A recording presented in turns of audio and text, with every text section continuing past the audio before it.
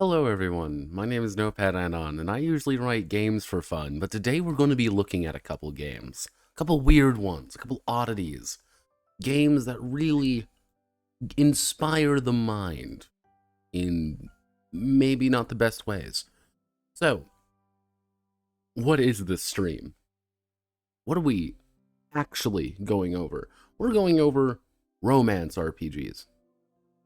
Specifically, romance RPGs where romance is a pivotal focus. Help, Notepad, the White Room has been conquered by femboy lovers. Many such cases. But generally speaking, romance is an odd thing. For those who don't know what romance is when you love somebody, when you actually want to be next to somebody and feel genuine happiness. The last time I felt something like that, she kidnapped me like a day after. Many such cases. Have no fear. Notepad has gone through his... there's a reason I am single. I am terrified of women. However, romance is such a pivotal part of storytelling. It is such a fundamental part of it that almost any piece of media you look at, you will inevitably find romance somewhere in it. And we've all seen it. That's the thing. We've all seen romance before. This isn't a brand new thing that's never been, touched upon before. Just about every single movie, book, show, anything you read will inevitably have some kind of romantic subplot in it somewhere, even if it's handled as well as a brick in a tumble dryer. However, the one piece of media that, kind of never focuses on it, is TRPGs. In role-playing games, romance is fairly traditionally avoided for a variety of reasons. I think one of the main reasons we avoid romance in tabletop games is I'm gonna bring this up just to make sure that everybody kind of understands this. This is very important that we all understand this. So, I'm going to write it out for everybody, just so everyone kind of knows. Role-playing wanting to bang your friends is kind of weird. There we go. We did it, everybody. We've discovered the reason. Now, personal stories usually are a little bit easier to understand. It's even things that are traditionally we wouldn't really think of. Hey, there's a movie and there's the romantic love interest and there's the guy and they are loved. Yeah, careful not to burn yourself on that hot take. I know, but it's a weird thing. What about NPCs? Even that's kind of a non thing, because again, you usually have a GM of some kind playing the NPCs. There comes a level of innate trust needed between players, GMs, and a lot of things to actually make romance possible. Because at the end of the day, romance is 99% role-playing. That's the thing. It is 99% of it is having to roleplay or act effectively. You can't just... You can do it poorly, but you can't just say oh, my affection level is, is 3. That gets if you go too gamey on it, you end up in a situation where you lose a lot of you lose a lot of something too. It's hard to explain. But if you were just to Google romance TTRPGs, right off the bat, the first thing that pops up is The Witcher, Mass Effect, Divinity Original Sin. Now, a lot of these are single-player games, if you haven't noticed, even though I put in tabletop role-playing games. Let's see. 20 games with the most inclusive romance options. The Sims 4. Wow. I would have never guessed. Let's see. Yeah, TTRPGs, like, here's the dream tabletop RPGs. 8 tabletop role-playing games that are hotter than Valentine's Day love coupons. Oh boy, Fog of Love. It's not really role-playing games. Star-Crossed. It's Dread, everybody. Look, everyone, it's Monster Hearts. Woo. Slay with me? No. Oh, what the?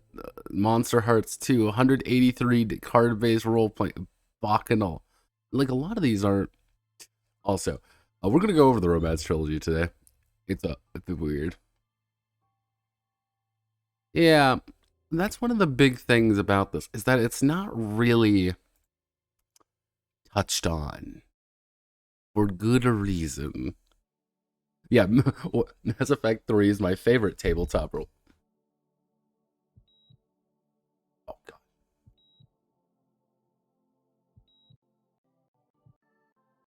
Let's skip this song.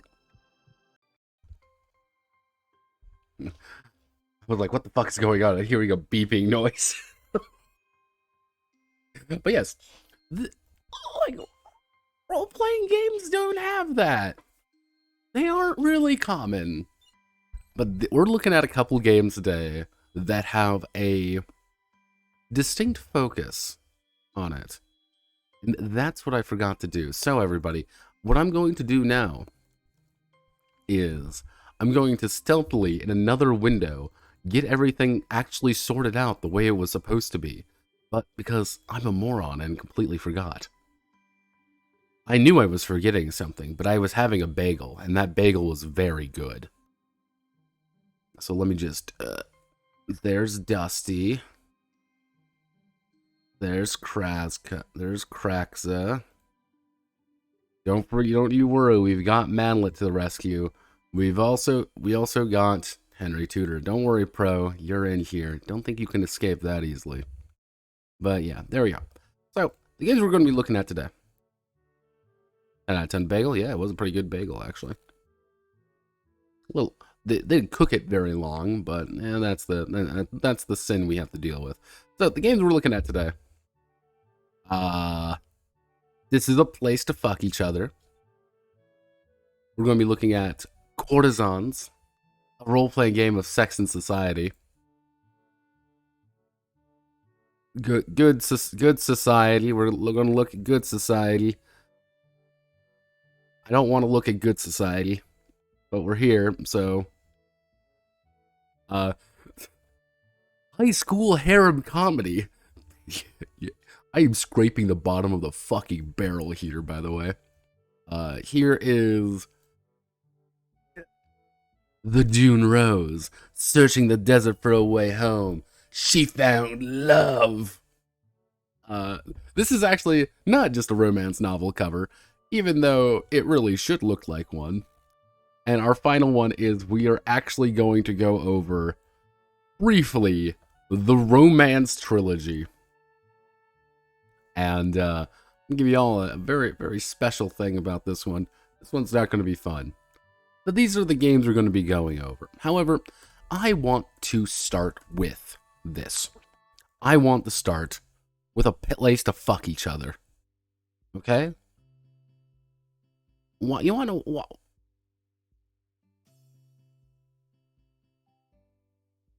Yeah, I want to start with this game though. You want to know why I want to start with a place to fuck each other? Because this is the kind of game that I want to set the tone for this. What I mean by I want to set the tone is I want to make you understand that these are role-playing games. Yeah, no, you know what? I'm going to put a note up right now. I'm going to put a note up right this second. Ask questions. I will answer. This is 18 plus stream. This is 18 plus stream right there. Because it's going to get wonky real fast. I'm not going to lie. This is going to be an 18 plus stream. Simply because of what we're going to be talking. Everybody laugh at Cherky100. He wants me to buy viewers. Lamau, fucking loser.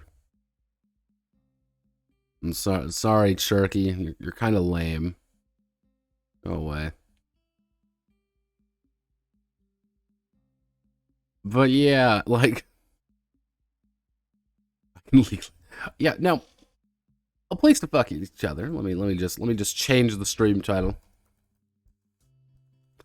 Is luckily nobody can judge me about going over this particular game. Oh, give me 1 second. I gotta spell it correctly.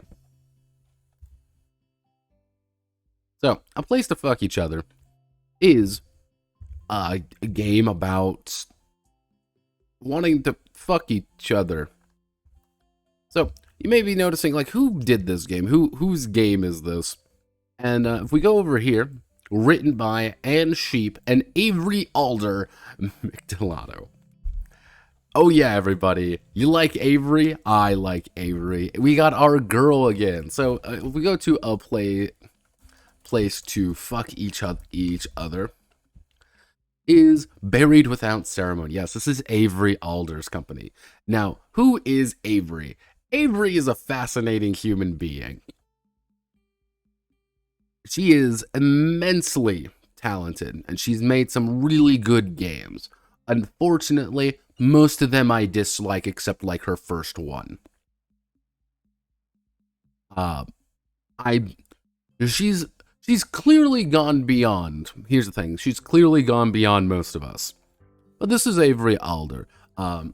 She's a queer woman living on the unceded territories of the Sinziktanxa. I believe she's from Washington, I believe. Her big thing is she's a role player designer, but she's also a design consultant, and she's also facilitates workshop and intensivies. The fuck that works. But what has she actually written? Well, probably the game that you all know about is The Quiet Year. Yeah, she wrote The Quiet Year, which was a very popular, mind you. The Quiet Year is a very popular... I can't pronounce that. I'm not native. I'm not even going to try. They're Native Americans. We don't talk about that. We do not talk about that. Draco, do not continue this line of questioning. It will go poorly for all of us. But yeah, she wrote The Quiet Year, and it's a map game. It's a struggles of a post-apocalyptic community. I actually like The Quiet Year. It's actually pretty damn good. I think later games innovated on the idea a little bit more, and I think a little bit better, but cool. But like, one of the bigger ones is, like, she's done a lot of games. But probably one of her more popular ones is Monster Hearts 2, or Monster Hearts. Which is, it's a high school romance, it's a high school drama thing. But oh no, you're all monsters, but you may not be monsters, you may just be high school stereotypes. And I like that. I like the idea behind Monster Hearts. Now, Monster Hearts, hello phone. Monster Hearts is also the kind of game where you can romance your friends using the power of strings, and thus we run into the first major issue of when it comes down to romance RPGs, which is the commodification of romance.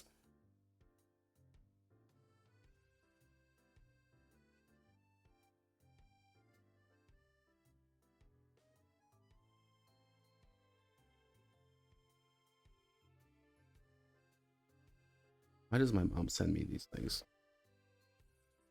Ever since my mother discovering Instagram has been the worst disaster ever. It's the CW of it's CW of role-playing games. Like, if you've ever watched the CW show, you've played Monster Hearts. It's great. I've never really seen or read any of her other games. Now, one of the other big things, as you see right here, A Place to Fuck Each Other, she also has things like Abnormal, which is body horror, or Heart of Ashes, a game about children lost in a dangerous, fantastic world. Like, alright, like, she clearly is actually pretty big. And the thing is, she's worked on an absurd number of games. She's worked on a lot of games. And a lot of those games that she's worked on, I've been pretty popular. One of which is a game that haunts my every waking moment. And because it haunts my every waking moment, it's kind of a death war. I mean, at this point, I'm ready to die when it, fighting Avery Alder for the, the final showdown. Will I succeed in my my final quest to kill literally every single one of the developers and writers of Thirsty Sword Lesbians? Yeah, I will be dead. However, I will die knowing that I've taken at least 2 down with me. I will die smiling. Can you say the same, Imperial? But yeah, this is Avery Alder. So we know who she is. Now, what about this other woman? What about Anne Sheep? Now, Anne Sheep is a little bit stranger. It doesn't help that her fucking name is a little bit difficult to type it in. You just find a sheep. However, looking a little bit around here, where was it?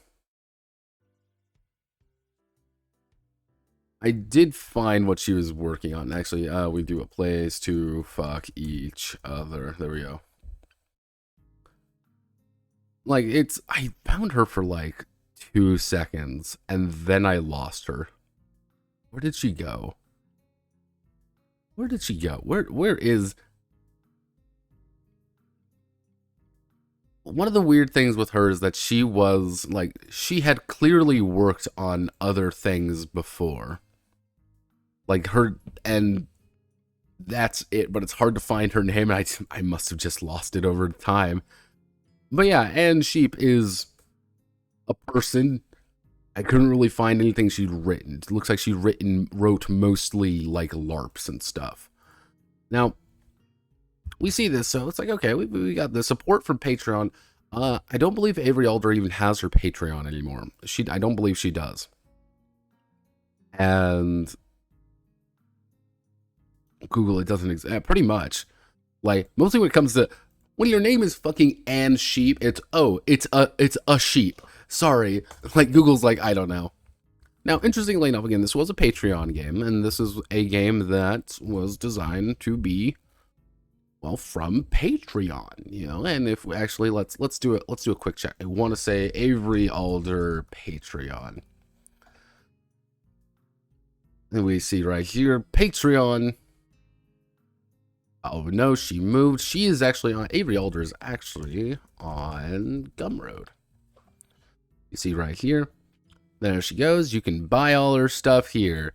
Or not. It's your decision entirely. So, don't think I ever didn't do anything. Yeah, here we go. So, however, we first need to deal with what I like to call the cuck in the room. We have this. Now, I didn't really realize this at first. Let's, on behalf of Peter Woodsworth, this game is dedicated to Sarah Williamson. Now, what the original intent of this was is that every time a Patreon game was funded, it would be dedicated to a patron. However, I wonder, do they say it at the end? Yeah, it was at the end. Let's see. Where was it? Yeah, effectively, oh, wait, but yeah, effectively, they, say, thanks, Peter, for letting us, they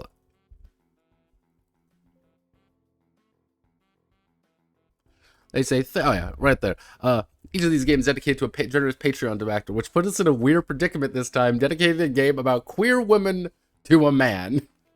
Relieved and grateful that Peter Woodworth decided upon quick consultation, which was, we're not going to put your name on here unless you do this, to nominate another for the dedication. Yeah, that's why I say, thanks, Peter, you cuck. This does lead to who Sarah Williamson is. This led me down a little bit of a rabbit hole. We're going to talk about Sarah Williamson for a second here, because I find her fascinating. Now, Sarah Williamson is an RPG designer, and as you can see here, she's won a lot of things. She's actually been here for a bit. Now, this is Sarah Williamson. She's not even here. However, you kind of see what she works on. Group Date, 183 Days of Clairvoyant Love. Shelter, 2-player game about intimacy and fear. Oh ho ho. Now, the big thing was, this led me to the Golden Cobras. Welcome to the Golden Cobra Challenge, which is a LARP competition. Let me see, yeah. New unpublished freeform LARP with zero prep. What do you mean games was safely playable in pandemic conditions? Yeah, she won a LARP award back in like 2014. And now, mind you, some of the Golden Cobra criteria are games we're most excited, best representation of a minority religious experience, best committee LARP, most accessible inclusive design, best decision-making technique alternative to majority vote. These are the people we're dealing with here, and that's just something we need to understand very early on. But yes, I'm ready, and I think you should be too. So let's get into it. Let me just click on literally every single wrong button.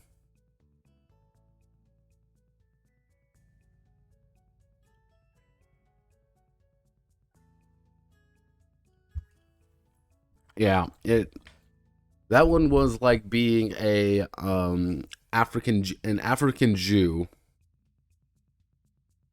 And I'm saying an African Jew because there technically are other than African American Jews, but that's its own thing.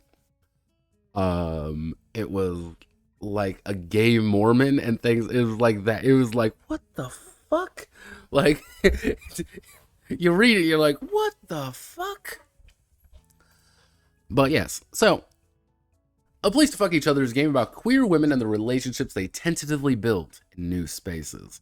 Alright, gamers, this is what we're doing. So the game is actually only for 3 people. Now, what the game actually is a little bit more complicated. So, let me bring up...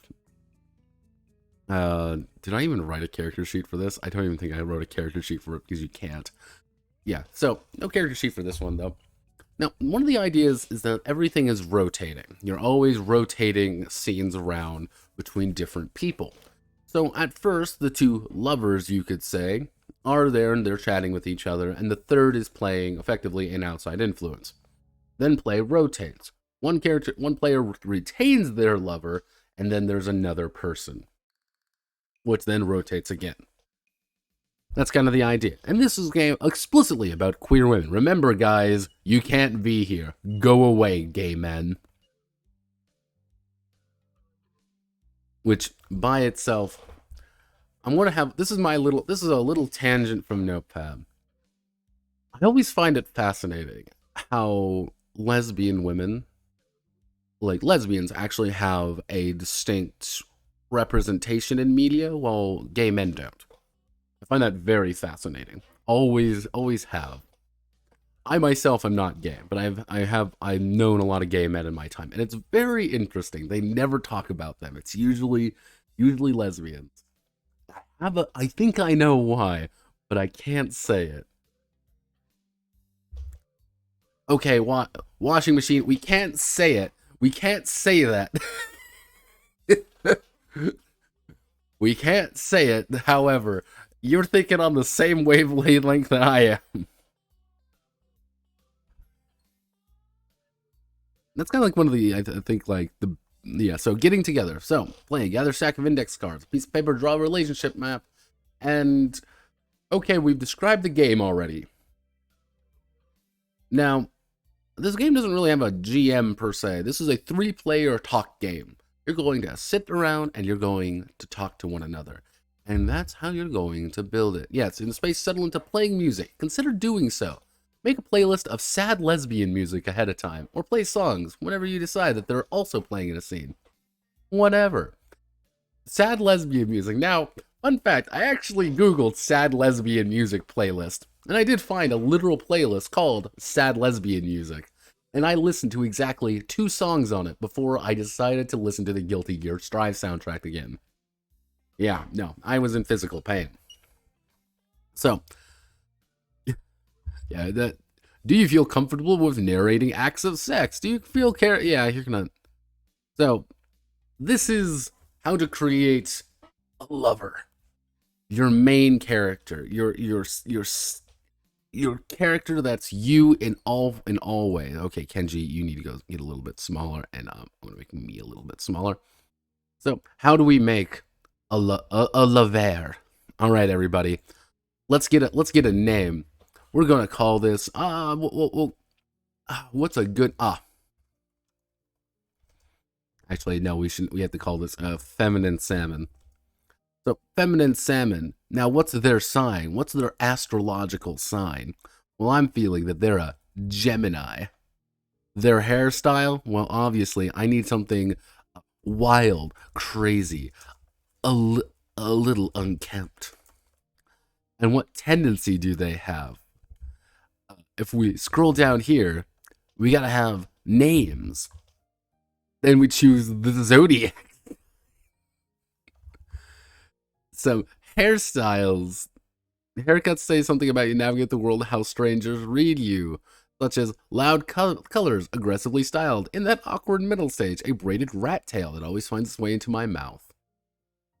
And then, finally, write a phrase that starts with I tend to or I'm coping with, something that tells us more about your personality and circumstances. Now, I tend to make tea then forget to drink it. I tune out during serious conversations. Wave hello to strangers and friends alike.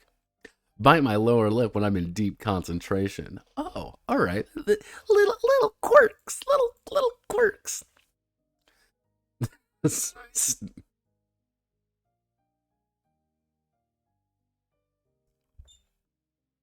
this ERP? No.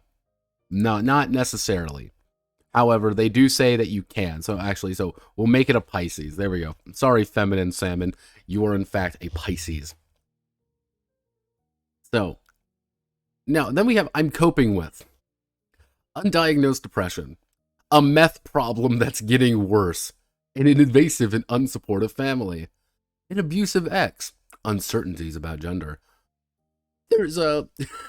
I find it funny that there's like this mass leap of like, I wave hello at strangers and friends alike, to I have a severe meth problem.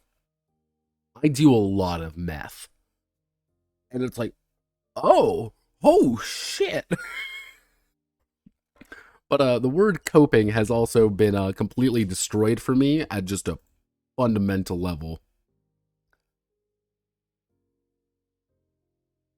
Yeah, like, that's the problem. Like, you immediately open up with, I'm coping with. And it's like, oh, goodness. So you can be just like, I could say, like, I am coping with the inability to not eat nuggies off the floor. There we go. Don't worry. Manly says it. Manly knows. It's an inside joke. Don't worry. But yeah, that's how you make a character at the end of the day. Now, obviously, you can write in notes about the character being like, standoffish, speaks Russian, things like that. You can do things like that, but at the end of the day, a character is your name, your sign, your hairstyle, and something you're going through. And the entire idea is that every scene is broken down into either a hooking up scene or a moving in scene. The basic concept is if you're hooking up, you're trying to get together with them. If you're moving in, that means you're moving into a location together. That's literally it. Now, the big thing is that every character has two needs, something that they need to feel comfortable. And some of them are like, I need privacy, enough space, good music, friends and trusted folks nearby, windows that are open. Things like this.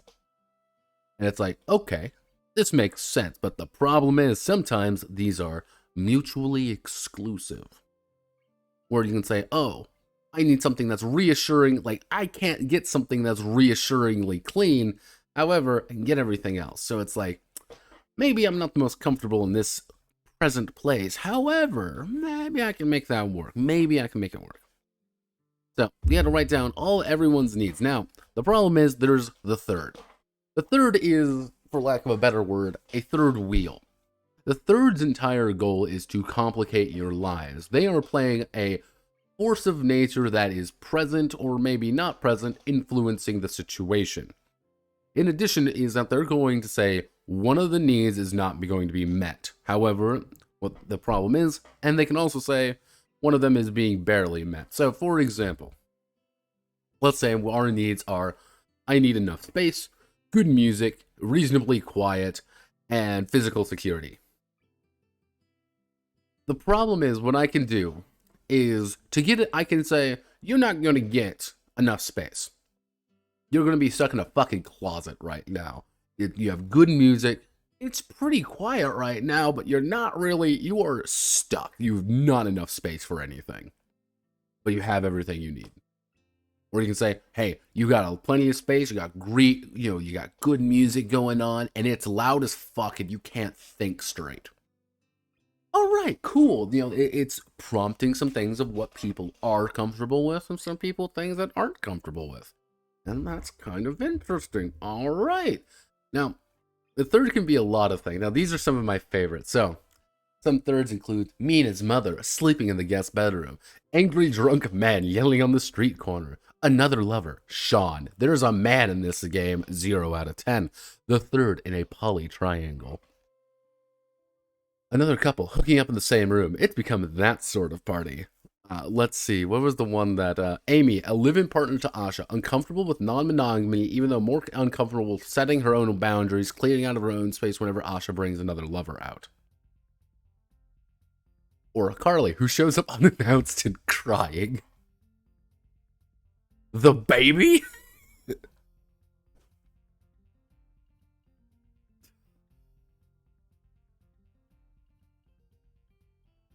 Wait, I came in late. Is this the place to fuck each other? Yes, it is a place to fuck each other, my friend. Yes, the baby. Yeah, it's one of those things where it's like, you're playing the third. You're playing this exterior factor, which I think is like, okay, that's kind of a neat idea. However, this entire game can be said, that's a neat idea with the massive, like, 94-point asterisk by it. Yeah, so you can play anything can be a third. That's the big thing. Anything can be a third. As long as it is affecting the relationship. Either way, lovers, know what you're thinking. You'll have to work together to frame the scene because we're only working collaboratively, which we're going to see a lot of, by the way. GMs not welcome in romance games. Remember that. So, see the right scenes. Then we got to play the scenes with, talk about what your character says and what they do and what we're talking about. And we just hear some notes, and you have to volunteer details about things going wrong. And it's like, oh no, you recognize your ex-girlfriend in the photo on your bedstand. As the two of you are making out, you realize one of you have to pee. Like, really? Like, just reading this, like, my, body cringes. I can, when I was reading this, I could physically feel my body cringe. It was like, ah. Babe, have you ever actually have you ever done this before? Ever done this? Thanks, Kenji. You can go be small again. Kenji, no, please stop yelling.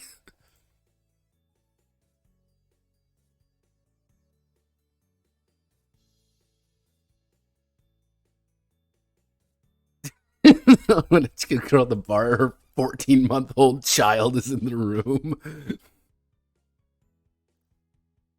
So the third is just the designated blue baller. To a degree, the third is the complicating factor. It's the GM in a GM-less game.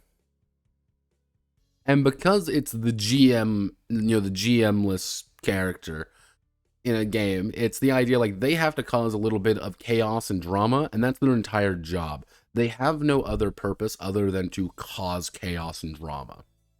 And that chaos and drama is, I said it 5 times now, there's problems, and you need to introduce those problems, and that's what the third's goal is.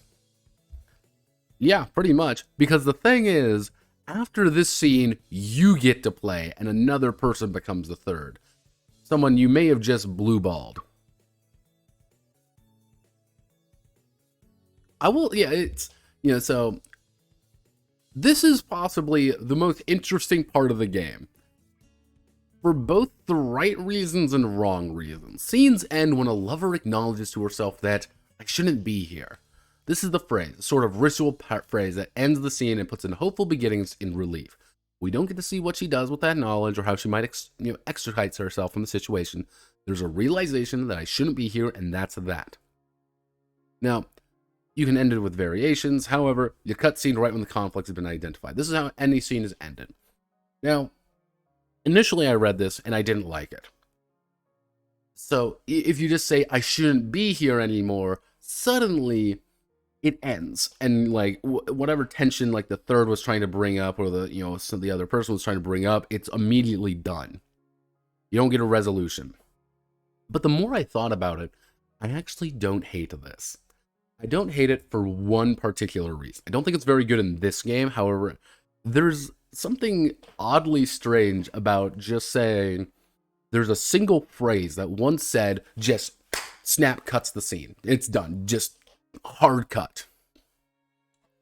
And I think what it's like kind of going for here is, you're dancing in the club, you're looking around, everything's going great with this other person you just met, and you turn around, you see your ex-girlfriend, you see your ex, and she's staring at you, you're staring at her, and the first thing crossing your mind is, I shouldn't be here. Smash cut to the next scene. That could be an interesting idea if used in a different game. And I say that could be interesting because it emphasizes something different.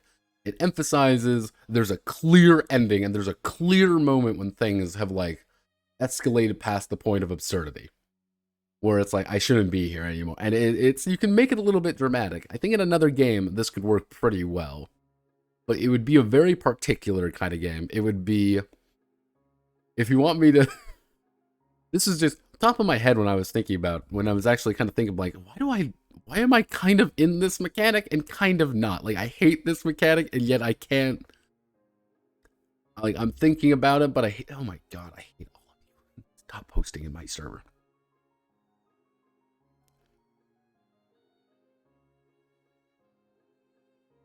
Coming to XO coming over with the secret intent to kill one of the PCs or both. You can also cuck someone here. There's not, now mind you, getting cucked is not only encouraged, but it is almost demanded. I shouldn't be here. It's very movie. Yeah, if you were to say, for example, let's say a different game. We'll call it I don't know. We'll call it Jump Cut. But the entire idea of this fictional game called Jump Cut is that you are playing a time traveler, and you're jumping through time trying to get back to your particular timeline. And you're playing these various scenes, and the second you say, I'm out of time, you smash cut and jump ahead. But the problem is, now this is the thing that make it work. You need the other characters, the other two players, to always try to get you to say that. I'm out of time, and then immediately jump forward. Where it's kind of that immediate thing, like they want you to be uncomfortable. And I like that. I shouldn't be here, because remember, we already emphasized earlier on with the needs, one character is going to be clearly uncomfortable. There's something wrong with the other character. There's something wrong in the current space they're at, and they shouldn't feel super comfortable. But yeah, it's just like, hey, I'm out of time, and even if it's something like, oh man, I'm out of time, just smash cut. And have things that feel unresolved, or hey, this character is not going through their life. There was a video game actually that did something similar to this. It was Blink. I think that was it was a VR thing game where the entire idea is that anytime you blinked, you jumped ahead a scene. To get the full story, you would need to bleed your fucking eyes just to hold them open, get the full scenes of everything, and then jump ahead naturally. But if you just blink on accident, you might rocket ahead 20 years. You'll miss a lot of context because your life is flashing before your eyes. And I felt that was actually kind of, it was an interesting gimmick. It was a gimmick, don't get me wrong, and this would be a gimmick. But there's something here. That's the thing. There's something here, and I don't hate it. This is just the wrong game for it. It's a cool idea, unfortunately shackled to this. So you also have things like interludes. Interludes are like little moments alone. It's little talking bits, literally to establish like what the fuck happened previously if it doesn't end well. Then the rotation, which you reintroduce any lover, you find a suitable third character reintroduced as a lover or new lover altogether. Now, the issue here is that you have 3 players. Well, we'll write this out. Let's say we have player A, player B, player C. When I said like, oh, you know, cucking is not only like a mechanic, it's kind of almost strangely encouraged, because player A might be playing lover 1, player B might be playing lover 2, and player C is the third. However, in the next time around, it would be player A is the third. Player B is supposed to remain the same, while player C is now lover 3. But the context is that these two are now trying to get together in a way, because that's what the game wants you to do. The game isn't called a place to befriend one another, it's a place to fuck each other. And you are kind of inevitably drawn into that. Like, being super friendly, like, being in a solo relationship, not encouraged here. Let's just say that. Like, the game is not designed, really. You know, queer communities can feel small, embrace frequently reintroducing characters we've seen before. You know, as they kind of go back and forth and back and forth. Oh yeah, this is... We're going to talk about the extended example because this is the, like... Remember washing machine. You gotta remember this washing machine. Only women are allowed. You gotta remember that. That's a fundamental thing. Always remember that. Now, the big thing is we have these characters. For some reason, we have 3 characters. We have 3 people here: Sia, Jen, and a poor fucking dude named Kyle. Jen makes Jade a Libra. I tend to ask questions I don't want to hear the answers to. Kyle is nervous about making his first character, concerned that as the group's only straight guy, they specifically state that it's a straight guy, he'll get it all wrong. Emma, Capricorn, red hair, always elaborately pinned up. I'm coping with a recent family death. Now remember, Kyle is Emma. Always remember, Kyle is Emma, Jen is Jade. Jade and Kyle decide that Jade and Emma are looking for a place to hook up, for now. Jade needs privacy and enough space. Alright, understand. Emma needs trusted folks nearby and dental dams and lube. Dental dams and lube. Now, I'm going to say this. I'm saying this as a good friend. Do not Google dental dams. I did. I looked. I've learned more than I need to. Don't do that. Don't do this.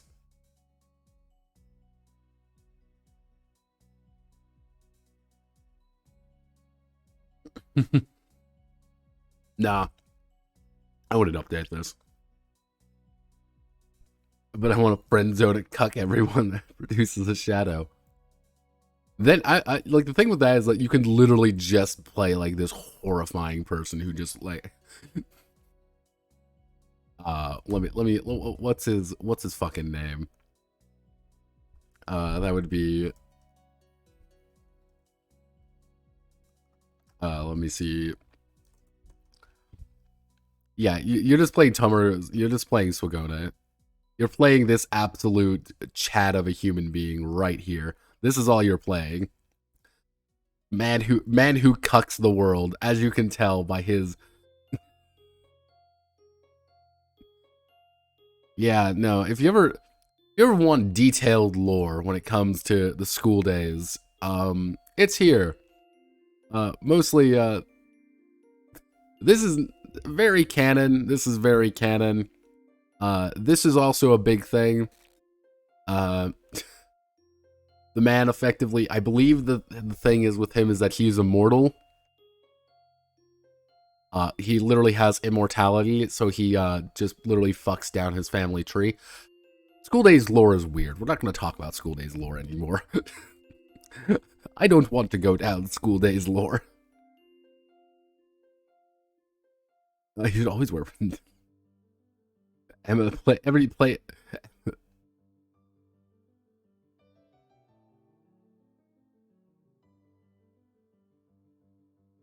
I do, yeah, that was a little bit odd. So yeah, this is like a fully like set up things. Now, let me see. Ah, yes, here's Kyle. Here's Kyle. This is literally a full scene of them like awkwardly trying to romance one another. It's the weirdest fucking thing I've ever read, and I'm horrified by it. But then we have this. A scene continues until Jade is straddling Emma, Emma being Kyle, half clothed, and Emma's pointing toward the nightstand drawer. There's a moment of hesitation. Then, Kyle suggests, Kyle, desperate to not be here, desperately wanting to have sex with one of the other women, but he knows he cannot. Hey, can we not narrate any more of, like, their actual sex? The others nod. Glad somebody has set the boundary. Literally 2 seconds later, like, right down, let me see. Where was it? Where was it?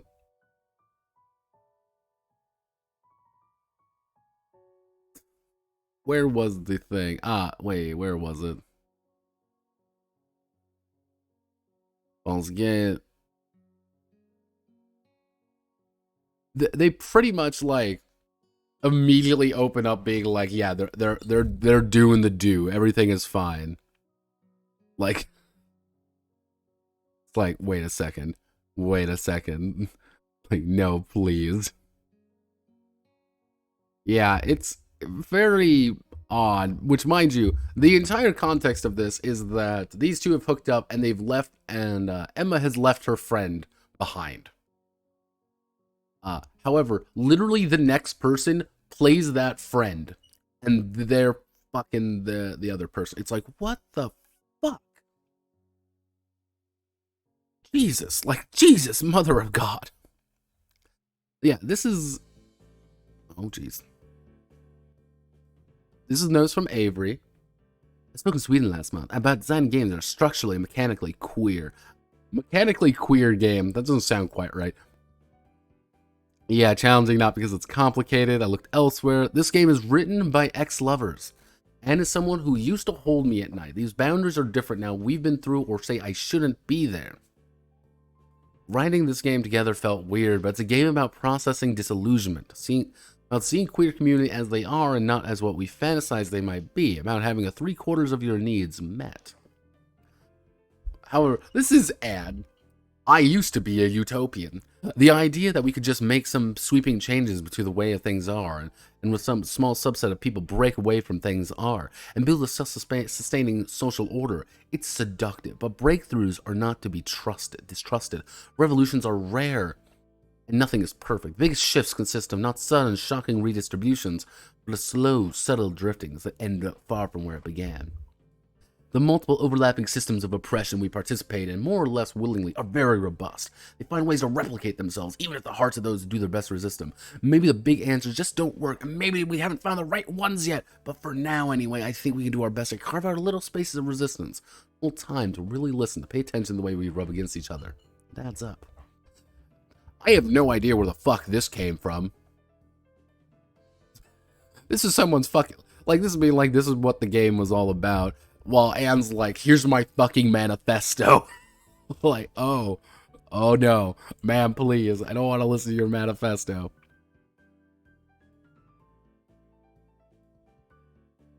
Mechanically queer. Yeah, so do credit. Dedicated saver will play tested by these guys. Now, one interesting thing is like, how do I want to word this particular game? How do I want to word this? The biggest sin a place to fuck each other actually does is that it exists. It's the most bizarre game that just happens to just be here. And you sit down, you look at it, and you wonder to yourself, am I having a stroke? Like, am I having a stroke that this game exists? And no, it does exist. And it's a game that can be summarized very simply, which is just two players try to fall in love and the third one cucks them. The end. This is a very... here's the thing. I could never picture people playing this. That's the odd thing. I could never picture people playing this honestly. I don't think anybody would like roll up being like, hey guys, you know what time it is? I think it's time that we play a place to fuck each other. I don't think so, unless everybody was blasted, and I mean fucked up. Just, you know, I'm like I'm a fucking half bottle and a half fucking in of something real hardcore. Someone else is just higher than a fucking kite. And, you know, Sally over there's cross-faded and she can barely tell what time it is. I mean, like, you guys, we gotta play. Gotta play a place to fuck. Everyone's like, yeah! Fuck! And then, you know, like, everyone's like, but by the time we end the first scene, someone's just dead. Like, I don't think it's...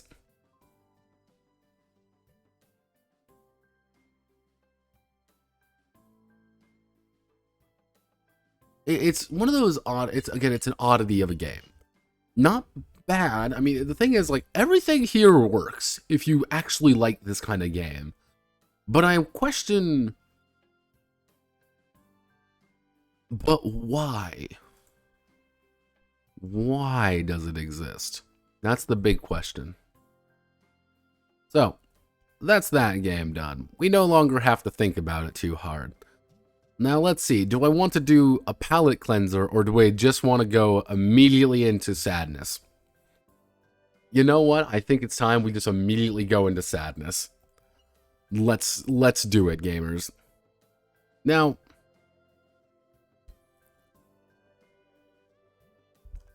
this is Courtesans.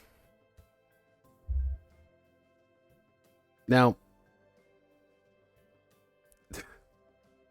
yeah, don't worry. Kenji's gonna need...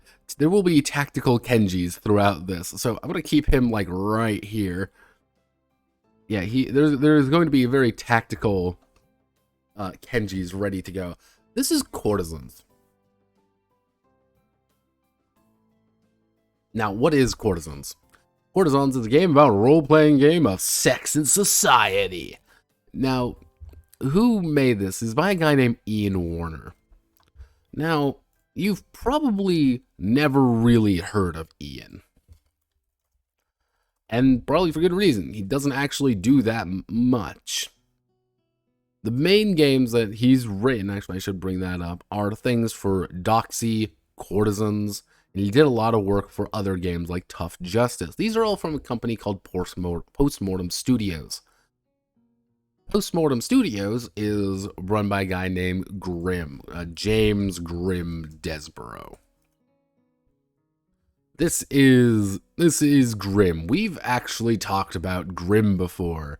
Yes, hello Grimm. We've seen you before. This is what Grimm actually looks like. Grimm is fairly notorious for a few reasons. Grimm's old school. He was kind of big on the whole Gamergate thing, unfortunately, and the reason we've talked about him is actually he wrote Tales of Gore, or Tales of Counter-Earth if you watch the video, wink. Yeah, he wrote Tales of Gore. This was his particular game, and now my brave assumption about James was that he was the kind of guy who got bullied in high school by the anime club, just because he, I think the term trying too hard would summarize him. Now, some games that they've done, if we go to like their shop, for example, you go to their store, role-playing games, it's actual fucking monsters, Tales of Gore, punk games. So, I'm so sorry, Manly, but Varric, please, Varric, you need to go on with Sigma Punk. You need to continue. Grim, Dark, Deadly. Like, they do a lot. He does a lot of these kind of games. You know, very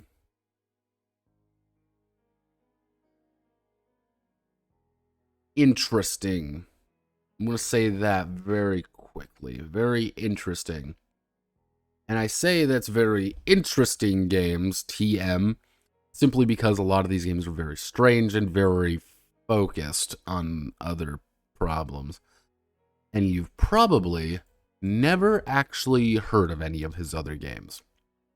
He does a lot of fifth edition stuff, and most of his like actual honest to God games are not great. Probably his most famous game is Machinations of the Space Princess. As you can tell, it's a sexy game. It's sexy times for sexy reasons. Now, if we go to Postmortem Studios drive-through-y,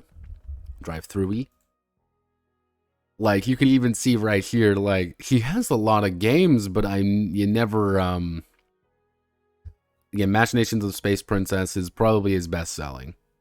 Best gold seller, but then it's like Agents of Swing.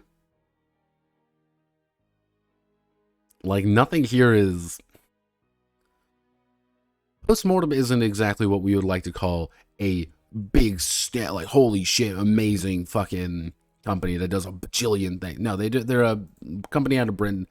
Ian himself, though, was apparently recruited through various channels because he worked on another game of his.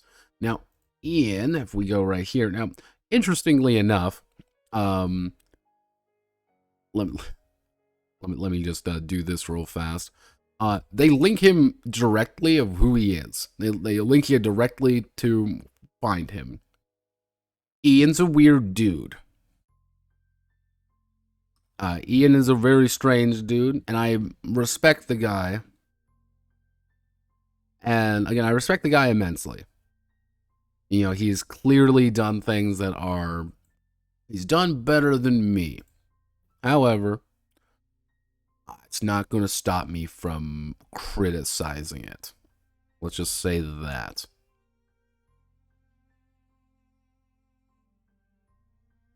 Is it Sexy Lamentation? Yeah.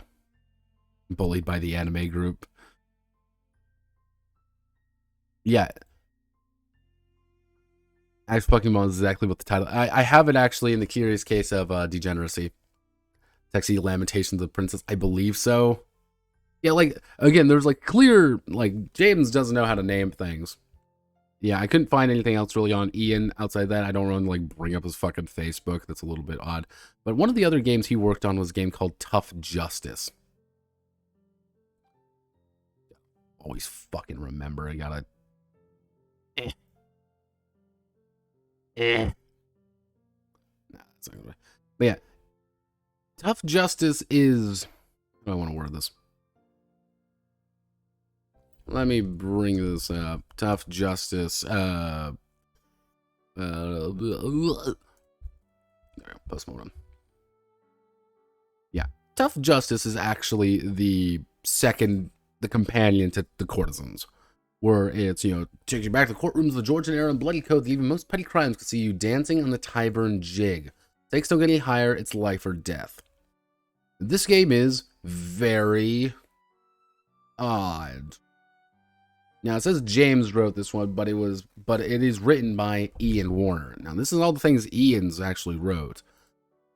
WizKid the Cheapening, you know, Tough Justice, History Free Guide, Chav the Knifing. Things like this. Just to give you an idea. Also, Horror Blade Heroics. Horror Blade Heroics. We gotta learn. We gotta love. Yeah, we live in a society. But what is this game?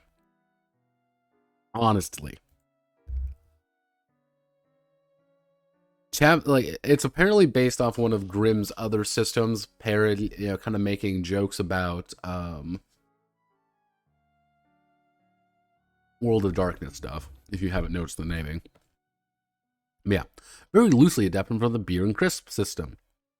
Now, this game came out in 2011. It is 11 years old. And it's yeah. Now, I want you to remember all of this. Depraved and perverted writing, Ian Warner. Saucy editing and layout, James Grimm Desborough. Remember, all the layout and editing has been from James. I hate James for this. Now, interestingly enough, we also have Mr. Gone. Now, anyone who knows World of Darkness stuff probably knows Mr. Gone, because Mr. Gone is probably one of the better known World of Darkness character sheet creators. So it's not like they had like bad things, but you know it's like we're doing like very professional work here when Master Silverwolf shows up to help. So we have our character. Obviously, I need to bring in the most sexiest woe man around. He showed me a picture of him in a maid dress. This is Dusty. Hello, everyone say hi to Dusty. This is what the game is. This game is incredibly simple. But let's do this. So, the original courtesans of history. God bless your naughty and adventurous soul. There should be a comma there. To Katie Hitkerman, who's serious historical scholarship. To all the lovely ladies who helped me in my research. Also, Keith Lawrence, who loves his slutty characters, however much they creep out his fellow players and Game Master. Recommended reading. Remember to check out Grimm's article on things. And to the unfortunate welcome to the Crossbones Graveyard. Yeah, so this is a 300-page book. You gotta remember that. Based on historical fact, he does quite a bit of work trying to make sure everybody knows. Also, this is what I mean by we're going to make fun of James the entire time. Bullied by the Anime Club, right here. This is why, James. This is why you get bullied by the Anime Club, because you can't lay out your fucking books.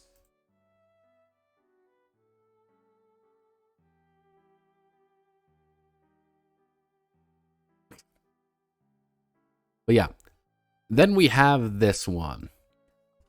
Hello, sweetheart. Well, good day, you fine young lady. Let's take a good look at your pretty girl, but it takes more than looks to survive in the world of the demi-monde. Who am I? Miss Elizabeth Steele's the name, and I was a lady's companion to the legendary courtesan Sophia Baradile. Yeah, these are supposed to be kind of like guides, like in lore guides. They aren't half the time.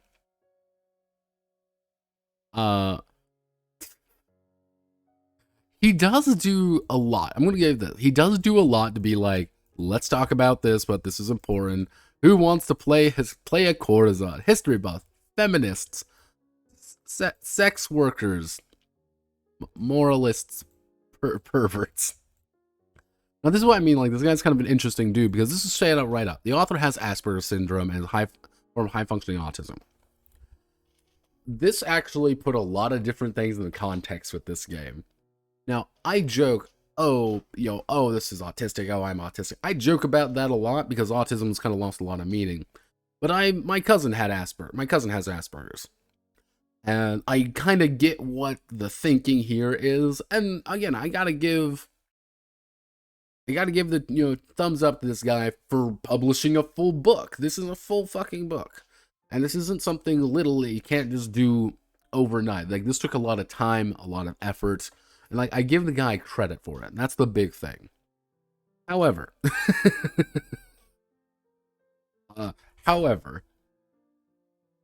things are going. Aren't we all autistic? Asperger's is much more odd. Again, I kind of get it.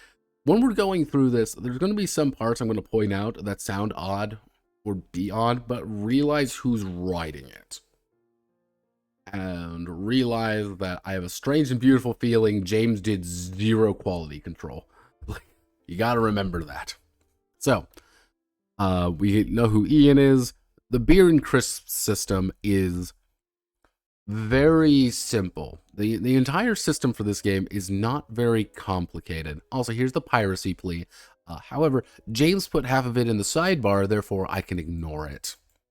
Let's do what's role-playing games, and let's talk about Dungeons and Dragons. Ooh. Yeah, it's one of the issues with this game is that it does do kind of back and forth when it comes to series time and then like the author writing something funny. It's a little bit odd. I'm not a huge fan of it. The writing in this game is not great. So, few games without a physical combat system and the core rules. Fighting with fist or weapon is Two penny harlots. Courtesans fight with intrigues. As I do know, I get some flack for this. And not only have I created a game with no combat, but I have created a game that is driven by social mechanics. Welcome to 2011, everybody. Something which many of the best in business despise. Oh, my friend, you do not know what the future entails. 2011 was such a simpler time.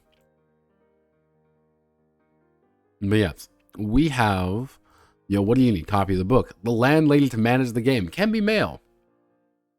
2 to 6 players. 2 regular 6-sided dice. A completed character sheet. Somewhere to play. Ruthless ambition and lax morals. Now the background and what is and isn't. So we need a little bit of history on what the fuck a courtesan is. And I'm going to say this very, very simply. This is in England. This is a very particular kind of England that I think the best way to say it would be dramatic England. Very dramatic England. We have all the various terms and such. So we're going to roll down here. Now, we need to explain a little bit what courtesans are. Just to kind of set the... How do I want to word this? We need to set the terms a little bit here.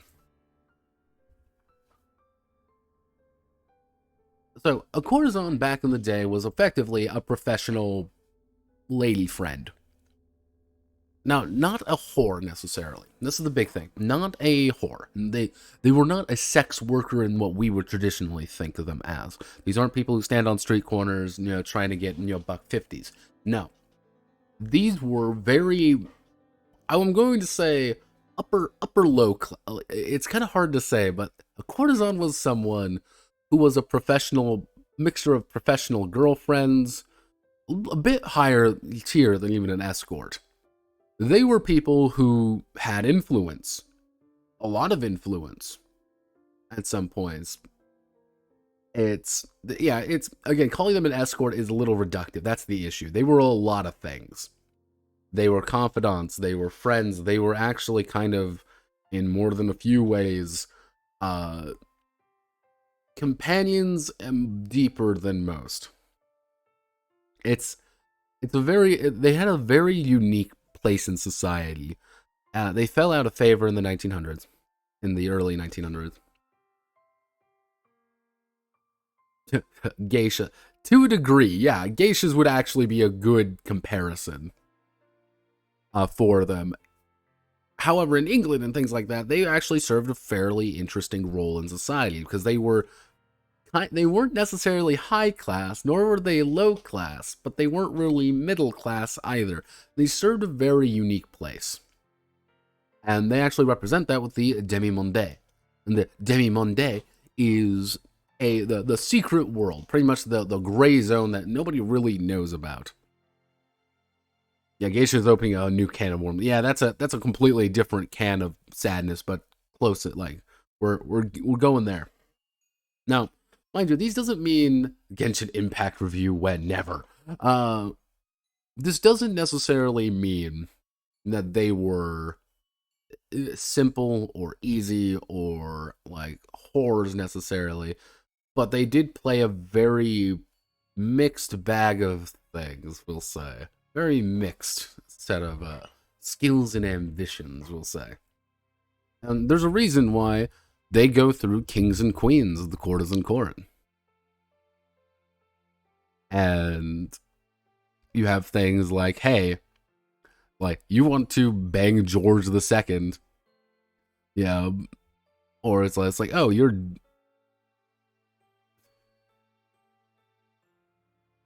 Yeah, or like, hey, you're George the Fourth. He has a pliability of 3, about an average difficulty to please. He's a fat, ugly bastard, however. A man after my own heart.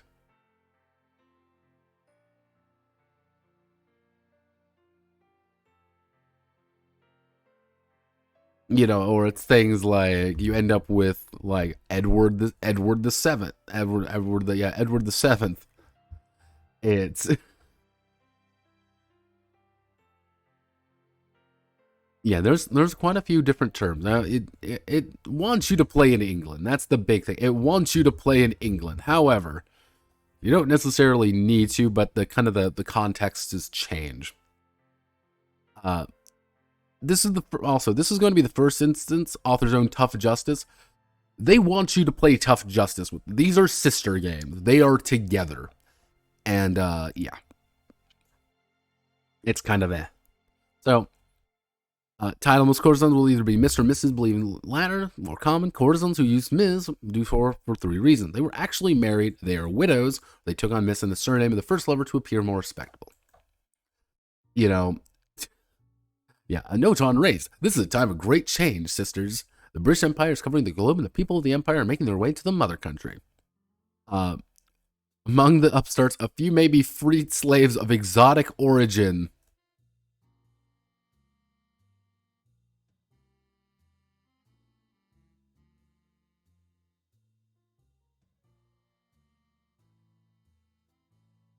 Twitch, please.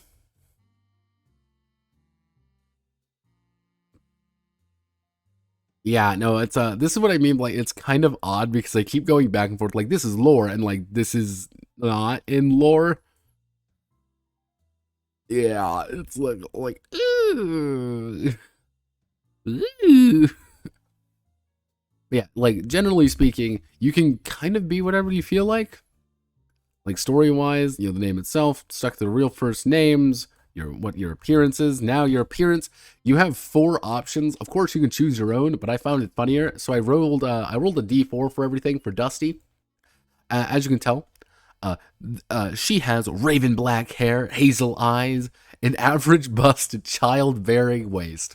I'm not fucking with you. These are options. Yeah, all of these are different, are worded. The character creation is 18 years old. However, you can play someone younger or older. Do not play someone younger, though. I'm encouraging you. Bust. So, modest. Oh, dear, sweetheart, your courtesan isn't exactly large up top, is she? Still, most admirers prefer quality over quantity. Buxom. Ooh la la, who's a big girl? Your courtesan has some kind of bust that gentlemen, and I dare say a few ladies, would flock to snuggle up to.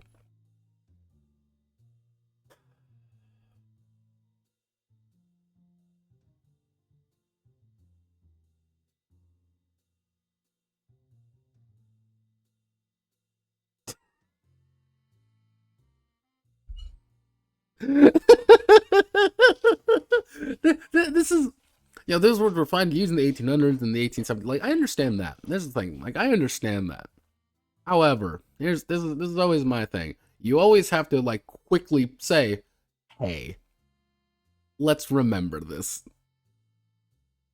Yeah, better than trying to use actual bra size.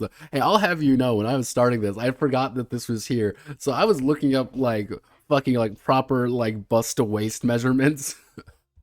I was doing that because I'm weird like that. But yeah, like here's the hourglass figure, the tiny figure. That's it. Hence why you can have Miss Hattie Harker, blue blonde, buxom, childbearing. Freaks of nature. Now, your origins give you quite a few different things. You get a strong statistic, a weak statistic. You get a pretty good at, so pretty much a free skill. Preferred method of procurement, which is free, which is very different. A resource bonus, grants 2 points of particular resource, a penalty, a special strength, and a special weakness. Now, the actress. Now, during this time, actresses were actually seen as kind of lowly because they weren't, they weren't professional in the way. They were disrepute. Nobody liked them. They were all scary, but people know them. That's what their big thing is. Now, Dusty here is an actress. I chose singing right off the bat, but I gave him dancing and costumes made because I thought it would be funny. But yeah, this is what Dusty is. This is how Dusty operates. Now, special strength. As an actress said to a bishop, actresses gain +1 bonus that stacks with all good acts to any pleasing act where the admirer is particularly religious, any denomination, or even a heathen faith.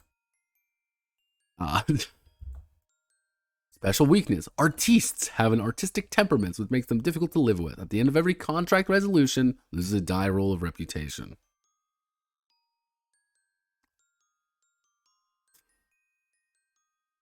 Yeah, now, The artwork here is a mixed bag. Some people are going to like it. Some people aren't. As you can tell by the fact her face is melting off. We don't talk about the melting face woman. Yes, good old-fashioned melting face woman. You know, bazingas. Wait a second. Kenji, I need you to sit right about here. There you go, Kenji. I need you to sit like right there, Kenji. There you go, my man. So professionals are just professional whores. That's their thing. They are pro whores. And as such, and being a pro whore effectively gives you the bonus of being a pro. Yeah, pretty much like, and then they have their special weakness, baggage. Professionals have been at this game for some time and have doubtless got their scars to prove it. A professional starts with either a child, maybe handicapped, but handicapped or not, you have to keep him or her with the usual penalties, or an additional point of scandal. Yeah, children are an important part of this game. So Kenji's gonna sit right there. Kenji, block. Yeah. Yeah, there's booby artwork in this, and it goes full on. She's completely naked. Here's her. Fuck. Kenji, there you go. Here's her face. Mildly horrifying, but we'll put Kenji right there. Don't let women distract you, boys.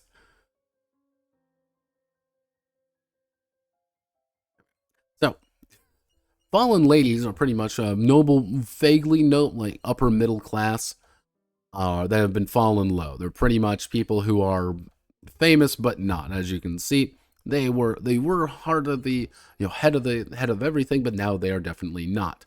Schemers are people who want to climb the social ladder or manipulate people by virtue of being a courtesan. And with the idea being that as a schemer, you are really good at dealing with politicians. And as a politician, as a favorite of the politicians, your goal is to really get in there and, well, bug. Back off, wenches. I don't want to be horny anymore. I just want to read TTRPGs. Begone, women. Yes. These are the people who are doing their best to influence society by fucking men. We don't talk about that, but that's what we have to do. So, golden hearts are. Can we show that? So, golden hearts are pretty much good people. That's literally their thing. They are good people, and they want to influence others because of it. And because they are such nice, good people, people really like them. That's kind of the benefit. And you want to see some expert formatting? Yeah, this is what we call top tier formatting right here. Thank you, James. Very good. Upstarts are people who are trying to climb the social ladder because they started off pretty low. And they are doing their best. They're kind of like schemers, but they're more, instead of a schemer being like, I want to influence the greater world, an upstart just wants to kick down the door and say, I want to be the one. I am. I want to be the big one. However, our statistics are based off of manners, charm, wit, spite, performance, and prowess. Now, the big thing here is this is a D6 system. You're going to roll 1d6. And if you're weak or strong, you're going to take 2d6 and take the highest if it's strong or the lowest if it's weak. So, for example, let's say I need to make a performance check. What I'm going to do is I'm going to roll 2d6, and I rolled a 4 on both, so, and then add whatever my rating is. So it's a 4, I rolled an 8.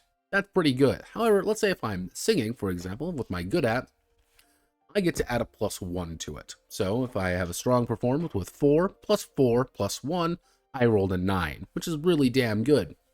But let's say I'm only rolling my wits, for example. If I'm just rolling my wits, I just roll a d6. plus whatever my wits is. And for example, this would be 3. I rolled a 3. I would have gotten a 6, which is pretty good, actually. Manners, on the other hand, let's say I roll, and I would have to take the lowest. So I have a 3. That means I have a 4. That's not very good. Congratulations, I have taught you how to play the entire game. Now you may be wondering, Notepad, this game is 280 fucking pages. How did you just teach me how to play the entire game? Well, outside of this, there... not much. Yeah, this is based off a beer and pretzels game. That's one of the big things you kind of got to remember when it comes to this particular game, is that it is based off beer and pretzels, based off a game that is very supposed to not be taken very seriously in a way. You do get 18 points to split between 6 statistics, and there's quite a few of them, and it's like, cool. And what you're supposed to do, the big thing what you're supposed to do is kind of shift things around however you want. I made Dusty. He's not very, she's not very good at manners. She's terrible at them. She's not really good in high society, but she's not really that mean, but she's a very good performer, very charming, very good when she needs to be. And yeah, if you get an experience, you can increase it to a +2. Now, none of these checks are really going to be big. You're never going to roll like, oh, here's a target number 8 or whatever. That's not really going to happen. However, the big thing is opposed rolls. So, for example, let's say they have a difficulty of 2. Let's say they have a difficulty 2 performance. So what's going to happen is that they're going to take a dice, roll a dice. They rolled a 5, so that's a 7. Then I have to roll. I rolled a 5 plus my 4. That's a 9. I beat their 7. Everything is D6 plus whatever the difficulty is, or plus whatever stats you have. So the actual difficulty of moves is a little bit stranger, and even if you're really good at something, there's a good chance you can still fail it. Like, fail something pretty standard. I don't hate this, but I don't be a massive fan. Now, the biggest part of this game is these are the resources. This is what most of the game is actually about. At the absolute maximum, this is what you are here for. Now, your legend is effectively how the town views you. Reputation is how the city views you. So it's kind of like inside, your secret respect and your kind of your town respect. Influence is how much influence you have over politics. Wealth is how much just raw money you have. And scandal is effectively how scandalous and how dangerous you are in a way. Scandal can be good, but scandal is also bad. The higher your scandal, the more likely you're going to end up getting. How do I want to word this? The more likely you're going to end up getting problems. However, scandal also allows you to get more shit out of it. Like, it's good to have scandal, but you also want to burn off scandal as well.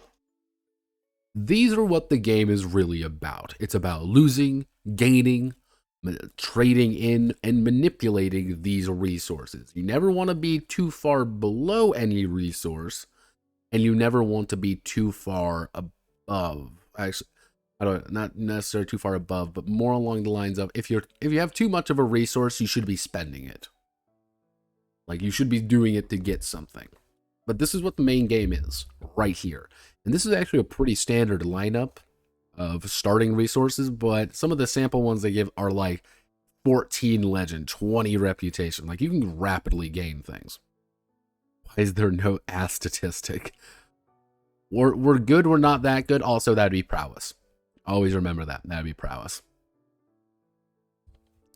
So, we don't really have that many. When we get to resource debt, it's a little bit odd, but the big thing is that every single person has one scandal. That is a mandatory thing, to have a single scandal. If you don't have any scandals, you actually... here's the odd thing. If you don't have any scandal, your character is gone, because they're no longer a courtesan. they've settled down. They've become better than this, which is kind of a weird way of thinking about it. Because, like, if you ever reduce your scandal to zero, you become part of society again. You're a respectable member of the community, and which is a very, not necessarily likely, but noted factor of things. However, that doesn't mean that you can't get a happy ending with scandal, though. Always remember that. And skip, because Hattie isn't professional, and this is what a standard character is really going to look like. Now, Hattie here, the sample character they give, has an insanely high legend score, because everyone kind of knows her. The issue being, she has no money. And money is good. Now, this is another big thing they touched upon quite a bit, is during this era, being gay was a crime. Homosexuality was a crime. It was a capital punishment, actually, and a pretty big deal. And you should totally play tough justice. Did you know I have tough justice? You should totally play tough justice. So, one of the big ideas about it is that by sheer technicality, being gay is illegal. And because being gay is illegal, it's bad. Now, it's courtesans revealed to have slept with a woman or having allowed a man to have, well, that kind of sex with her will not be prosecuted and removed from play unless the player is looking for an excuse to retire her character. Though having your unloved character hanged for sodomy is a pretty mean by standards of courtesans. Suffer some scandal points. Yeah.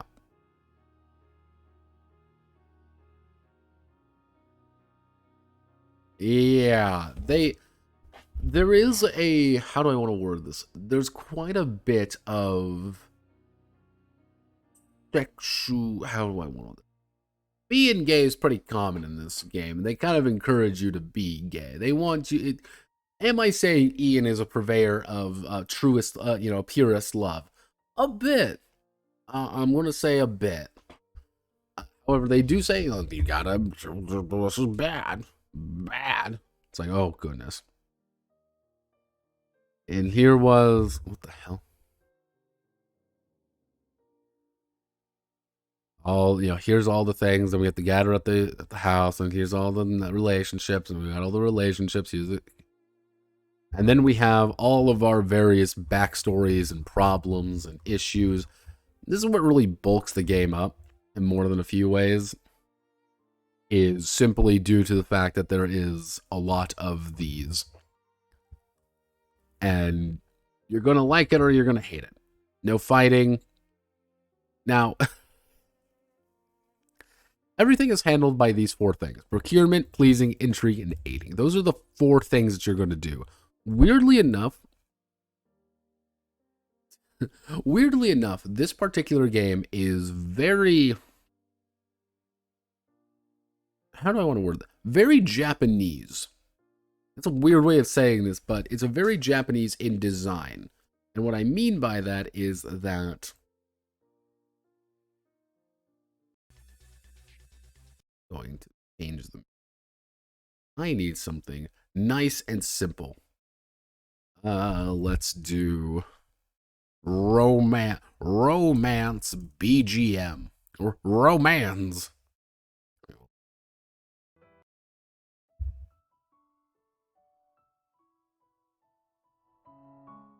Yeah, I've learned over time OBS does not like pianos. There we go. You occasionally may hear fucking pianos. So, the big idea is that you have a very dedicated way of doing things. And there is a sequence to play in this. That's why I say it's very Japanese in design almost. And there's a dedicated sequence to play. You're going to procure, you're going to please, you're going to do some intrigue, and then you might aid. There's a very dedicated way of approaching things. The biggest thing is the procurement role. And depending on what your procurement is, you have different things. For example, appearing on stage. Who who do you need to fuck to get a break in this town? Someone with influence. A stage appearance for a non-actress costs 1 influence point. So clearly required statistic is performance. Depending on the sort of tragedy, difficulty 4, singing and dancing, difficulty 3, illegal strip shows and exotic acts like magic or belly dancing are 2. You know, it's a pretty accepting place, but there's still a threshold of 20. Yeah, 20. At first I was like, damn, 20 fucking scandal. How the fuck do you get that high? And like, yeah, no, don't worry. It's not hard. If you do well, congratulations. You get +1 legend and reputation. If you fail, you get -2 legend because everyone hates you. What kind of patrons are available? Or, you know, it's what kind of special issues. Like, at the end of the day, you're always going to get an admirer from a member of the production crew. All right, cool. Now, there's quite a few of these.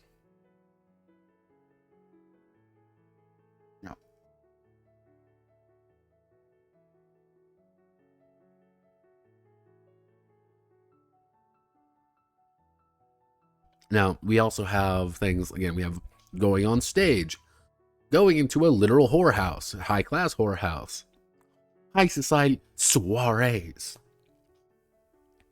political gatherings. Now, all of these do different things. That's like one of the big things, where it's like, oh, succeed at a high society soiree and one randy flop, take society and there and then make a sex act pleasing, roll and admire with a pliability of 3 for free.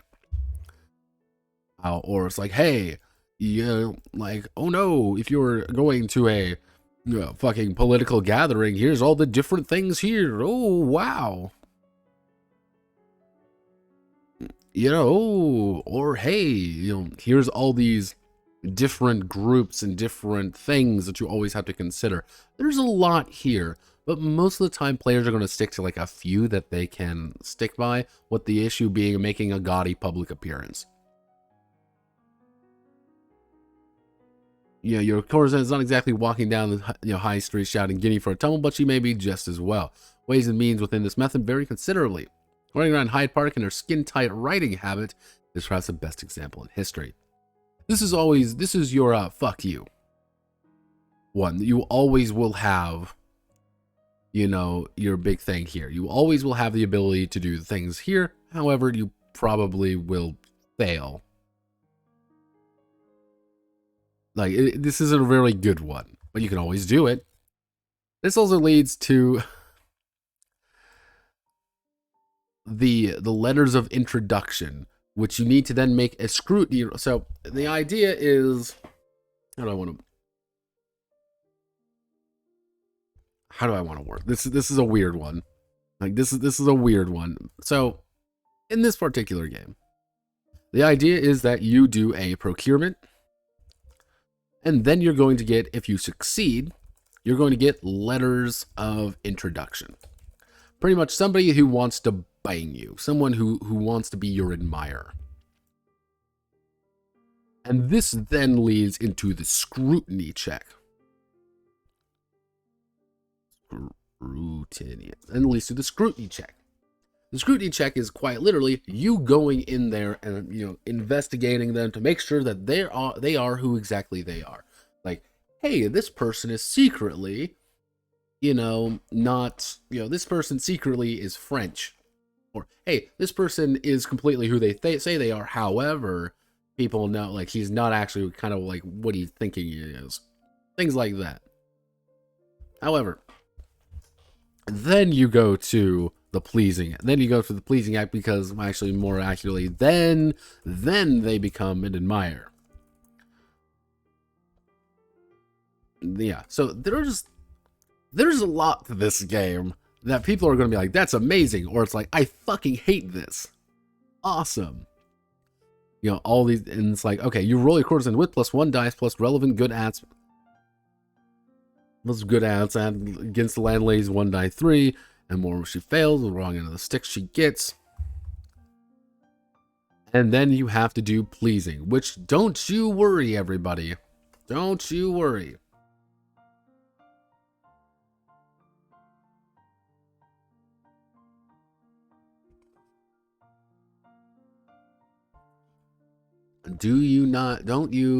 Don't you worry for a hot second, Because there's, of course, an entire thing on the methods of pleasing.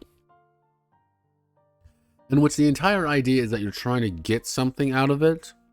If you succeed, you get something. You get some resources. However, if you fail, your admirer spurns you, cutting off contact and ending the relationship. It's very easy to lose a relationship. So, for example, polite conversation. Here's what we need for everything here. Or flirting. Not quite so innocent. Oh no. Or dancing. Dancing. Which is all of these different little things, and they can all be justified for just a few points. Oh no, there's no scandal risk. Oh no, there's no... You can still maybe get it. Or here's a private show. Oh, here's a tough sell, full and frank description of what's expected from your courtesan. Oh, fancy a game where you can just play. Don't worry. Tactical games like chess require wits. Yeah, roll wits. Yeah, out for a ride. And yes, there are just sometimes in the middle of things. I don't know why it looks like this. I think it looked... Formatting in this game sucks, okay? I said it. This game fucking looks like ass.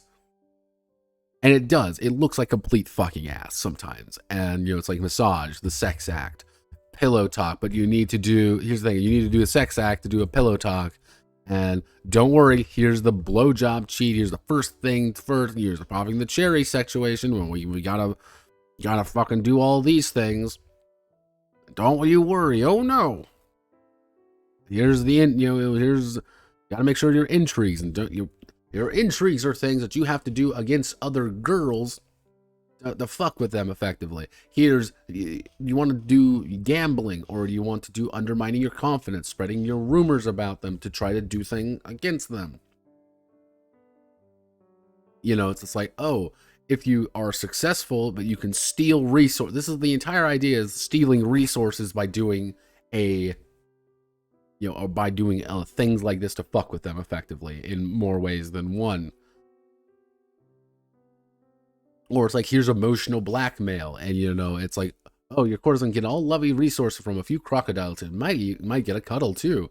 Your defender wins, she has the right to demand compensation. Can't really inflict scandalous, and madam gets a touchy-feely. Eligible targets, you know, it has to be nut-nosed admirer is visiting her sister before she can attempt to poach him. Because yes, the entire idea is that you can also fucking poach people's admirers from people, but that's a dick. You're a dick move if you do that. They might show up being like, hello, fancy lady. And you'd be like, I want to fuck this dude. I want to steal him. I want to steal. And don't you worry. There is an entire... You can do an entire thing about seducing your friends. Seduce them. Fuck with them. Solve families, Christ. Do some childcare. Pull yourself together. Dance with me. Dance. Now, this was one of the weirdest lines I came across in this particular game. One that I looked at and was like, what the fuck? Welcome to tucking in. Some courtesans are quite childish and really do need with a tucking in and a little song or a story. Some grow out of this after a few seasons. Others remain frightened little girls trapped in heaving, mature, sexualized flesh. This is a phrase that was written by a human being, and I don't know why. Every day we stray further from God's light.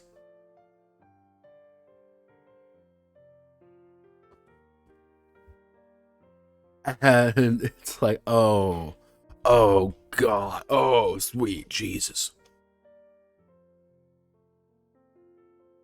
Yeah, it's... And one of the things, too, is like, this is insane, dude, because you just get 4 resources for doing literally fucking nothing. Or, hey, just make a prayer to God.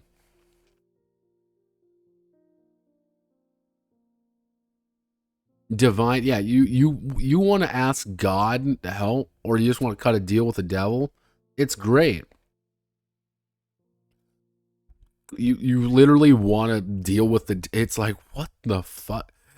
Regularly deal with the devil, and it may amuse the landlady for your courtesan to turn out to be carrying his child. Clearly, this can destroy the game world utterly, but it's a nice plot twist into essentially a plotless game. I don't know why this is here. This is like one of those, like, what the fuck lines that should not exist. Yeah, pretty much. Now, I think this is a fairly important part. This game is plotless. You don't really have a plot in this particular game. Comfort sex. Have no worry. It's comfort sex. Oh wow. Wow, wowzers. Wowzers. Woo.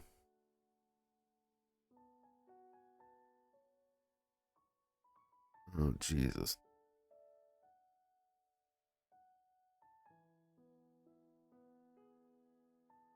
Woo. Wow. Yeah, that's what I mean by it's a little bit odd in that regard. But this game doesn't really have like a storyline. It's more about a situation. You're a bunch of girls at effectively a house in London or a house in England, and survive. Try not to get fucking killed. Try to make sure you end up at the right side of things.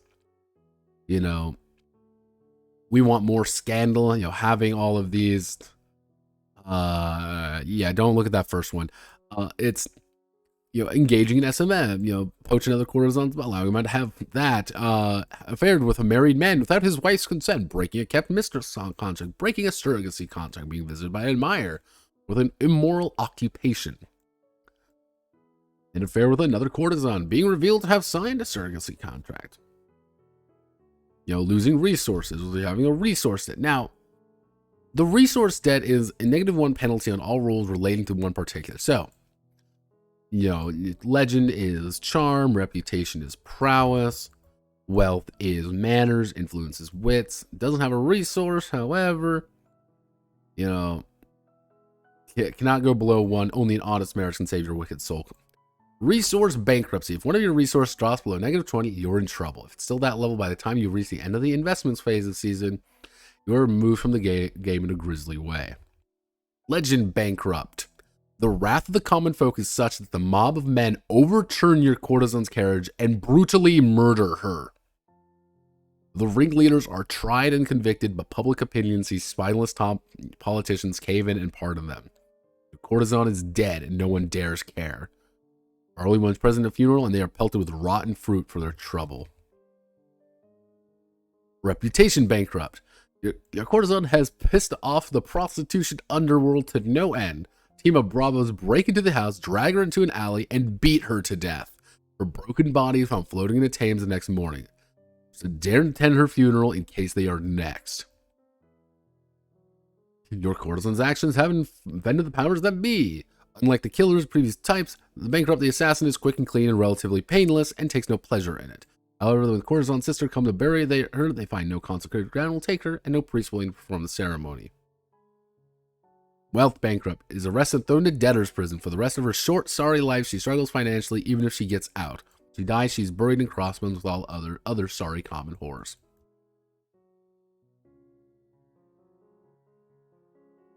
Yeah, now there's demons. Yeah.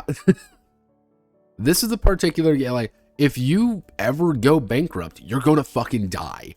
And it's not like a little dead. Like, you are, like, fucking dead. And then we have this is the idea of becoming kept, in which the idea that you sign a contract with an admirer to be their person for whatever the contract is. You know, it's like, oh, well, we're best, you know, like, it's one of those things like, we're in here together, however, I'm getting paid. If he has a low, this is the one thing I'm not like a huge fan of. It's based on whatever his pliability score is. Now, all admirers have a pliability. Their ability to pretty much be manipulated. That's their difficulty to actually do anything with them, is based on their pliability. The higher the pliability is, technically meaning that they're like less likely to engage. But what this is, it also comes off like how much they're actually giving you a season when it comes to like contracts and stuff.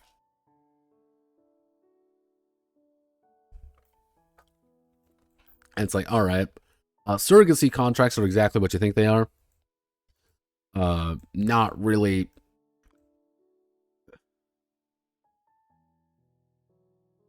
Yeah. Scandal cannot breach contract so long as it doesn't involve straight sex with another man. Courtesan is paid for pleasing as usual. Flat paying 5 wealth for trouble once the baby is born. Legacy and religion. How did this? Yeah, yeah. Then we have all the admire six. Yeah, again, it's this is what I mean by like the pliability gets a little bit weird, where it's like usually a version of least inexperience, like combination disposable income inclination to spend that on attractive women. Like this is supposed to be kind of like this. I'm not really like a super fan of this. It's a weird system because the entire idea is that you have to build them using this score. So it might be something like, oh, he has a pliability, pliability of 3. That roughly means that about average, nowhere near as chase, some skill with money, but it's still a bit of a sucker. Reasonable, self-confident, and amiable. It's like cool, or it's like far from stingy. It's like, oh no, couples, woo.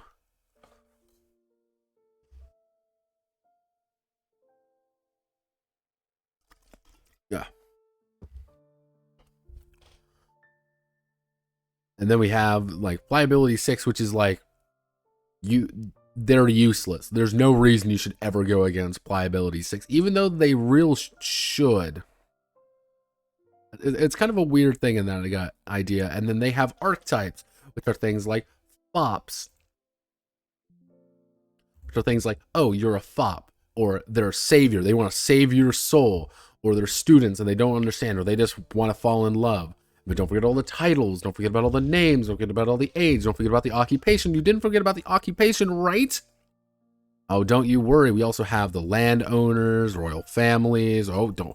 Oh, you're a philanthropic occupation. This is very important. Like, here's the missionary. Don't forget about the secular philanthropist. Don't forget about the doctor, the surgeon, the beadle, the prison guard, the moral crusader. Or you're a party activist, you're a privy councilor, you're the fucking prime minister. Or, oh, don't you worry, you're an academic, you're a banker. There's a shit ton of fucking things here. And it hurts my soul. And it's like, oh, Jesus. Like, the thing is, like, yeah, this is pretty useful. The thing is, the fact that it's buried so far, this is page 100, this is dead center in the middle of the book. And I wish this was a little bit early. Like, the way this book is laid out is weird. And it's like, oh, here are the immoral occupations.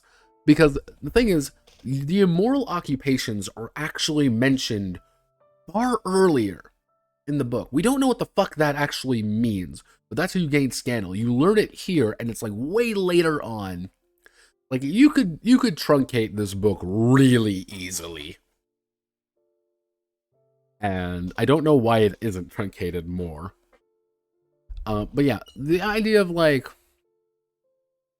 yeah. Also, you have some other fucking artwork here. God, I love it. Yeah, like the entire idea of the immoral occupations is that they are always hiding who they are. They'll be like, oh, I'm a local, like I'm a party activist, like I'm a very important guy, but it's like secretly, secretly, I'm a macaroni. No, or like, hey, I'm secretly, I'm a doctor, but secretly, like, I'm a solver of women's complaints. Or like, oh, like, like that's like okay. Or like, hey, I'm secretly here, but I'm actually a spy from France. Like, oh no. Like, it's like cool, that's fine. Then you have different causes and issues, and here's early socialism, abolition of slavery. You can just fucking anarchist if you want. Gentlemen pips, immoral ladies. There's a lot of information here for not much. Like,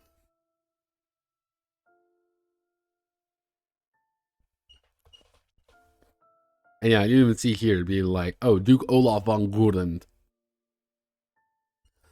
has a taste for golden hearts. Joseph Hall, he's a savior, he's a clergy, he's a widower. Miss Eliza Drinkwater.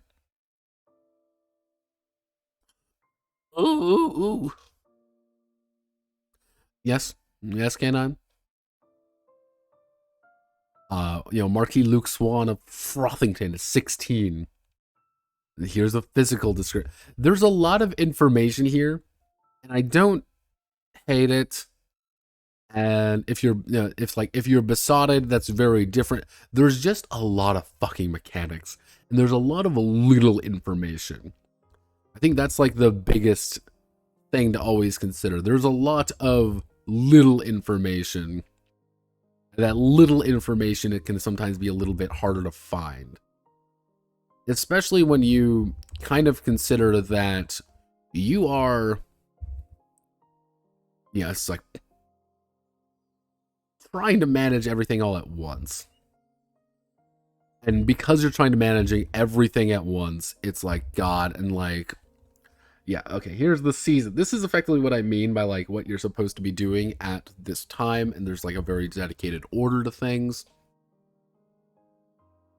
And there's 7 turns, 2 actions each. Everyone's acts, then you act again, and then you do it. It's like, what the goddamn? And this is what you really do. This is what the game is really composed of. 7 turns of 2 actions each. You're going to get 7 rounds of effectively people saying what do they want, how they want to do things, how they choose to do things, building up their scores, reducing their scores, building up their scores again, back and forth, back and forth, back and forth. This is what this game is. Yeah, we got leading to the Cyprian ball, in which you pretty much bring an admirer over there, and then you add scandal, but you can also add reputation, but there's a bunch of different things, and oh no! Add plus, add of 2 if he's 11, or 3 if he's a savior. Modify the margin of success and failure with dice. Strong statistic plus for dice versus the landlady's dice plus 3. Yeah, there is a, there is a lot of things here. And because of that, you end up with things like, one of the big things is that you want to kind of secure keepers, and you're trying to move around, and like, here's my admirers, and here's different courtesans, and you're all working together, and you all have different relationships, and you're all trying to do things differently at once. And it's very like, oh sweet Jesus. And like, don't you worry, here are the pregnancy checks. Because yeah, there's pregnancy checks, and there's the abortion fucking mechanics. Or here's the prowess, here's what miscarriage looks like, here's like, it's like, oh sweet Jesus. Like, oh sweet Jesus. Here's the learning curve phase, in which you have to pretty much burn resources to, you're pretty much burning resources to gain each of these. That's kind of the idea. You burn resources to get things. And that's like, hey, you're getting more, points. Gain 4 wealth from her keeper. It's 5 wealth payment from her keeper. Gains 1 reputation from the dice roll. You're kind of making points. Including landlady character choice between new good at and upgrading existing good at. Yeah, it's like, oh sweet Jesus.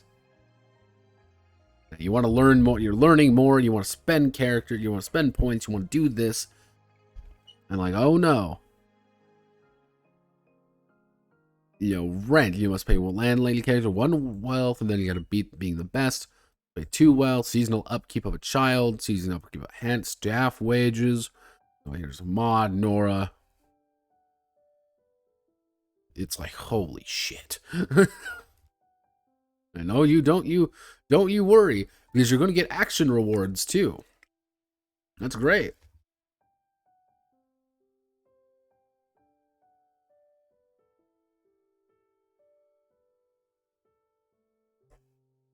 Ugh.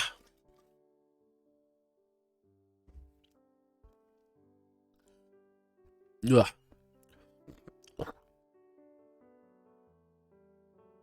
And like, you just have it, there's a lot of fucking information here, and someone's gonna be like, this is the greatest thing I've ever met. This is it. I love it. I want to spend all my fucking points and increase all my stats and all my abilities, and it's great. It's like, ugh.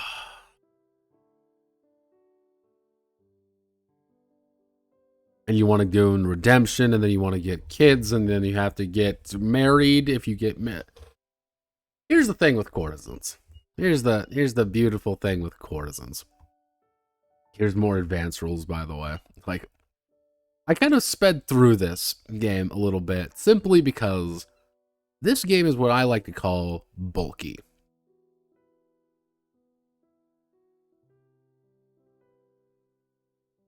There's division math in this game, yes. You damn straight there is division math. Yep, I haven't been online. Yeah. Here's the thing with courtesans. And I say this affectionately. It's a very fascinating game for what it is. And because it's a very fascinating game for what it is, it goes all in on a single concept. And I respect games that do that. This is probably the only game out there that lets you pretty accurately play courtesans in a very particular era. This is a very focused game. It's completely plotless. There's no plot. You're almost encouraged to not have a plot even. Your plot is the situations that erupt. Hey, one character has kind of fallen in love with one of her admirers, a swarthy, young lord who isn't really the best for her, and it's the drama that erupts from it. It's the drama that erupts from the situation surrounding it. And I think that's okay. Even the system. I don't hate the system. I think the system's fine, a little bit loosey-goosey sometimes, and there just isn't enough values to really work for every single thing it wants to do. And I think that's like the biggest problem with the system, is that it's trying to do a whole lot with very little to actually work with. But it makes what it has go a very long way. The one issue with Courtesans, this is a big asterisk, is, well, actually, it's kind of a twofold issue. First one is you gotta be invested in what the fuck this is. This is a courtesans game. This is a game about courtesans. This is a particular place, a particular time, and a particular feeling to things. Running the system with a supernatural thriller going on in the background sounds amusing. And it does sound pretty amusing. And they actually say that you can't do it. There's actually an expansion to this game, including things like vampires, werewolves, and all that kind of stuff. That's what they actually put in later. I could see people playing this. However, I think just because it's so strict and there's so many little rules and little things to it, that some people might get a little bit turned off by that. This is a game for people who want to play a very detailed game about a very unique period of time. It's one of the things, like the Venn diagram for this particular game is very odd. And because that Venn diagram's a little odd, pitching this to somebody is going to be hard. Like, half of me wants to read Tough Justice, the sister game, and kind of see how that plays out. Because if it sounds like it's using the same system, that might actually be interesting to kind of pair with this one. Kind of like going back and forth between these two games to kind of tell a bigger story, you could say. This is about 1835, it's the heart of the Victorian era. And, it's the 1860s. It's the height of the Victorian era, and, You're playing a bunch of courtesans in London during this time, but there's some weird things going on. You're also playing Tough Justice, kind of a second set of characters who are going through their own issues. They're trying to figure out what's going on, trying to solve crimes, and then maybe like a third game. This feels like a game that you can't play very long. But it feels like a good game that if you want something really focused, you can get a couple good sessions out of this. And those little few sessions are going to really work. Because it does everything you want from it. I don't hate Courtesans. I kind of went into Courtesans being like, I'm going to hate this game. This is going to be stupid. You know, the cover looks dumb. The fucking formatting is dumb. Like, it's dumb. Like, I don't like it. It's all dumb. It's all silly.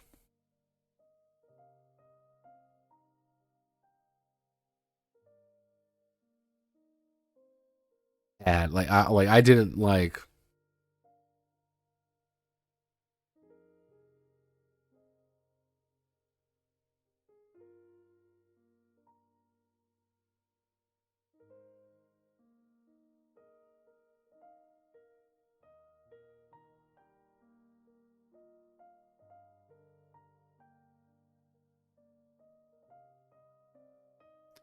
And like it's hard to really kind of gauging this system is difficult. How do you judge something like this that's so focused? Like, it needs to have something else. And you know, even here, like Dusty, it's not a complicated game, and I'm okay with that. But let's see, what's our next game going to be? Let's see, we've gotten through a painful one. We've gone through a really painful one. Okay, 1, 2, 3. This is an important one. We can either go really funny and die a little on the inside. A game I actually kind of like for no good reason, or a game that's kind of I want to talk about a little bit in more detail. The Romance Trilogy is going to be last. I'm going to say that right now. The Romance Trilogy is going to be last. You know what I'm going to do? I'm going to take a 5-second break, and I'm going to think on it while I fix my coffee.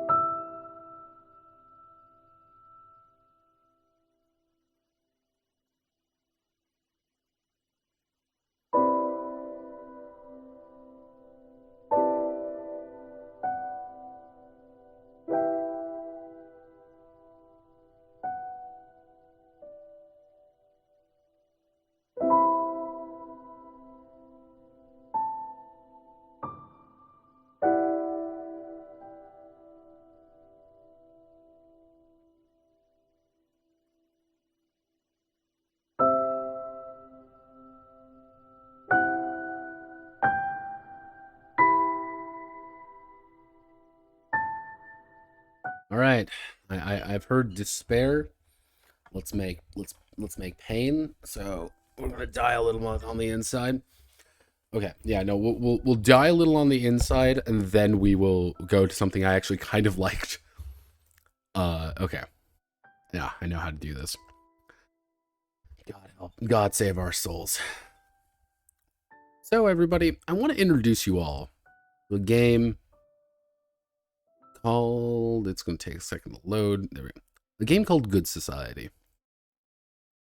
What is Good Society? Well, it's the Jane Austen RPG. Gonna get that out of the way right fucking now. This is the Jane Austen RPG. And it's gonna keep telling you that it's the Jane Austen RPG. So don't mind the wallpaper.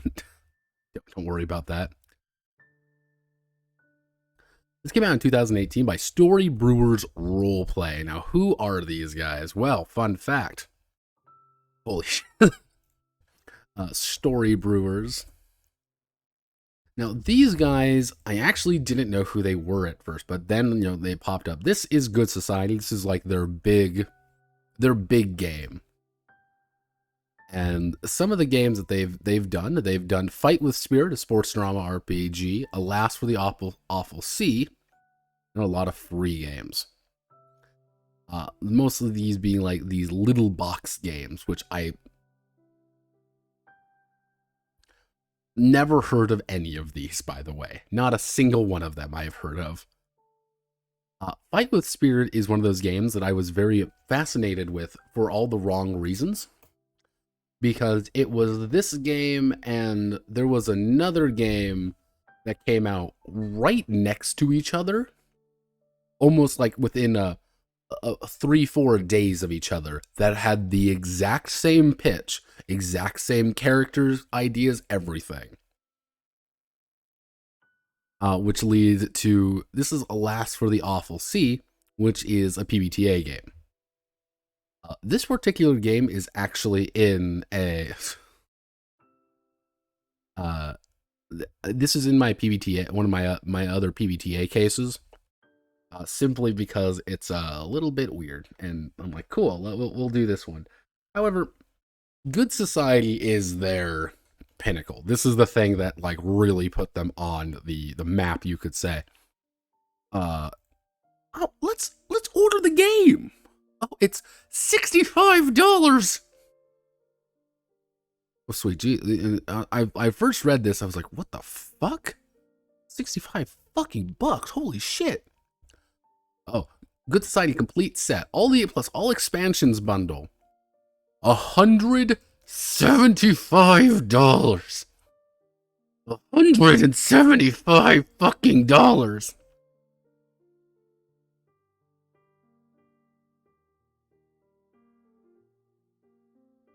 Well, you say the art is good. I'm gonna preface that a little bit. There's like, ugh. It's the trains. It's a train simulator situation, and it's like, yeah, it's like, holy shit. And I was like, oh god, like, and now the big thing is what this game is that you're already kind of seeing. You see these. Yes, these are cards. This game uses a pretty extensive card system. Now, not cards in the way you might be thinking. I don't get my deck of playing cards out and I, deal everybody a few cards. No, these cards are more information driven. A little bit more about a idea or a person rather than a strict mechanical benefit. I can't play a card to make my life easier. No. That's exclusively revealed, for very stupid mechanics. So, yeah, the big thing here is actually Good Society was on Kickstarter. Fun fact: Good Society was on Kickstarter. Kickstarter was on Kickstarter actually twice. You kind of see here. They reprinted the game. It was that popular that they decided to reprint the game. And as you can see, these guys are pretty good on it. And I found this very interesting that, again, 3 of their biggest ones have always been Good Society, Good Society, Good Society, Good Society, Good Society, Good Society. And it's like interesting, like very interesting. Now, the actual main lead developer is, where is your fucking name? They never put their fucking name on anything, and that always drives me insane. Where are you? Yeah, is Haley Gordon. Let me just... Gordon!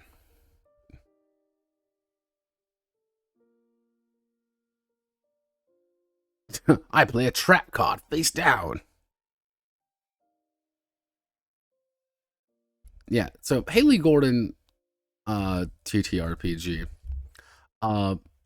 This is what she does. She's Storybrewers. This is the other one, Rocket V. And this is what she does. There's nothing more I can really say about that. And it's... If you like... Yeah, you kind of already know if you're going to be in this. Couldn't really find anything else she worked on.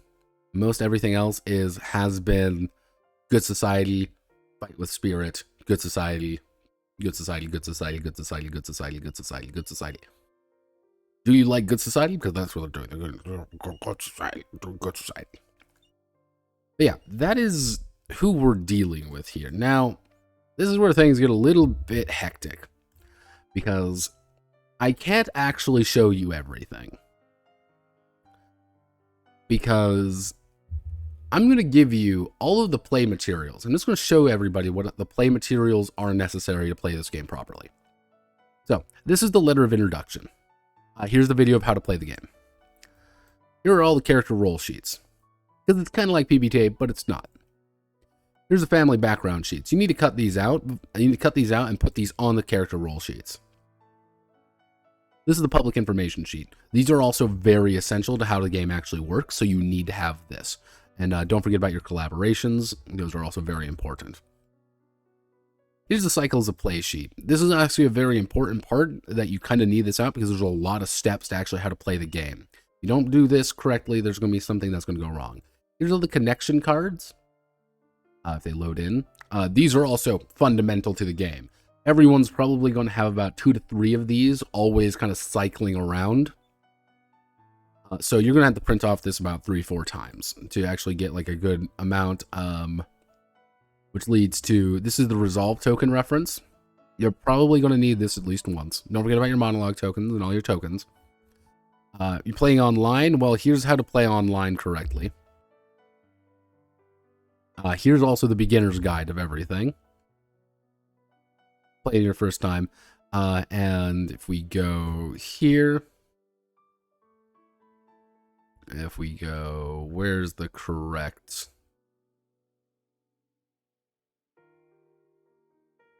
Okay. And we cannot forget all of our cards, all of our base cards. Now, if you're playing with the expansions, you're going to have about 4 or 5 of these sets of cards that you're going to have to print out or buy. I believe they go up to 200. So you're going to have about 200 cards to work with. These are all of the materials that you need.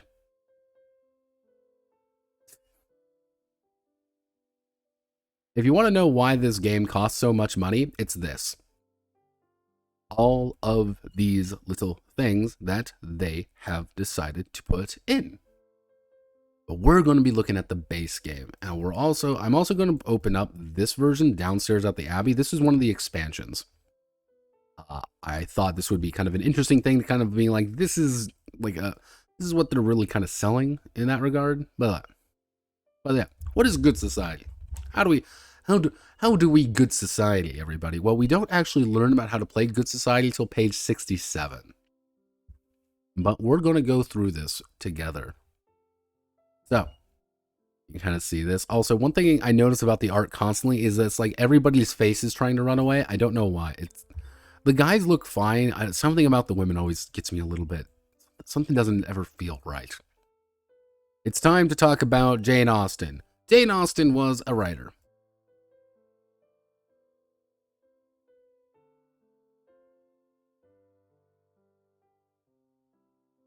Oh, the monologue tokens? Don't worry, that's also very intriguish. The art, I'm mixed on the art. Some pieces look fine. Like, some pieces look okay. Other pieces, I don't know. Like, their face looks odd. I can't put my finger on what it is. Because the big idea behind this game, and I'm going to skip probably the introduction. Leave it on here. The purpose behind this game is not necessarily to play a game inspired by Jane Austen novels. The goal of this game is to play a Jane Austen novel. You are creating a fictional Jane Austen novel to play. And there's a very distinct difference there. You're going to play what Jane Austen would have written, with the characters Jane Austen would have written. And that, I think, is probably one thing that I always find really hard to really bite into. The part that's like, ooh. Wow. And to emphasize this, I'm bringing in my boy. Say hello to Henry Tudor, the hedonist. Here's our character. He's going to be helping us with this game. Now, you may be noticing, like, Notepad, this character sheet's fucking massive. And the answer is yes. It is big. Because this is your character role. The standard character sheet's right here. This is your character sheet. However, you're going to need the family sheet to put onto it, and you're going to need these cards. You're going to need all of these cards in one way or another. But, yes.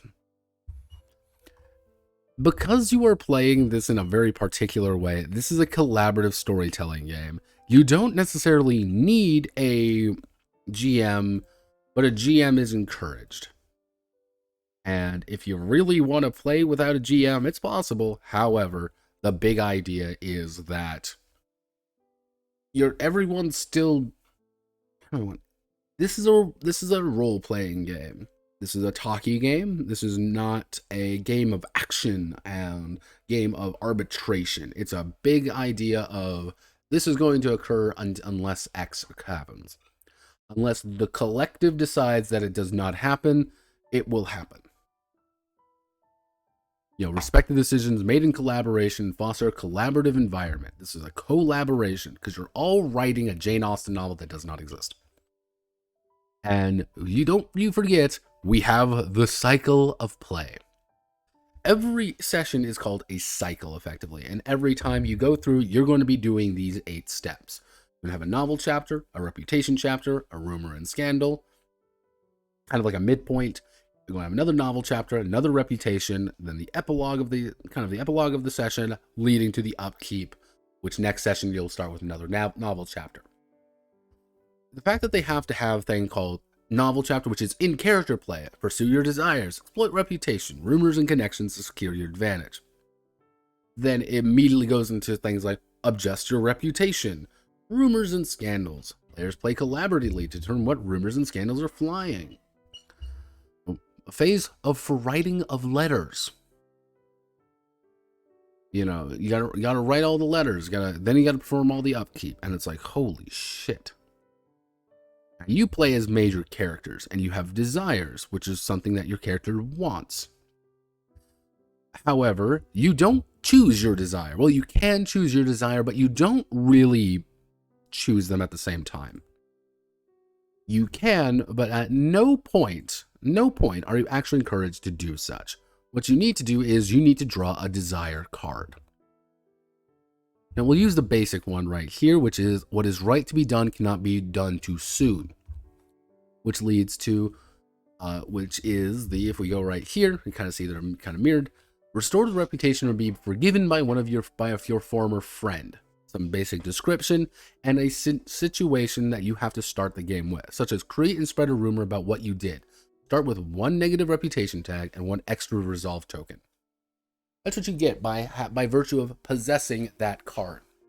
And you may be wondering, well, this sounds like an interesting idea of having to kind of shuffle a bunch of cards around. Well, that's what leads into perhaps one of the strangest situations in the game. You are encouraged to instead play with a playset. They do not explain this right away. I do not know why they don't explain this right away, but they do not. A playset is... Go here. We will go all the way up here because I need to actually see this to kind of explain it a little bit better. Cycle of play. Where's the playset? Role-playing Jane Austen's world. Characters. Playsets. So, for example, we're going to use let's see, where's a good one? We're going to play a farce. Okay, this is a silly game. We're playing with 4 people. Now, if we're playing with 4 people, one of us is going to have desire number 9. Now, if we go down here, we're going to see desire number 9. Marriage is indeed a maneuvering business. We go down here, bolster your love interest reputation, and then win your parents' permission to marry them. Create a parent as a mandatory connection. You're going to have that desire. You're going to have relationship number 30. Your role is going to be a meddler, and your family is going to be part of the peerage. Or you're going to end up and then the second character is going to have desire number 3, relationship number 29. They're going to play the hedonist. They're going to have ill-reputed family. And so on, to the point where you can also have spare characters to sub out in case someone doesn't want to play that. This is the sort of thing you can only be played with a huge stick large firmly up your ass. To a degree. This is, I think, the hardest part for me to care about the game at all. They want you to play with playsets. And the reason why they do want to do this, because those actual desire cards do have some very interesting changes with things. And those changes fundamentally fuck with the story in a very directed way. Because somebody has desire number 5, desire number 3, and desire number 20, the game can now calculate. The game understands that you're going to have a very set of situations that it already knows about.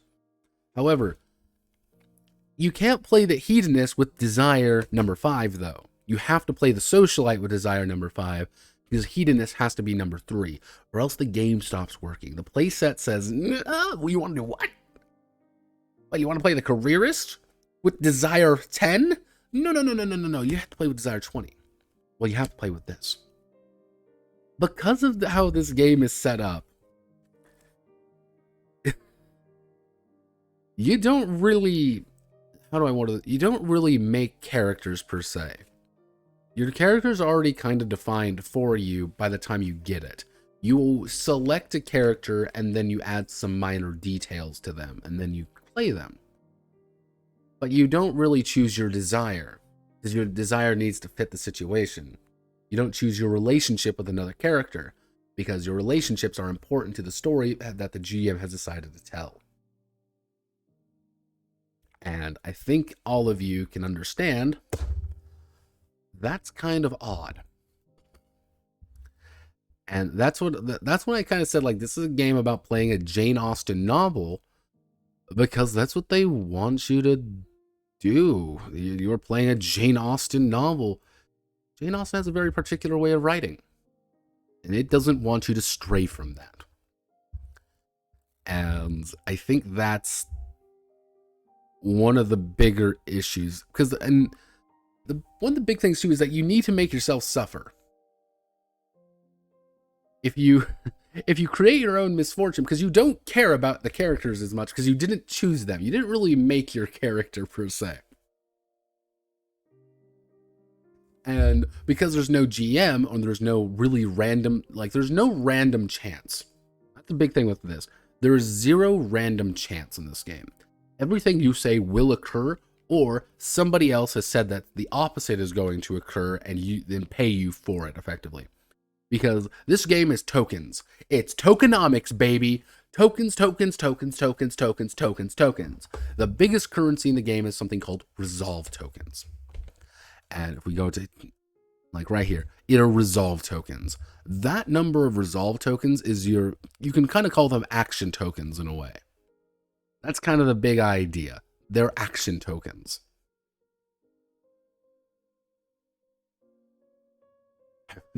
I've never read any Jane Austen because I won't read books by women. Thanks, Ironside. Jane Austen novels are actually kind of interesting. They're set in a very particular time period with a very particular set of ideas, and it's very fascinating. The prose is usually very fluffy and very interesting, very beautiful, very yada yada yada. I've only read Pride and Prejudice and Zombies, Sense and Sensibility and Sea Monsters. Fun fact: Sense and Sensibility and Sea Monsters. If you ever find a chance to find that book, read it. It's hilarious. Find it at a local library or something, because it's the best way to say it is that it's Regency England set in Rapture. It's hilarious. I love it. It's great. But that's kind of the idea with Jane Austen. very romance. Because I'll stop me if you've ever heard this one before. When it comes to romantic stories, you have the every girl, a girl who's maybe not perfect, but she's just a little bit better than everyone else. But she has the misfortune of being laden with responsibility, or she is just a little bit too plain, and she has her too everyone's a little bit better than her, and she always feels a little bit let down. She's not quite perfect. Now, smash cut. Enters mysterious stranger. He walks into a new city, haunted by his own darkness. And he meets these two. They don't hit it off initially. They dislike one another, but soon that attraction is palpable. And eventually, the two fall in love. Not out of familial obligation, but out of personal responsibility. Jane Austen wrote the proto-Twilight. You do not have Twilight if you do not have Jane Austen. And that, my friends, is why Jane Austen's the worst writer ever created by man.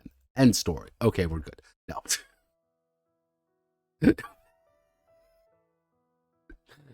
You can't keep posting clips like this, Ironside, please.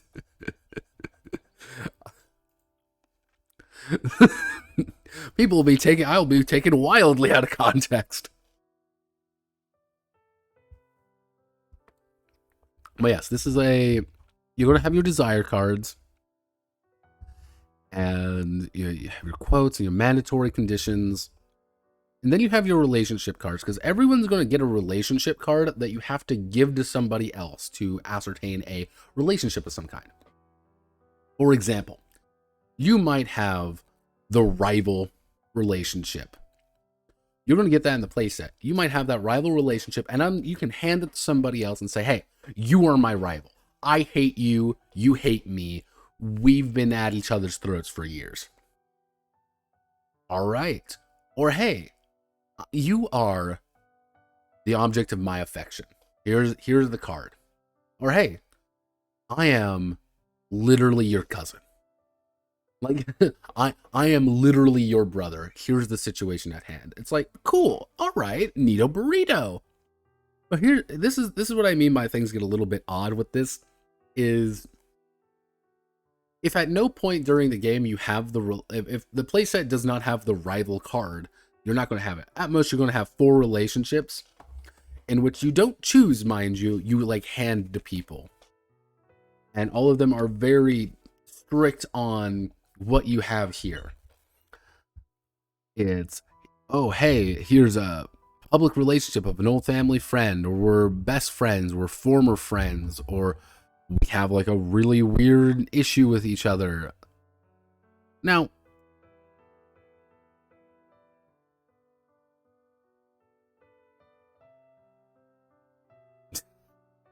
one of the big things with this is, instead of this being natural, it feels a little unnatural. It's because I have the parent and child card, one of you has to be my parent. Like, because this card is in play, someone has to be this. And because it feels so unnatural at some points, I am mixed on this game. I am really mixed. And your character role, if we bring up the character role, these are kind of like play sets. These are like your basic like playbooks and things like that. And you see, they're very strict. They're very we'll use the new arrival, for instance. Wherever it is you were in these past years, it was certainly nothing like here. These people are strange to you. Their habits, manners, and views as if lifted from a theater play. Still, to the outsider comes the gift of objective observation. You view their dramas as a spectator, able to see what the actors cannot. It's your skill you will need to prove that your own ambitions among them. And you have to choose from these connections. Your new arrival, and you're going to be this is what you're supposed to play them as. As a player, you're supposed to do this. This is almost always the same. And these reputations will always remain the same. These inner conflicts, these are really the only thing you choose necessarily, are the inner conflicts. But there's only so much you can do with those, and nothing really changes between them. like at the end of the day, it's like you're going to be kind of set up in your own problems. Mostly when you get things like this. This is fracture. Someone close to you is appalled by your behavior and refuses to talk to you. Fracture. Someone is close to you is appalled by your behavior and refuses to talk to you. You're going to be amazed when you learn that this one also has fracture. Someone is close to you, appalled by your behavior and refuses to talk to you. Yeah, it's like, oh, sweet Jesus. Oh, like, fracture. If these were all unique in a way, if all the reputations were kind of unique in a way, I could see that working, but some of them are the same. So it makes the characters feel fairly similar in some aspects. But they're so broad, it's like, why? Okay, fine. Now, you do get more of these in the expansion, but so far you get 10 playbooks, effectively. And a lot of them feel very similar. So it's like, oh goodness. Yeah, Kenchi's my feelings right now. Then we have to choose our family background. Okay, don't give me 1 second. I gotta pull up the family background sheet. All of these give you your initial positive and negative tags, things that are about you that people understand and write on the public information sheet, or such as like, hey, you're influential but you're vain, or you're sensible but old-fashioned. And you gain positive tags if you do this. You gain negative tags if you do this. The tag system is not really well explained until much later in the game. But all you really need to know at the end of the day is positive tags are good. You write that at the end of major scenes, and that's a good thing. If you get 3, you get a good thing. Negative, though, are bad things. If you get a bunch of negative ones, you get a bad thing. That's really it. Yeah, here are the resolve tokens. This is, allow you to change narrative details about the world and twist events in your character's favor. Woo. Now, these are monologue tokens. When I first read that, I'm like, oh my god, that I fucking hate this.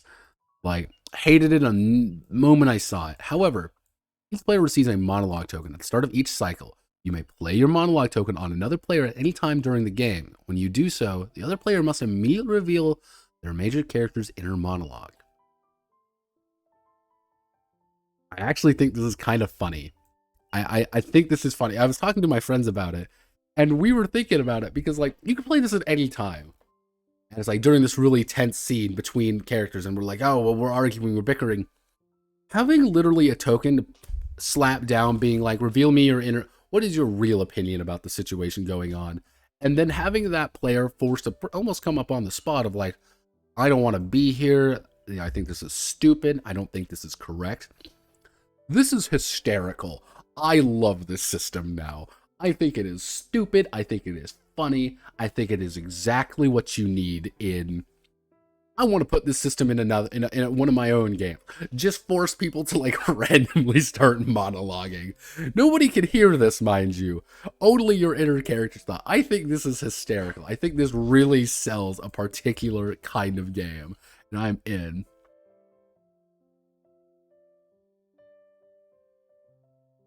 Oh no, that's just resolve tokens. Like, the monologue token is the best part of this game, just because of how silly it is. You can just be silly with the monologue token, and I'm okay with that. I'm okay with silly mechanics. But don't worry, we have the rest to go through it. These are connections. You're going to always get connection cards. And the idea behind a connection card is pretty simple. You draw it, and then you have a connection with the person, which you have to write on a connection. Now, the thing is, all of these are what the connections are. It encourages you to draw from the deck. It is a secondary mechanic. It is a secondary mechanic to write your own connections in. So you're going to draw the card from the deck and say, haha, I've drawn, where's my favorite? I've drawn my boy, Dennis. Hello, Dennis. Since I drew Dennis, I now have to give him a connection to me. And let's say we have Pro here, and you'll be like, oh, well, actually here, even better. I drew Dennis. Dennis is my friend. He is my hunting companion. He is someone that I can trust implicitly. And that's it. You know, he's my close friend. Because the big idea is your connections are always going to be played by different people.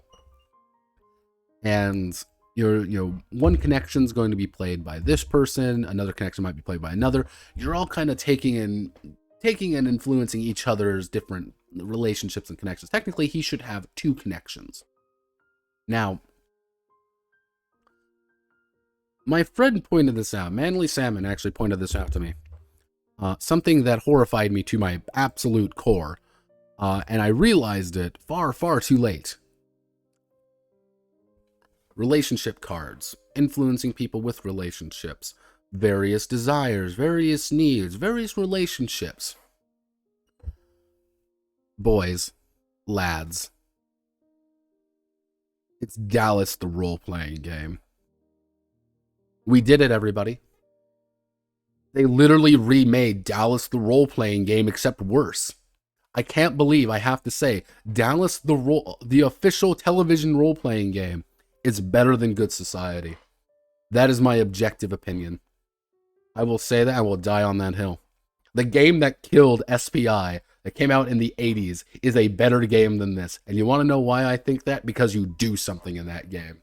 You have chance, you have drama, you hate each other because you want to strangle that fucker.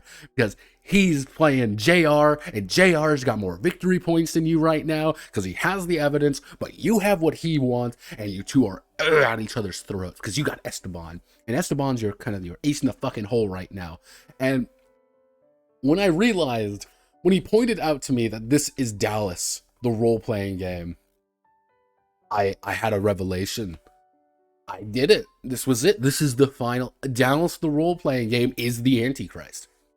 It had risen from the grave. JR has saved us. I believed at first Dallas was the Antichrist, but Dallas is the savior. Dallas saved us. Praise be to Dallas, the role-playing game, the final game we ever need. We need no other. There is no other game except Dallas, the role-playing game. Every game must be compared to Dallas now, on a scale of 1 to Dallas. But yeah. Then we have the public information sheet. Then, you gotta have this, and you gotta have it before you play. One of the big things about this game, you're gonna learn very quickly, is that every time there's a word spoken, it must be spoken longer. Also, this guy's got the right idea. There was a period of about 10 minutes of when I was going to just use this image for today's stream, but I decided on The Bachelor. But yeah, here's the collaboration, what you want to kind of make the different things of. What tone does the story have? A drama, a romantic comedy, just completely dumb. How important is historical accuracy? Somewhat important, very important. How will we treat the gender power imbalance? Historical, standard Regency patriarchy. Off. It is normally accepted for people of all genders to have significant respectable careers, make the first move, inherit entailed estates, have marital relationships with all genders.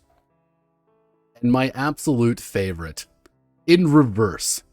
It is normal and acceptable that only women may have significant respectable careers, make the first move, inherit entailed estates.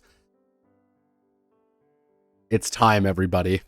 Are you ready for the Are you ready for the Dante must die mode of society? Sorry, we live in a matriarchy. Kenji, no. Kenji, no. Gamers rise up. Yeah, honestly, if you just play this game just completely ridiculously, just have at it. Just everybody, this weird, bizarre matriarchy. Every guy is simply just a pawn. Just go for it. Again, yeah, Ken, this is literally Kenji's nightmare right here. So I do enjoy, again, it's the 3 genders of society. You have, historical, off, and reverse. Just off. Yeah, what about race? We're not going to talk about race. Hidden information. Technically, there's supposed to be no hidden information, but you're also supposed to have a little bit of information. Here's the X card. Let's go over the backstories. Like, let's talk about backstories. Let's talk about how these things work. Gotta choose desires. Gotta choose everything here. They say this is going to take like an hour and a half. And I don't doubt that, because what you need to do is all of this at once. And you always have to kind of, you are giving them a little information. They have to give you a little information. You have to give them a little bit more information. Here's your connections cards. Here's your relationship cards. Here's all of these different pieces of information all at once. And because they're all at once, it's annoying. You know, like, and again, this is the weird part, like right here. So secondary is cool, like right here. Each player will create connections for their major characters using step outlined below. Ordinarily, connections are generated using the deck of connections. I do not know why this is even a fucking option. This should be a side thing. This should be the optionally, you can use the deck of connections if you want to do like convention play or something. Cool. You know what? That'd be cool if it said that this was optional, but this is the primary way of doing it. You draw from your connection deck. Well, you don't even draw. You literally sort through them. It's not even like a random chance, really. You have to sort fucking through them. And then that's how you choose your connections. It's almost like a side note being like, yeah, you can also create your own fucking side characters. It's just like, but why? Because the thing is, you already need to have another connection card. You literally need another card. There's nothing stopping you from just saying no connection deck. Fuck the connection deck. Let me just write in some basic things. Like, hey, I have a sister, and I have a sister who's 18, and she doesn't have a fucking card number. This is her opinion by me, and this is played by you. These are all her little notes. Fine, cool. That would be fine. Pass it around a little bit then. Cool, fine. Nino burrito. But why? I do not know why there are connection cards in this game. And the thing is, it's like, you're going to have a couple of these. If you have 4 players, you're going to get effectively about 2. By the end, you are going to end up with around, if you have, let's say, 4 players, if you're doing we'll say a 3+ session game, you're going to end up with 8 connections to start with, and by the end, you're going to have 12 of these connections. 12 of these cards are going to get drawn. Now, mind you, I'm not going to say there's not many of them, but the thing is, it's also kind of lying to you. It's like, oh wow, look at all these different cards. No, these are front and back. You can't have 2 Francises. Like, you can't have Jonathan twice. That's not how that works. You gotta have them like a very...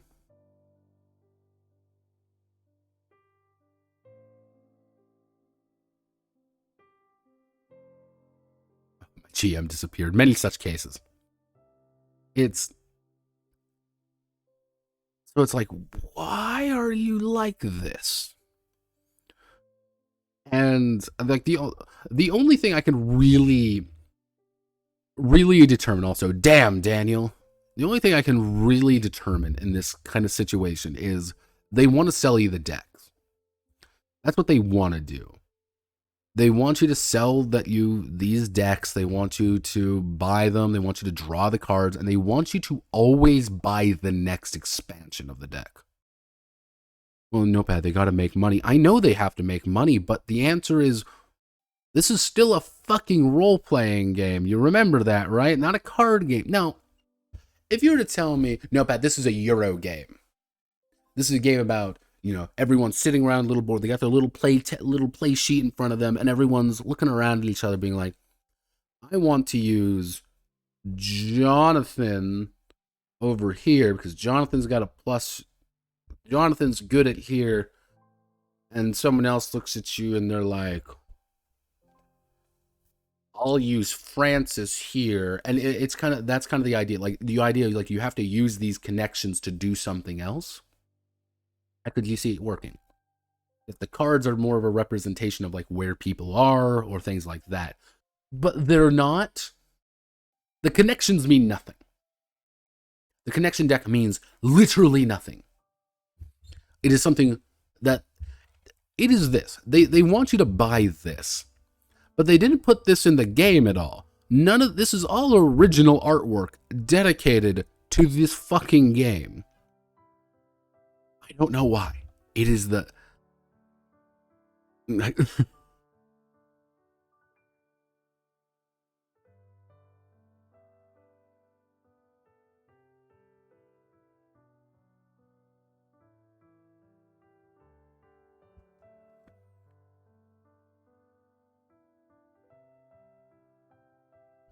Yeah, it's like, oh, we gotta...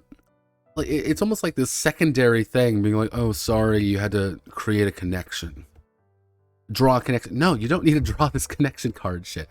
You don't need these. Feel free to add additional information. Like, no. Why? There's no reason for them to be here. And the thing is, it's not like immediately, because it's like, you have... nothing changes, mind you. This is the big thing. Nothing changes about the above process, except that you just don't draw a card.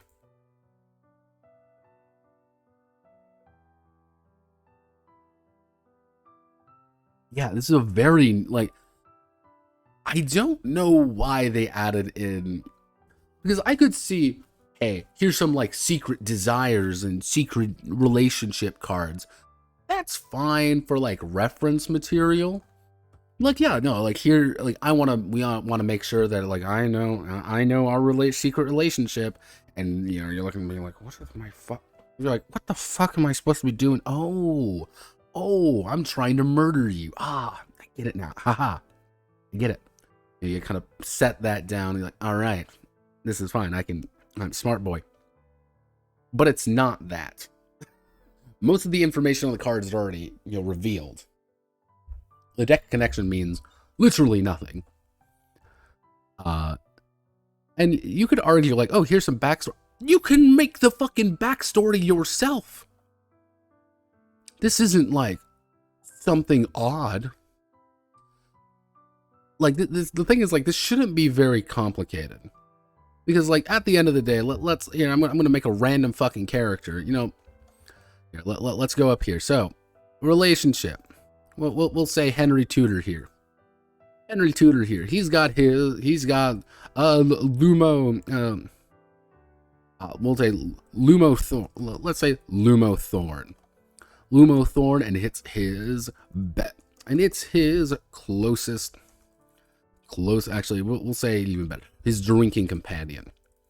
We already got it. How old is he? He's 32. He's a little bit older than our boy Pro, but the two are very close to one another. And you know, it's relationship to Henry Pro Tudor.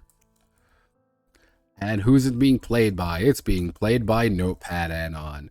Because we're playing Lumo Thorn in our kind of relationship with one another, and we're very close friends. And congratulations, I literally just fucking finished the how to do this.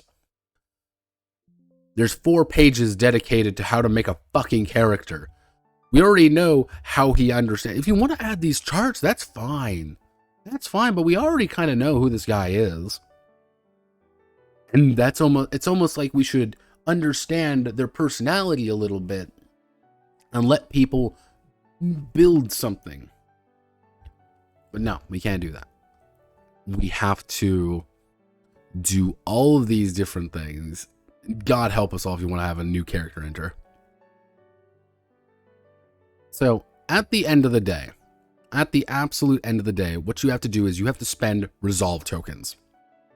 What do you want to do when you call a resolve token? It can do anything you feel like.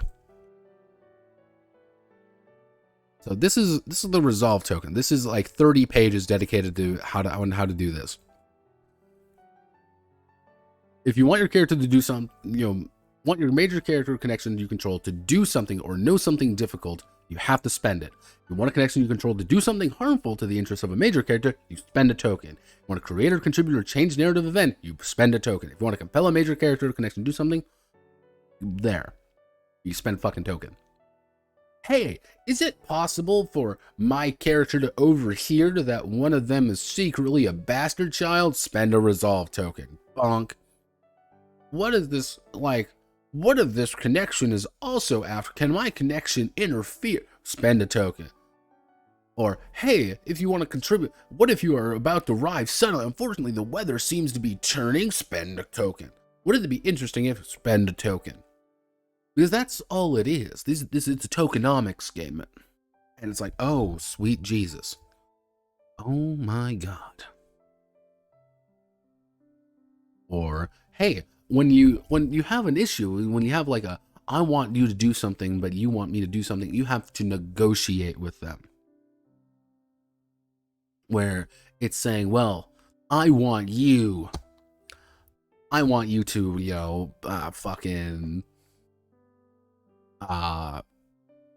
I want you to feel angry. I want you to get hurt effectively through this. You know, this mistake has happened. You know, my character bursts in. He wants to hurt you. He wants to deck you in the nod. And you say, I'm going to give you a token if you accept me punching you in the fucking nose. And you could say, yeah, okay, give me that token. You take the token immediately. Or they can say, well, I'll let you do this. However, you're going to look like an ass doing it.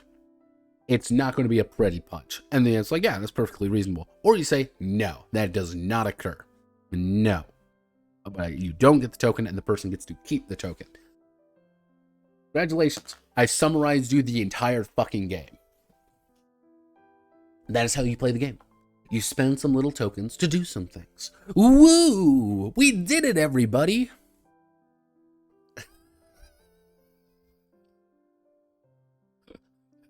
That's what the game is. It's about using these resolve tokens to do things. And you don't get that many resolve tokens. That's one of the big things. You never get many resolve tokens. And because you never really get many of these resolve tokens, you always want to pursue them. And if we go, where is this? Right here. Where it's like, oh, hey, if you invoke positive tags you've given, you trade one out, and you get a resolve token. If you if someone invokes your negative tags, you get a resolve token. You know, however, something bad goes on. Okay, cool. And it's like, oh God. Oh, sweet Jesus. It's like, why? You know, it's... Honestly, that's what the game kind of breaks down into, is trading and moving these tokens around.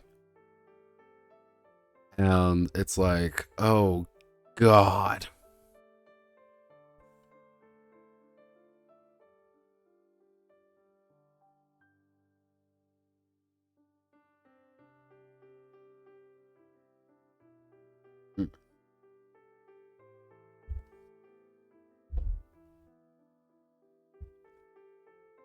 And it's like, here's more.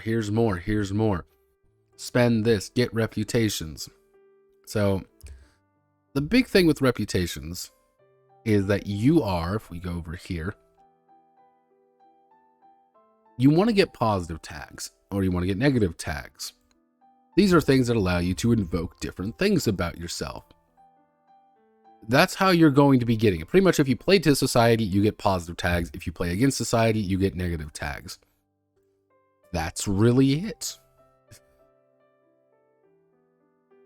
And ta-da. Now, one of the weird things is that, like, even if you're in private, these affect you. So if you do something in private that isn't very good, you still get penalized for it. So it's like, oh, Jesus. It's like, oh, God. And you're going to keep building it because don't you worry, everybody. Did you really think that we couldn't use the public information sheet here? Because you're going to write these down. And when you hit here, when you hit kind of like the third one, you have to determine what's going on. So, for example, I hit 3. I can trade those. I have to trade those in for one of these. I had 3 positive ones. So acts of daring. You urge an intoxicated connection to do something reckless, embarrassing, or unusual. They'll either do so or reveal the truth why they won't. But if you get negatives, oh no, you have no money or anything like that. And all of those are slightly different. So you're encouraged to play good, but you also want to play good to get these, to get your positive tokens that you can use to influence people, but you also want to play negatively so people can also give its. But no, these only take place during certain phases of the game, by the way. You know, it's like, oh god, no. And it's like, no.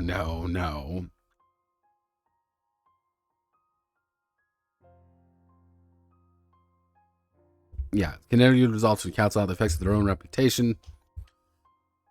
The inner conflict kind of pops up out of fucking nowhere. This is like a completely different part of the game. But this is how you also get more resolve tokens. So, for example,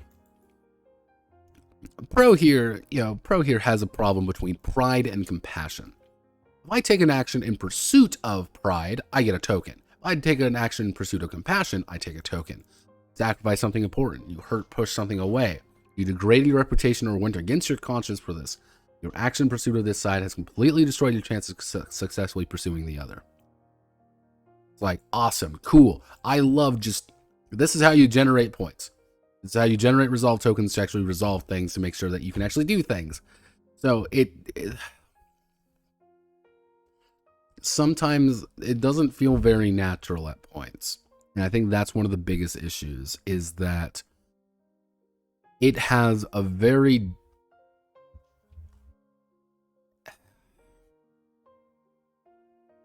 you are by nature doing your best to desperately make your life more complicated. You have to go out of your way to play this game, if that makes sense. There are so many little things that influence. Like, it's hard to word like my thoughts, my true, honest God thoughts on this. But like, here's the cycles of play, and like, this is how you actually play the fucking game.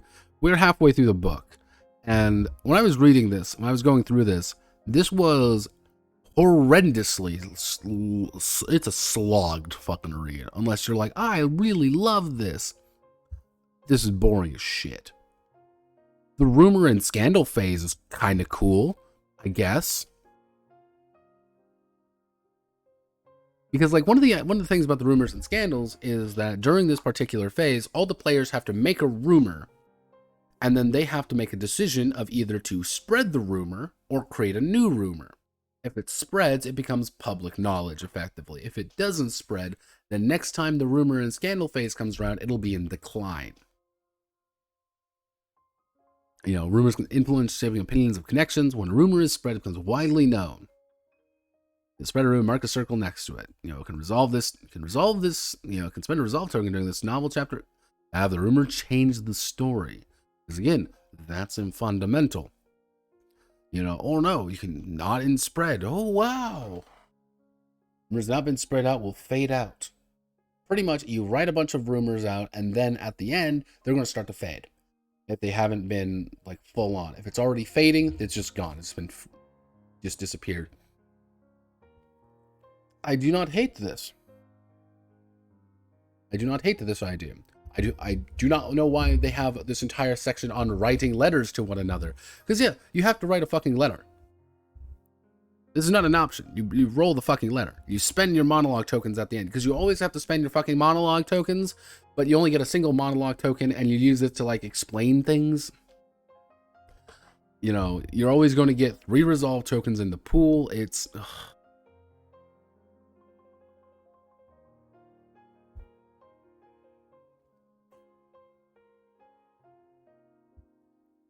How do I word this good thing? How do I word good society? How do I word good society? And there's more. Don't worry. That we've got more. We've got more. Don't you worry about that. We always have more. Now we need to learn how to play. All the rest of this is pretty standard stuff that we already kind of understand how to play with this. So play supporting characters, add drama complications. Now, the big thing what they want you to do as a facilitator is to do that. They just want you to facilitate discussion between the players. Don't hate that. But, meh. And we already kind of went over play sets and why I'm not a big fan of that. Mind you, this is a big set of the game. Like, this isn't just a little, like a few pages worth. Like, no, this is a fairly extensive amount of different play sets that they want you to play with. Because this is how you play the game. You know, and then we have all the role playing in Jane Austen's world. If you really want to learn how to make Jane Austen's world, go for here. Here's all the playbooks. So, what's my opinion on Good Society? What's the 411? What's Notepad Add-on's big think about this fucking game? I'm gonna give you all a secret. I don't like this game.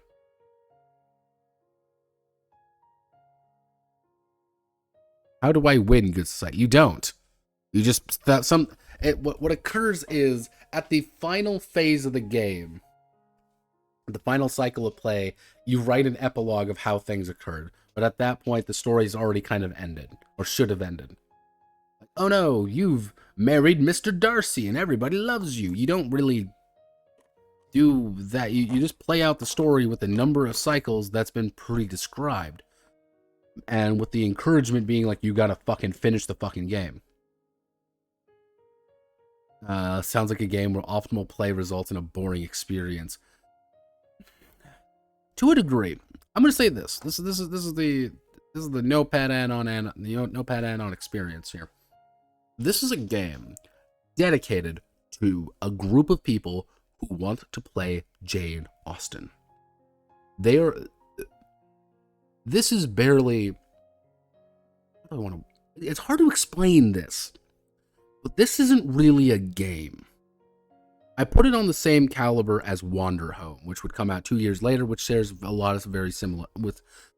Also, am I saying that Wander Home may have stolen a little bit from Good Society? Yeah. Am I saying Wander Home is an inferior thing to Good Society? Yeah. I like Good Society more than I like Wander Home. Because Good Society actually is a game of some kind.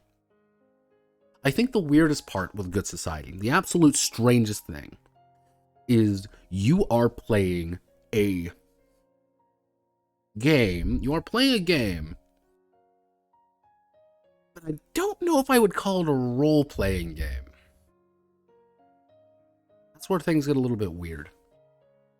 Because you are going to be playing characters from Jane Austen. If you have a really good group of players, if you have people who really love Jane Austen and would do nothing more than to play Jane Austen things, who can recite Pride and Prejudice back to, cover to cover just fine, who want to have a period wedding when they get married and shit like that, they're gonna love Jane Austen. They're gonna love this game because it's everything they could ever want.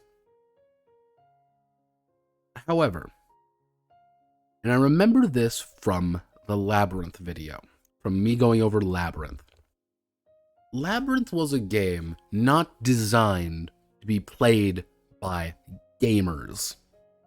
Quote, gamers, end quote.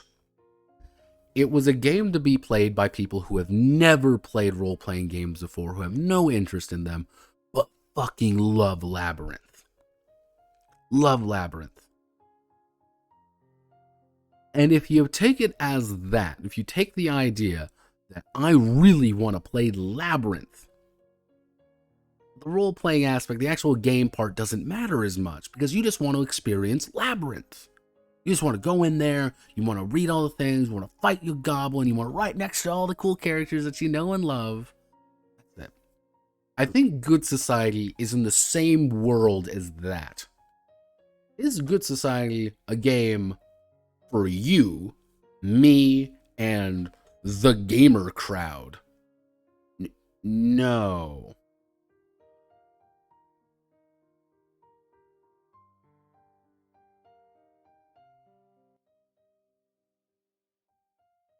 in high school a decade ago, there was a handful of these women. No, they still exist. Trust me, they still exist.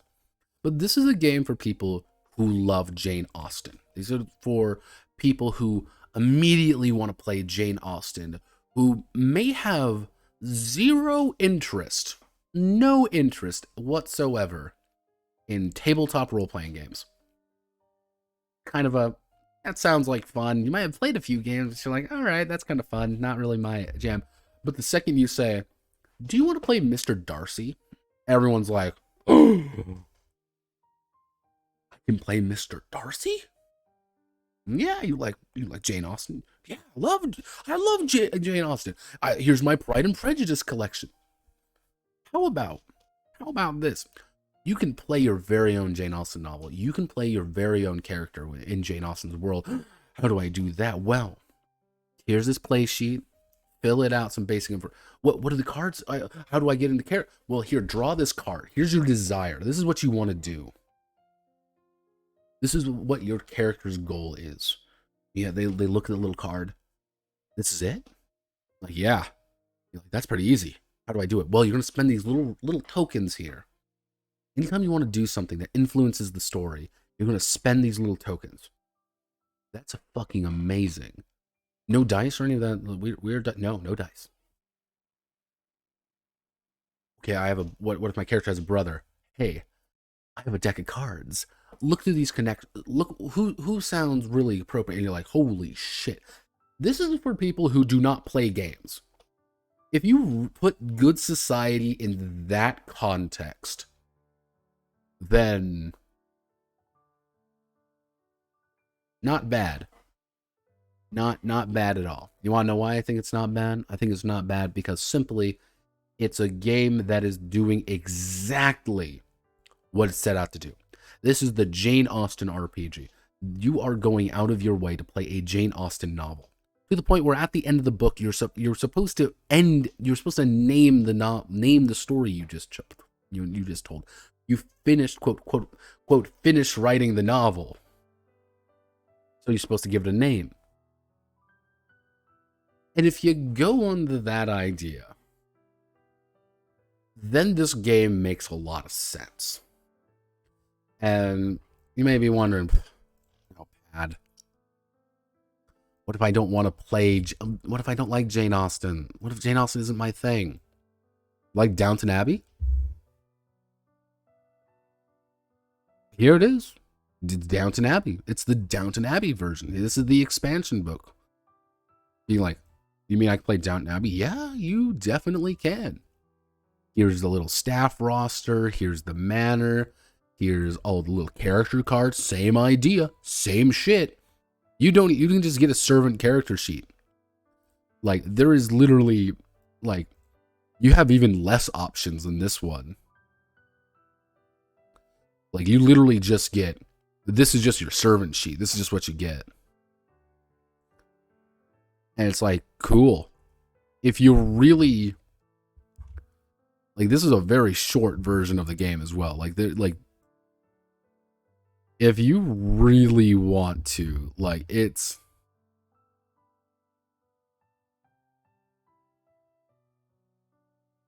this is what I mean by, like, things, it's like, wait a fucking moment. If you understand that this is not a game to be played by people who like playing games. This is a game to be played by people who don't play games, who want to play Downton Abbey. This is a game I could pitch to my mother. My mom has zero interest in any of that. She thinks my hobby is weird. But if I were to say, hey, here's how you play this game. Now, this is for, you want to play Downton Abbey. I think she'd be able to understand it. I think that's an appeal. I think. And, as it was said much earlier, this is the train games of RPGs. The people who want to pay $175 fucking dollars for everything are the people who damn well know they're going to enjoy $175 worth of game because nobody else does it. Except me, because I wrote a game like this. Morons with pedigrees. I wrote a game like this, almost exactly. Give me money. Please, I'm begging you. But yeah, that's my opinion on Good Society. A game that doesn't feel like a game. Now, we have to do our favorite version, and give me 1 second. I need to bring up the most appropriate. We're some upbeat anime romance. Hello, neighbor and his bike. Okay, there we go. We gotta get the correct feeling in place here. All right, everyone. I want you to close your eyes. Close your eyes for me right now. We have to go back in time a little bit. Because we have to go back in time to 2013. Are you ready to embrace anime? Yeah, why you say it? We're going back to 2013, 2011, even further back. We gotta go into 2007. You ready to go back to high school, everybody? You ready to boot up that first anime and see this on your screen and be like, hot diggity damn? It's Clanted. Oh my god. Oh my god. Are you ready to suffer alongside everybody here? You're ready for some cheesy ass anime bullshit? I know I'm ready. Yeah, no, I want you to get in the headspace of 2013 again. Of that anime era when none of us knew what was going on. We were all morons. So, what is high school harem comedy RPG? Well, high school harem comedy is a game by a guy named Rainy Knight on the Giant in the Playground forums back in like 2013. Yeah, 2013 is when this initially was spawned, and the version we're going to be doing is the updated version, otherwise known as the 2014 version. What's the most recent? Yeah, so the most recent posts in this were from 2021. People are still apparently playing this game. By someone using Giants in the Playgrounds as well as Toph ponies. You know we've officially hit the like just end of the fucking line. It's over. It's Ogre, everybody. It's Ogre.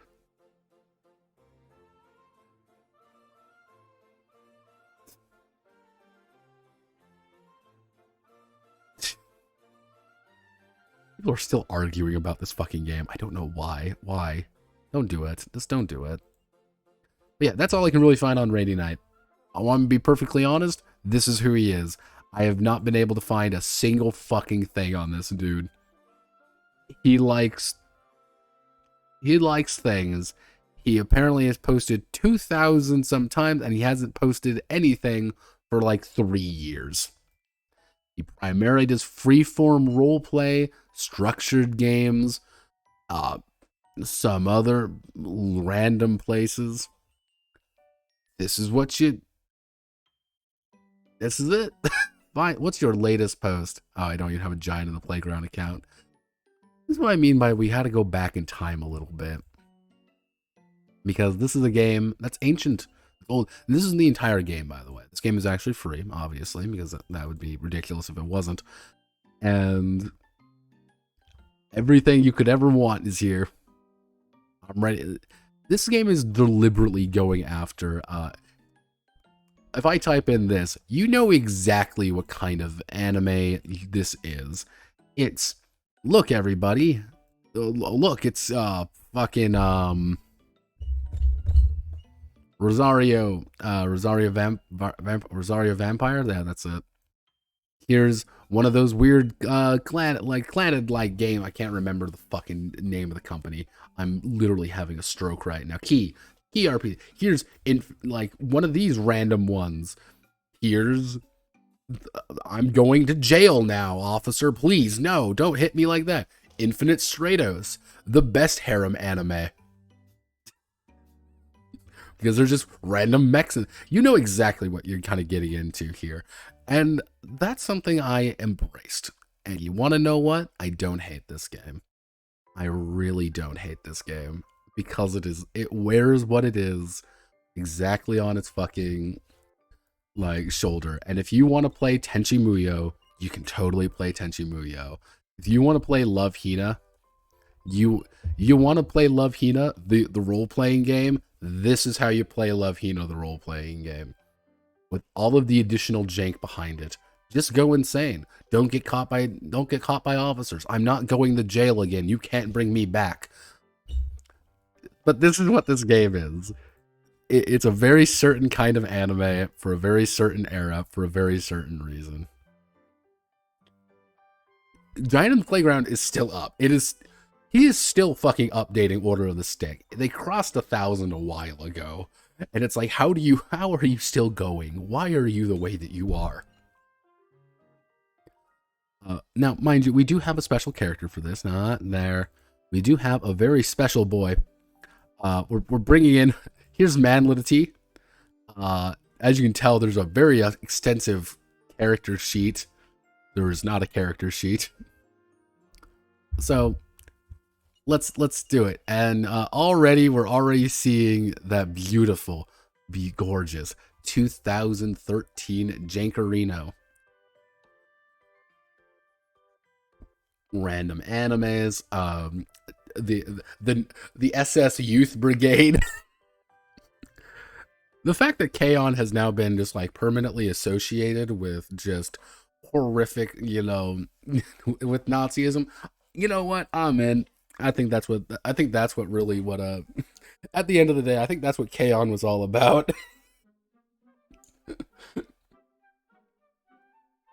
Like one of your, to a degree. Yeah, there's a definite amount of jank in this one, and I appreciate this game. Maybe it's just because it is like one of my games, but it's a genuine jank is good. I like genuine jank.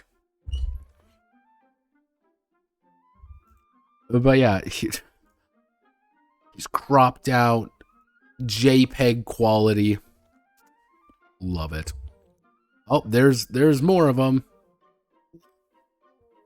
There's K-On!, the alt-right super organization of K-On!. Again, compressed JPEG images. Great. Now, one of the big things about this game is that this is a D6 game. You're going to roll D6 and try to desperately get above above a value. For example, you might say a value of 4, you need to roll a d6 up and then hit 4 up. Pretty much that. Not exactly a complicated game, but it doesn't need to be complicated. Now, the big ones is that you need to score victory points.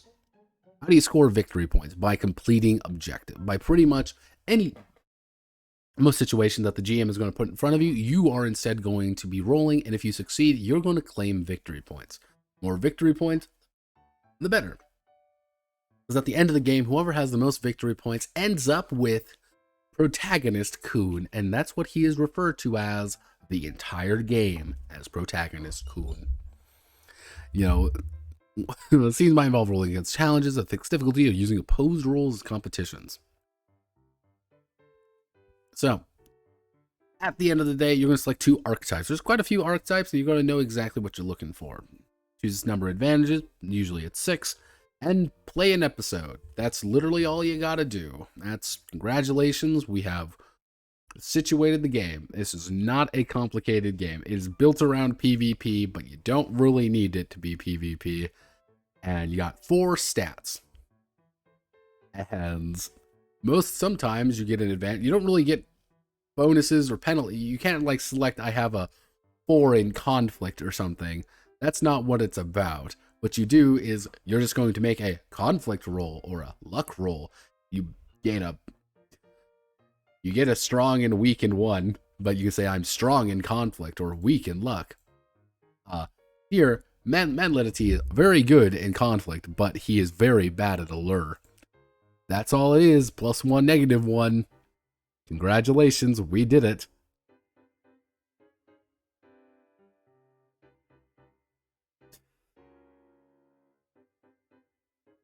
Jesus.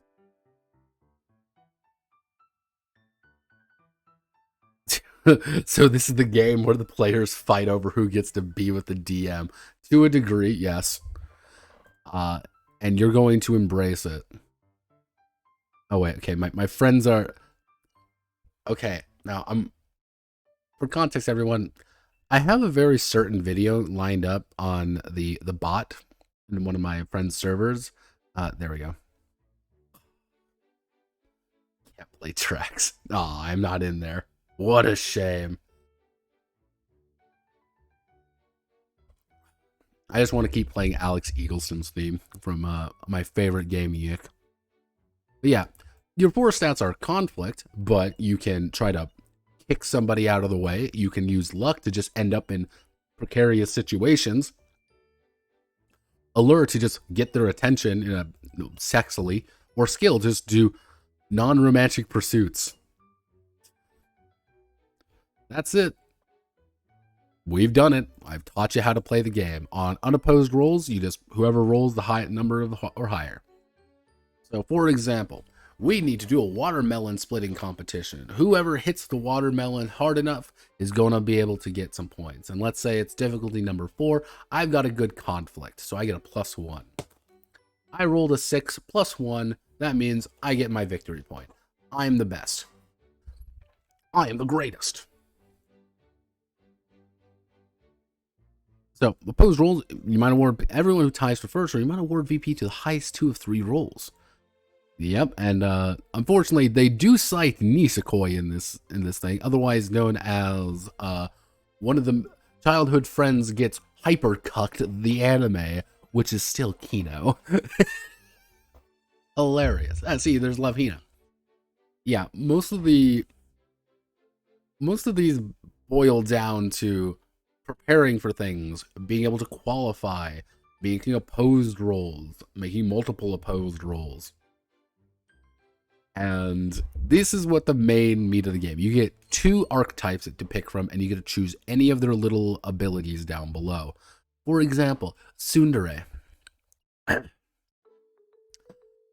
get the wrong idea, protagonist-kun. I'm not doing this because I like you or anything. Baka. There we go. Yeah, we got our basic arcs. We got tsunderes, you know. Now, most of the abilities are something like this. Acting hostile isn't a mistake for you. It's your strategy. Once per episode, you may treat a failed unopposed allure roll as a success. Or you end up with like a +2 to a roll. Or you end up with kind of like various quirks more than anything.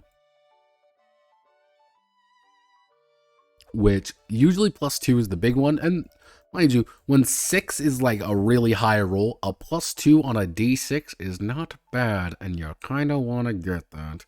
We like d6s. We like hitting as high as possible.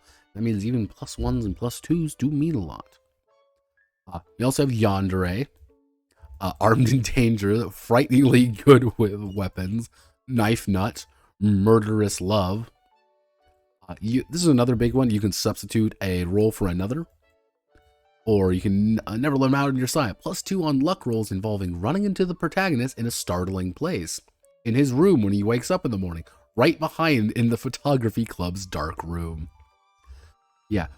Kudere, Genki, Shrinking Violet. You want to play a fucking Shrinking Violet? You can do it. Kudere. You want to be a Ray clone? You can play Ray if you want. Everybody likes Genkis, or a Kakulander, bit of an oddball. They end up with a lot of these ones. They get some weird abilities. Let's see, Madlet was a, yeah.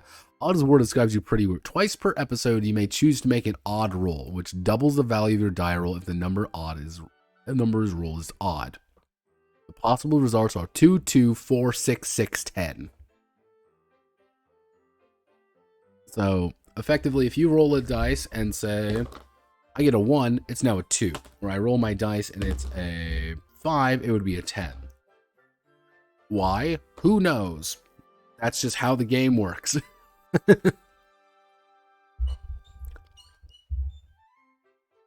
Or, you know, then you have some generic ones, like, but a lot of these are kind of odd. Like, pervert, there's nothing quite like some harmless little skinship, is there, protagonist Coon? Wink.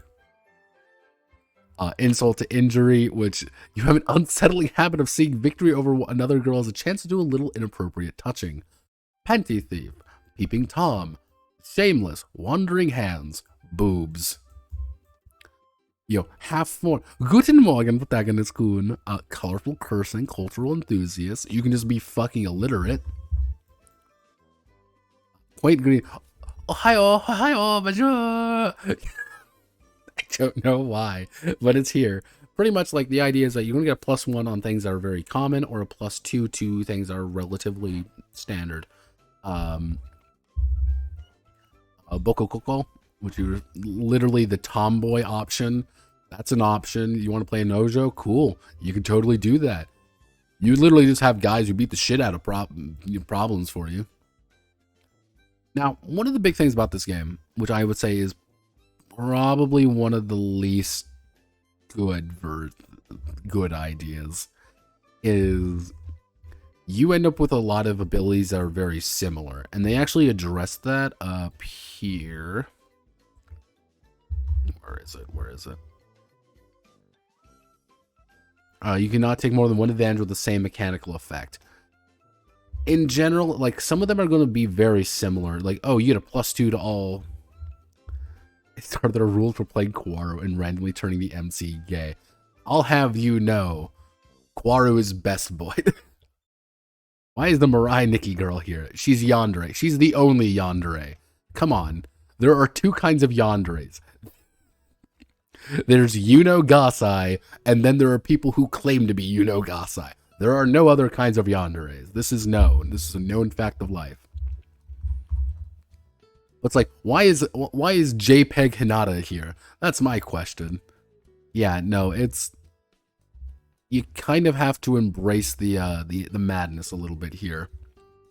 And because there's so many things that kind of do the same thing with each other, sometimes they don't work very great. If you ever want to lose, the Osana Najimi, which is childhood friend. This was made by a weeb, by the way. I want you to remember, this was made by a fucking weeb. Like an irredeemable kind of weeb, which is like they did, instead of saying childhood friend, they say Osana Najimi. Ooh, protagonist cool. No. You also end up with things like the Big Gamble. I like this one because, like, I like the ones who actually have some unique abilities. Like, twice per episode, you can choose to make any roll a Big Gamble. 1 to 3 is a 1, 4 to 6 is a 6. Or you end up with things like playful blackmail, simpler times. Where's the one? Oh yeah, old friends. You begin every episode with a small sum of extra VP determined by the principal. You can just start the game by virtue of having more points. The Dojiko is also hilarious. +2 to luck rolls, easily forgiven. Where was yeah, taking you with me. You may not do it intentionally, but your stumble can send you crashing right into your rival's way. Twice per episode, when you and at least one other girl are attempting the same opposed or unopposed roll, you may force one of the other girls to the result of your die roll in place of theirs if yours is lower. You may voluntarily take a 1 on this roll. You can just take that girl down with you. We're both going to hell. This does mean on, like, lower tier rolls, because nothing says you can't stack multiple of these different abilities together. There is a definitive chance that you can do taking you with me, set your dice to 1, and still succeed at the roll, but forcing them to fail miserably. I enjoy it. I love it. Oof. Give me one moment. Whoop.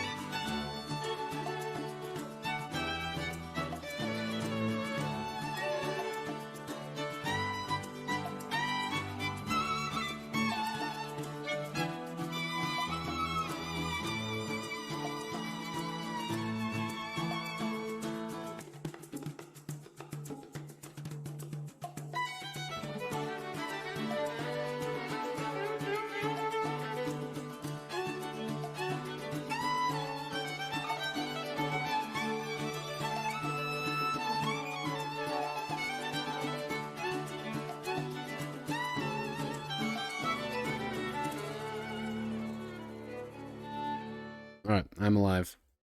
Remember, kids, keep properly hydrated. This should have been a shitty unlicensed board game rather than a shitty unlicensed RPG. I think, like, the big thing with this game, I can say, is there is a degree of what I would like to call raw stupid charm to it that falls on the same metric as Made, for me at least. Uh, Even just like, yeah, Maggie Echo, you want to play a Chuni, you want to play an Incho, a Sukaban, Idol Singer, you like JPEG, it's JPEG Miku, everybody, our favorite protagonist. You know, Sensei-chan, you want to fuck your teacher, that's an option. I will say, at a certain point, they kind of gave up, like school journalist or otaku, sports star, martial artist is here. And then you have a few universal advantages, which there aren't many. Kind of a bummer. Here's some sample, like here's the sample scenes. My favorite though, the rule variants, including you can choose to play an Eldritch Abomination archetype. Just manifest at any point you feel like.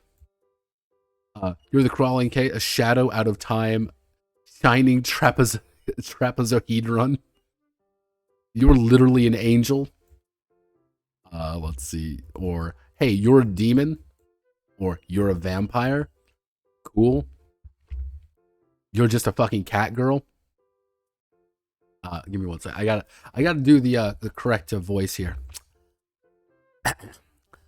This is where you come to the Notepad add-on channel, everybody. Come on, protagonist Kun, let's play Meow. I'm going to hell forever.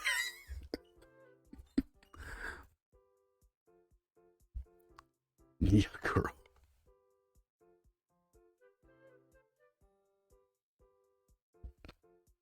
This was made in 2013. That's why I say you got to put your head, like, this was made by 2013 in fucking Giant in the Playground. Like, you got to remember, this is ancient lore we're dealing with here. Universal monstrous advantages. You want to play some quirks? Cool, here's some team rules. Here's examples. Glossary, yeah. If you ever want, like, I think the best way to describe this game is...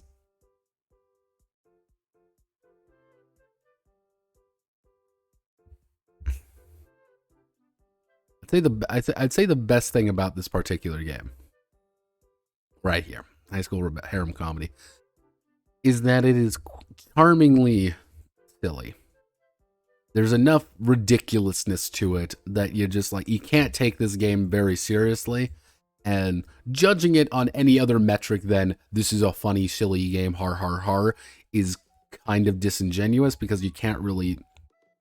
It's the same quality as Made for me.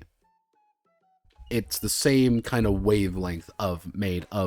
This isn't a game to be taken seriously. This is kind of like a two-off, maybe like a one-off game where you play just a few, you play a few bits. You're playing an episode of a harem comedy or something stupid, or you use it as like a point in the middle of a campaign to do something just stupid or silly. It's that kind of game. It's the continuing anime that doesn't exist. And if you treat it like that, I think the game works pretty well. I think it's just silly enough that it's like, you know what? Okay, I'm in. However, you always have to preface it by, but then there's Made. If you don't like Made, you might like high school harem comedy because it's a little bit, I wouldn't say more traditional, but a little bit, it's different enough. But if you like Made, this serves no purpose unless you just want to try something new. But even then, this is not a game you play very long. This is a game you play for like 2-3 sessions max. Or you play it in between things. It's the game you bring out as the comedy moment. The beer and pretzels. That's what this game is. But I kind of want to bring this one up simply because A, it's been in my folder forever, and B, it shows a very unique side of things. One I actually wasn't able to find that often, which is anime romance games. There weren't actually that many that specifically deal with this particular genre Or at least none of them that popped up immediately. Which I find interesting because you think that that would be a lot more common, but not really. Not really, not at all. But I think that's due to partially because of things like Maid exists. Because Maid is out, why would you ever want to make that? Because Maid does that already and is good. Psychopath commits crimes against humanity. But yeah, that is it. As you can see here, Megalite was just a Yandere Kakulander. Why? Because I found it funny. I just found it funny. There's no other reasons. All right, that brings us to our, not last game, but like very close to our last game, which is going to be, actually, ooh, do I want to do this, or do I want to go with a romance trilogy next? No, we're going to go with Dune Rose. Yeah. Welcome to a game called The Dune Rose by Angela Cosper. It's not by Angela Cosper. The Dune Rose is actually a role-playing game about those particular, if you just Google the Dune Rose, it brings you up here. It's written by this guy, a guy named Wilhelm. And it is a game about playing a romance novel. And this is what this guy does. I've learned. It's Wilhelm.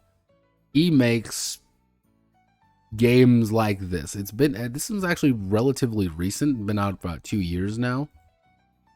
And if we go here, Dune Rose, it's $10. You can buy it right now if you feel like.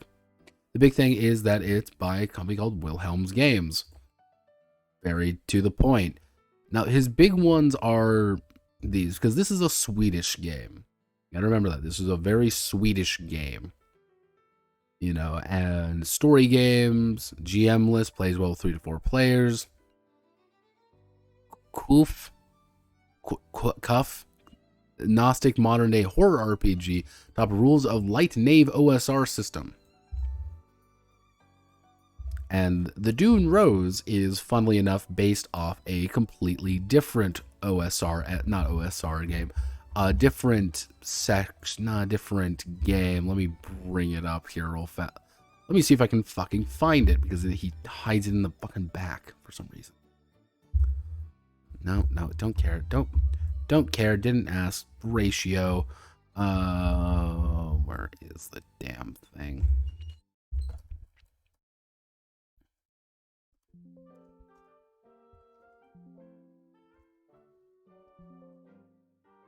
Where are you?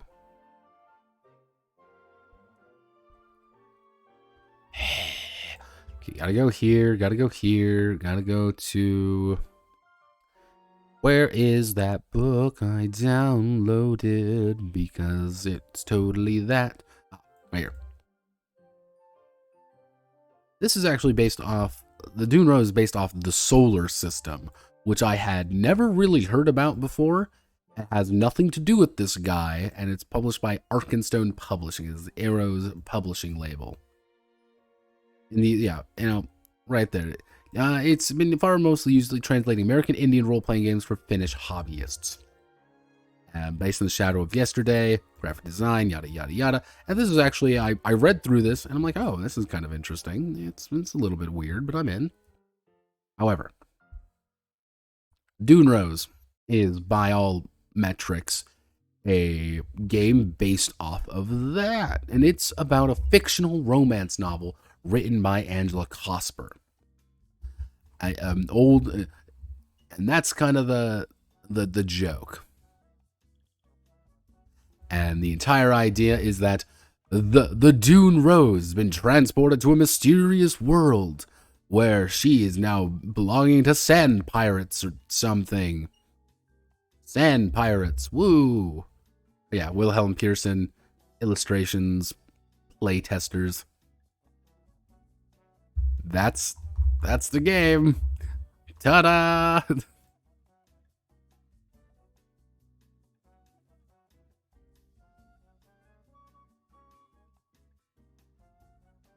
Wait, What? 2 paws? Oh. It's a cocky game, Pog. No, it's not. No. We're going to learn about what this game is. And I'm going to tell you something funny. It's a Fate game. But not a Fate game. You're going to need fudge dice for this. Now, what is fudge dice? Fudge dice are these. You've probably seen fudge dice before. Let me just bring it up real fast.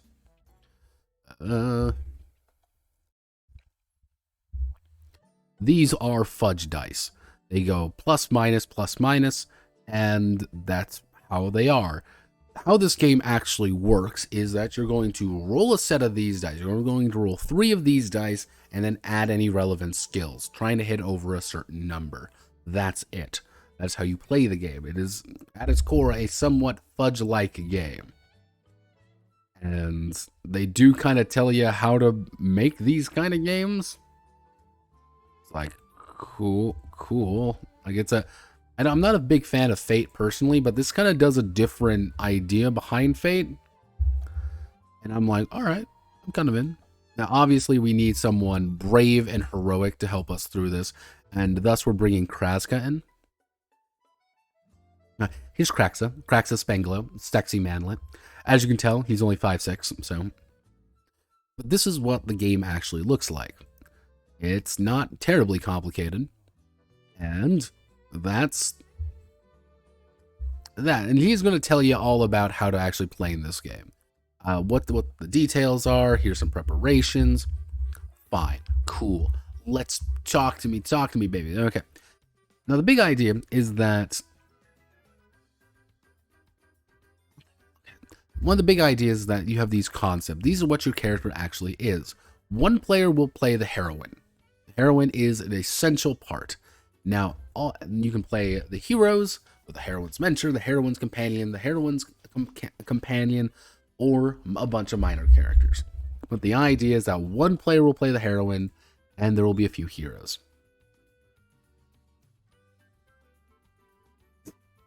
He's Swedish. What can I say? I can say nothing else, Iron.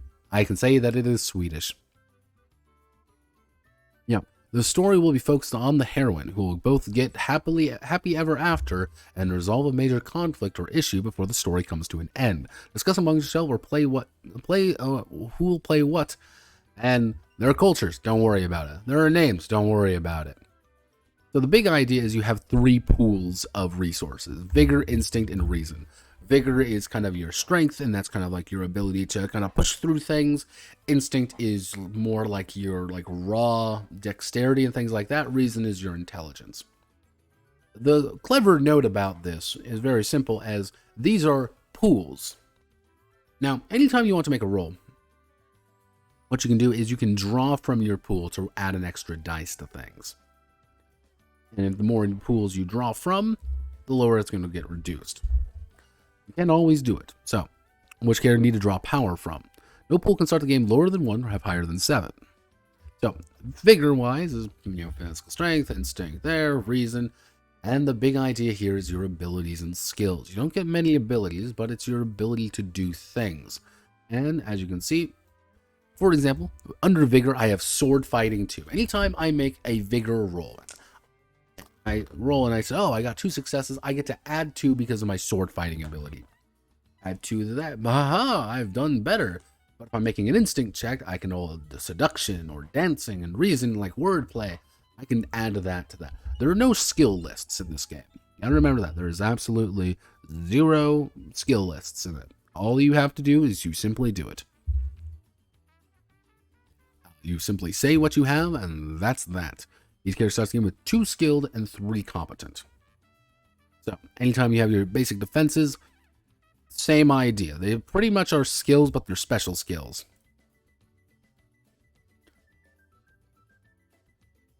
Because they already kind of hand it to you. You're good with one, not great with another, and terrible at the last. And then secrets, which are special abilities that you choose. There are a few they hand out here, but however, I gave Kraska here the secret of the Pocket Prince. Is Kraska gains a bonus die whenever his manlet-like height is advantageous. He is only 5'6". But you can select, oh, I'm a master of the blade, or I have the sword of justice, or whatever. And that gives you various different bonuses and penalties, but the most of the time it's going to be, I gain a bonus die to this, I'm allowed to re-roll this. Very simple, not exactly the most complicated kind of game. And that's fine. Now, the big thing is keys as well are your ability to actually level up. You're going to get experience points by completing aspects of your key. More experience. If you get 5 experience points, you get to rank up in advance. You get an advancement, which is something that you can spend to do anything you feel like. So, for example, like I have the Key of Bloodthirst. I get 1 point of experience. I spent experience wrong. When you defeat an enemy. You get 3 points when they are stronger and more powerful than you. However, at any time, you can optionally break a key if you have successfully, if an issue has come up. If you break a key, you get 10 experience points right off the bat. It's a big deal. But you always break the key. That's kind of the idea. You break it, nobody else. Or, you know, and this was a custom one, the Key of Flesh. You hunger for the flesh of others in another way. 1 point of experience when you make a move on the heroine or other women. Get 2 experience when you bed the willing. Get 5 when you actively pursue a woman who you shouldn't and unfortunately succeed. Break by settling down or rejecting feminine wiles. That's how I chose to make this character because I thought it was funny. Then we have advances. One of the weird things about advances is that these are floating. You can use these at any time you want. For this character here, I actually used all of my advances, but normally you get 5 of these at any point at the start of the game that you can spend on whatever you want, as long as it's not the same thing twice. So you may say, hey, I don't have a skill in this. Being like, okay, you can spend an advance and have a skill in it. So you can actually do it. All right, cool. Or you might say, hey, I have or I need to, I'm trying to think at the top of my head, I want to increase my defense. Cool, you can spend advances to do that. Like these are anytime except after the dice have been rolled. I think that's kind of neat. Short king.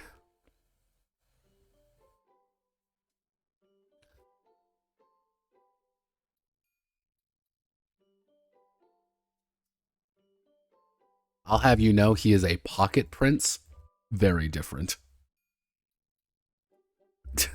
Praise be to short kings. Yeah, when the game gets started, characters experience from their keys every 5 points gives them 1 more advance. That's it. This is what the character sheet looks like, nice and simple. And you know what? I don't hate character creation. Here's the thing. I kind of like the key aspect. I think this is kind of it's a change of pace that I actually enjoy because it gives people a little bit more room to maneuver around. It also allows them to be like, hey, this is both a character driver as well as a way you can like very obviously get experience points that isn't. Because the thing is, you're never awarded experience points for doing things. Like I'm at the end of a session, I'm gonna be like, well, you get 5 experience, but no, it is entirely driven by your keys. What makes you interesting? What makes you want to do something? If you go against it, you're not going to get anything. However, if you kind of play to whatever your keys are, you're going to get something. However, you may notice I have 2 here. You only start with 1 key. Only start with 1. And that's a little bit wonky. I'm not 100% sure on that. I invested in the 2nd key because it's like, why wouldn't you invest in the 2nd key right away? That'd be my question. That should be like the first thing in my book that you get. You know, very balanced, blah, blah, blah. We don't care. Let's go down. Yeah, you like these overly long play descriptions. I love it. It's my favorite. Yeah, the game begins. Everybody has little name size. Everybody gets roses. Now they need some help to overcome. Yes, this is very important. Everyone gets a rose. It's not terrible. And the actual system isn't terrible either. Like, let's see. Symbolic rose each. Where was it? God. Okay, wait. Like, let's keep going. We're going. We're making it.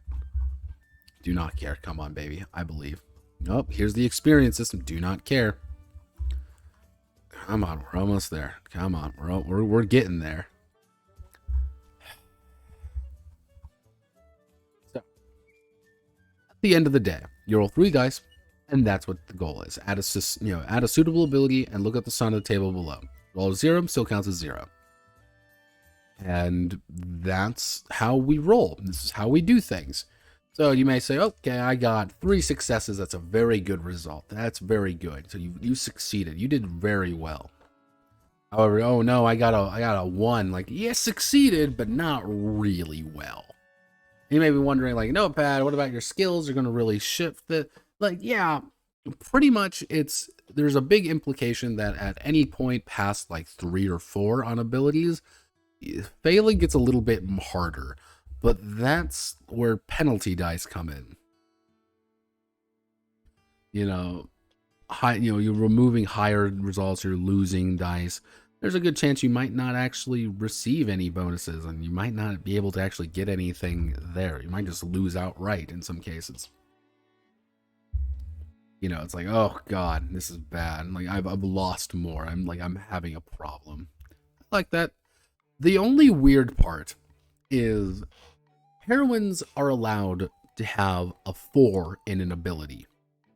Nobody else can have a 4 in an ability. Only she can. Everyone else, their max is 3. So regardless, you can still roll a 0. It's unlikely, but it's still possible. If she manages to roll 3 pluses, 3 victories on her 4 attribute, the story is over for her. I have no idea why this is a mechanic. I can accurately tell you I have 0 fucking idea why this is a thing.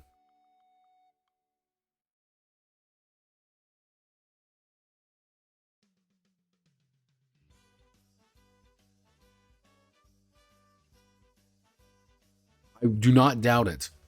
Because the thing is, I don't hate it, but I have a very interesting issue. Yeah, so they probably did play this. I have a very interesting issue with this game after. And yeah, I'm not a huge fan of the end of the heroine story mechanic. It's weird. I don't know why it's there. Now, the big thing is that you can draw from a pool. Draw 1 die from the pool and add it to the result as a bonus die. That means you can pretty much do some basic rerolls but you're reducing your pool because you're drawing more energy out. Like, oh no, I've lost power and I'm dying.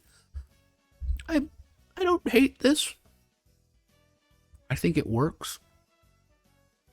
Well, like, cool. Like, it's a very simple game. It's clearly kind of playing like you're heroic people, but you can still fail. Such rolls add a bonus die to roll. Like, you can just give players rolls for bonus dice. And that's it. That's how we do things. That's all this game is. You can give a rose to somebody if you want to give them a single bonus die. You have to determine what's at stake, what's a competition, if you have resistances. Is you're normally going to be rolling. The thing is, like, players aren't really if an NPC like attacks you, they're not going to be rolling really. You're going to be rolling a resistance against them. If you succeed, cool. If you fail, well,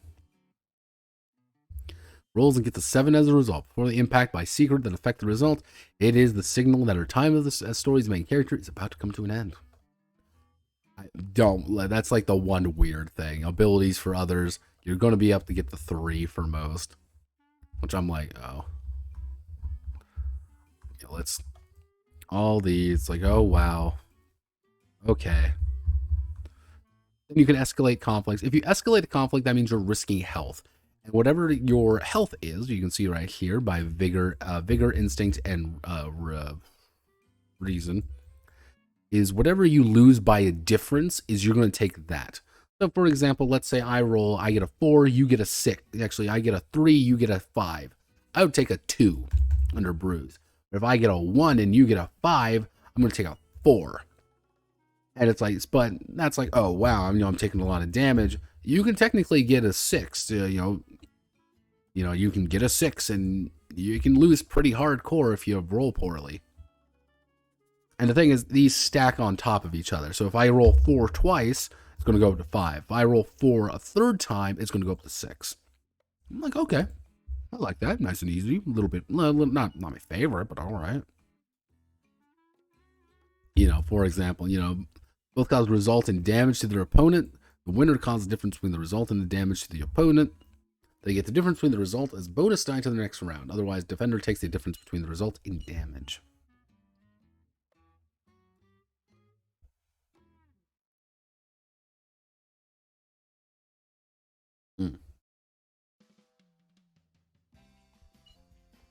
Also, I think this is incorrect. If the defender wins, they get the difference between the result and bonus die in the next round. Otherwise, the defender takes the difference between the results and damage. I think that's supposed to say attacker. But we don't talk about that, do we?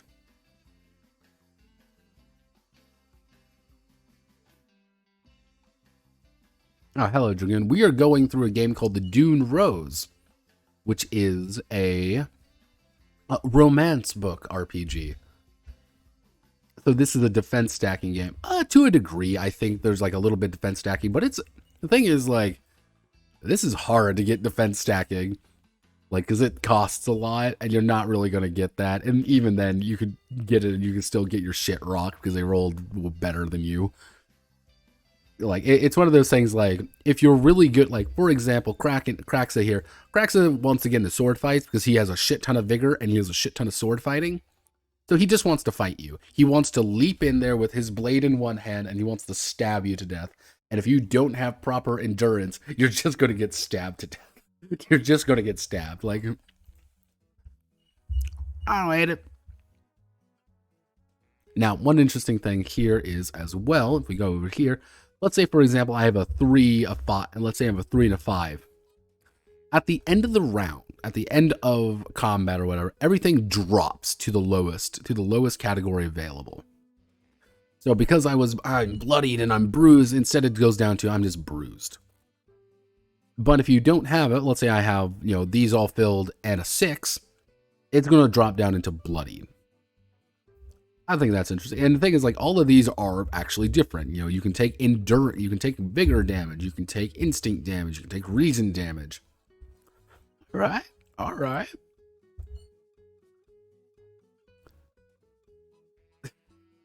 Yeah. So if the defender loses, I have no idea why. That's incorrectly worded. Ironside, I can say that's incorrectly worded. You know, draw the trapped, exhausting, deadlock, or draw. Surrendering, catching your breath, caring for someone's injuries, medicine or counseling. Mind you, there's no skill list or anything. You have to choose all of these things. You know, you can also recover your pools by doing something that's enjoyable. Oh, I want to do something in exhausting activity with another character. I want to do something that social activity with another character, or intellectual stimulant with another character. What this is effectively saying is, please interact with the heroine heroes. Please, we're begging you. Here's excellent excellent combat. Secrets are just special abilities. You know, these are what they give you in examples, like bonus dice, bonus to damage. You know, secret that simple but rare power. Roll for an ability. You know, spend a point from a pool. And at first, I'm like, this seems really weirdly out of place. I wasn't really super into it. And equipment seems...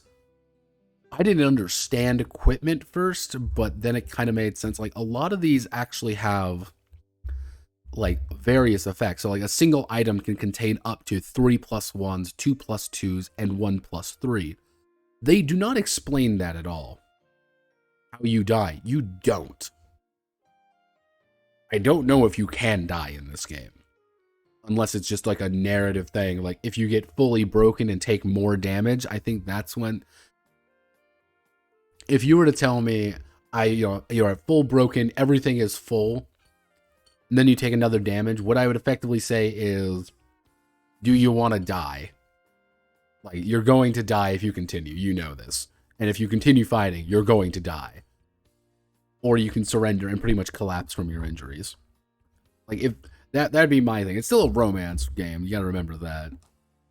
Sexy blood fighting. You know, that's how it goes. Yeah, for some reason, like items are weird because it'd be like, let's say we have like what would be a good secret item? That would be we'll say thieves' tools. You know, you'd get like I get a +1 to breaking in, +1 to being sneaky, and a +1 to tools. But I get a +2 to breaking locks, +2 to finding, actually, fuck all if I know. I don't really know, honestly. Because the idea is that like these are like very basic ones, these are a little bit more specific, and these are very specific. And it's like, oh. Alright. You know, keys are kind of like what I said. You make your key, and that really determines what you are. And then, you know, like, here's events and action triggers. You know, you're the key of mercy. You care about those weaker than you. The key of the fraud. The key of the protector. I'm like, all right, this is kind of neat. Or you have the heroine key. You are literally the hero. All right.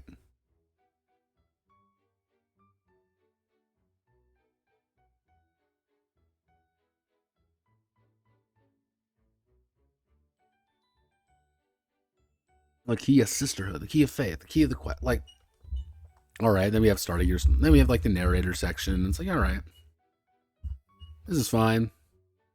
Like, for some reason, it's like levels of attraction are here. I don't know why. Like, all right. But I thought about this when I was going over. I'm like, something doesn't feel right. Something doesn't quite feel correct to me. So I looked a little bit into it. I looked a little bit into the solar system, the game that it's based on. And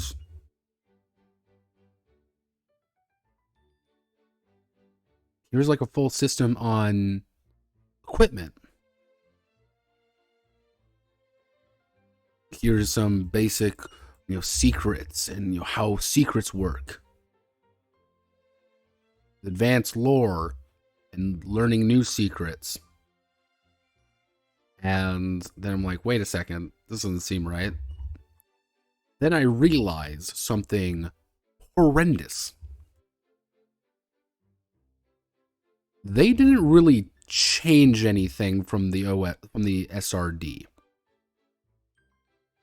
They didn't really change anything from the SRD even. There's very little that changes from the Dune Rose from the solar system. Now, that's odd. Because I'm like, where the fuck is this culture? But then you have the cultural identity here. But then it's like, wait a second. Yeah, of course this makes sense. This is a full system for what they like mention in Dune Rose. Now this is what I mean by, here's a question, a query to God, query to the masses. At what point does a game borrowing from an SRD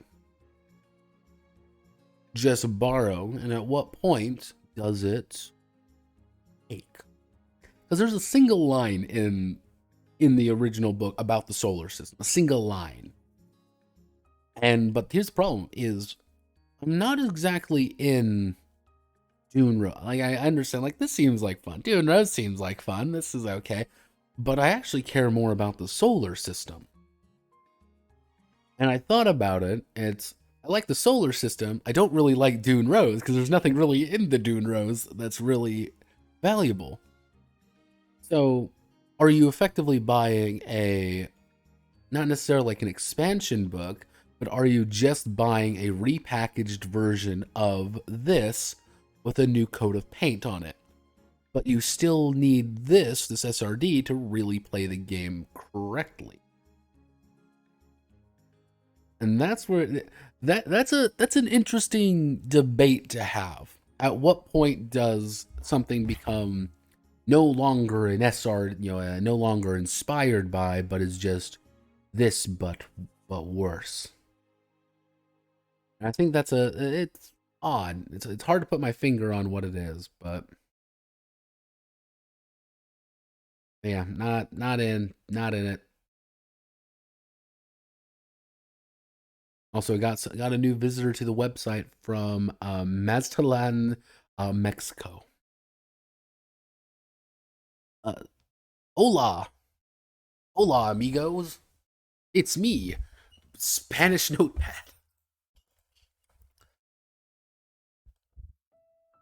Good old Spanish Notepad. But yeah, no, I would say my opinion of the Dune Rose can be summarized as I kind of like Solar System. And maybe I could find more games inspired by it because there's some cool ideas in here. I just don't give a shit about, like, yeah, look, here's a fucking skill, like, example abilities, and like cool, like, I like this a lot more. Like, oh, you can convert experience into advances, like, everything is the same, here's all your secrets and keys, here's the little harm tracker, like, cool, I'm in. I think this is pretty good. All right.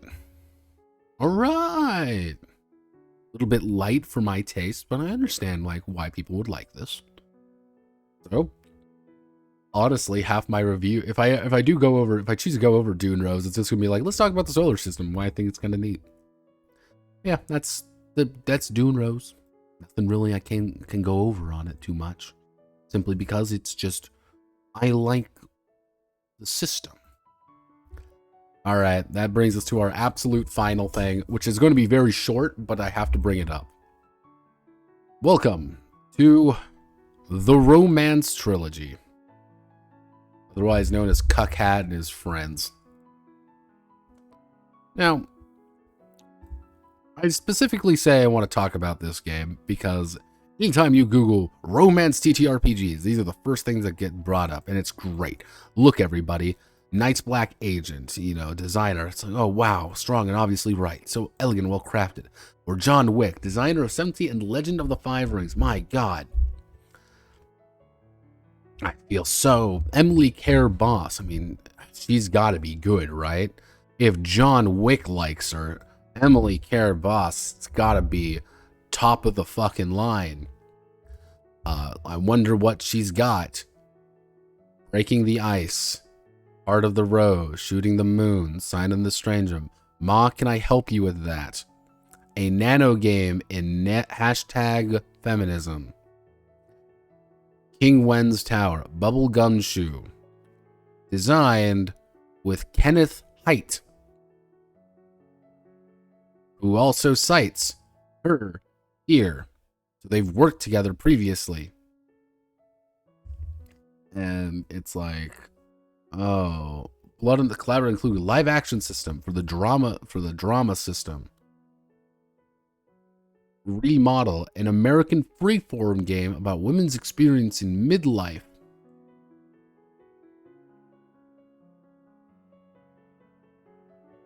Monkey Dome.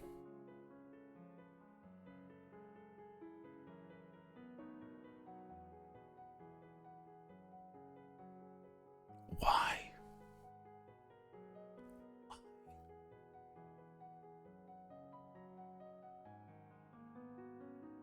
But yeah, here she has been referred to the Dean of North American School of Structured Freeform Game Design, otherwise known as the thing I don't want to ever fucking look at. So yeah, now she actually won. She was nominated for a Diana Jones Award. Yeah, this was like her big thing in 2016. One volume as a romance trilogy. Oh wow. Nail romance and sex, outspoken handling, love and sex and design of RPGs and LARPs. It's like, am I like losing my mind? Like the only thing, like, she wrote Bubble Gumshoe, which was was part of the Gumshoe system. That was like the only game I could really find about her. And it was like, okay, where is the other bit? Like, where's the catch? You're gonna tell me about the catch, right? You wouldn't just do this, right?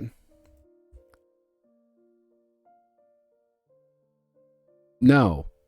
No, this is legitimately just, let's see, Colony Wars, Drama System, Space Scouts to Heroin RPG? What the fuck's the Heroin RPG? Bubblegums, You Never to Return, Silent Companions, Hieroglyphs of the Whale. Like, King Wen's play the conflagration of force and philosophy at the formation of China as a nation. Who the fuck is playing these? Who keeps giving her money? Why? What is this? Am I the weird one? Am I the weird one? Am I going insane? That's all I'm going to say. I'm like, am I the one going insane here? Like, am I missing something? Like, am I missing something? Did she like work on like fucking D&D somewhere along the line? Like, there it is. I'm like, I couldn't find it. Yeah, Emily Caraboss is actually relatively popular. Like, she's this important person apparently in the industry, but it's like, who the fuck is she? I do not know, but these are her games collected together in the Romance Trilogy. Woo! So I'm going to go through these pretty fast because I have no idea why anyone would play these. I genuinely don't. Because these are LARP games, sort of. So let's do the first game. 60 pages for Breaking the Ice. This is a game about breaking the ice on 3 first dates. We're opening up with a man in a dress. We're ready, everybody. Like, the big thing is that this is supposed to be a fun and exciting love story. Now, how you actually play this particular game is you decide actually, let's go through all of this. We gotta go through all of this, obviously. Forgive me. Okay, can't do that. Character creation. Okay. We have to now we have to do the word web, because this is how you actually make characters. So you write a character in, you write something like red, and then you go back and forth writing out a web of characteristics for this particular player. Those are your traits. You're going to end up with a total of 12. So for example, red might lead to passion, which might lead to light, which leads to feather, which leads to raven, which leads to flight, which leads to, or red to Mars, to Marshall to arts, to red Marshall's planet, to red anger meditate, or red anger argue. Cool. You're always able to add more traits to things, and they're divided into categories of self, work, and play. What do? You're a fast driver. You lives in your parents' house. You're short temper, dog owner, owns a bar if you're working. You play basketball. So you're going back and forth with each other, designing these characters. What's the conflict though? What's the problem? And that both of you have.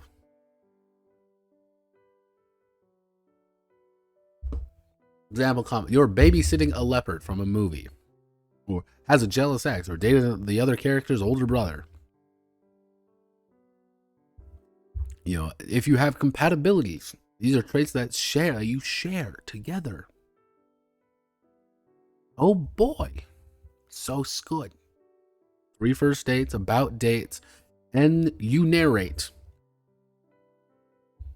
You go back and forth and you describe the scene. The active player describes the scene. You establish time, describe what's going well, and the other player is going to be giving you dice for good descriptions. Then you make an attraction roll.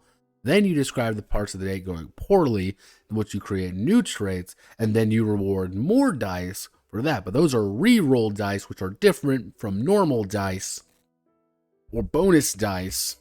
Those are completely different. Then you re-roll all your dice. Then you roll your conflicts and compatibility, if applicable. With enough successes, you increase your attraction.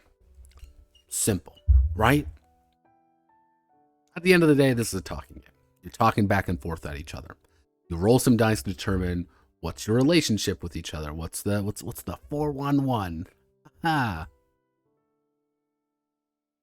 However, let me see if I can bring up the Let me bring up the romance trilogy. Romance trilogy RPG. We want to do this. Where is the... I could also do the errata for 2018, but we're not going to do... What's the errata for 2018 looking like? No, I'm not doing that. It looks terrible. But for example, this is what the character sheet looks like. And if we scroll in here a little bit, again, here's some compatibilities. Like if you have traits correct, you have, these correct. It's like, what? All right. You want to get more successes. And how do you get more dice? Well, you get a bunch of D6s. You roll, and 5 and 6s, you get success. More successes you roll, more good descriptions you give, the higher the amount of dice you're allowed to roll, allowing you to get more successes. You get 3 successes, your attraction increases by 1, and you may be able to get even a compatibility, which compatibilities are very good because you get 2 dice for them. Cool. All right. Alrighty then. If you want to invoke conflict, you want to invoke compatibilities, and that's the game. I was kind of let down, not gonna lie. Kind of let down on this one because it's not really... It's a talkie game. It's a talkie game about rewarding each other dice for being good at narrating things. You don't play this with real people. That's my hot take of the year. You don't play this with real human beings. You roll this with people who... How do I word this? You play this with people who already want to play this game because they like playing these games. Like people have already chosen that they want to play this with you. Nothing more, nothing less. And more you get, more of that, more compatibility dice. You get more. We need more compatibilities, of course. We need to add more attraction levels. It's like, oh, that's cool. Like if you've ever just said, cool, that's fine. Like, okay, what's the... Oh, and don't forget about all the side thing, alternate mechanics, alternate things. It's like, I'm not in it really. Like, but I'm not... Okay, maybe we get a little bit more role-playing going on in the next game. Maybe there's some shooting the moon. There's 3 players, and guess what? It's another 3 thing. You have a beloved and 2 suitors, and guess what, everybody? The entire fucking game is about talking at each other with fucking nothing.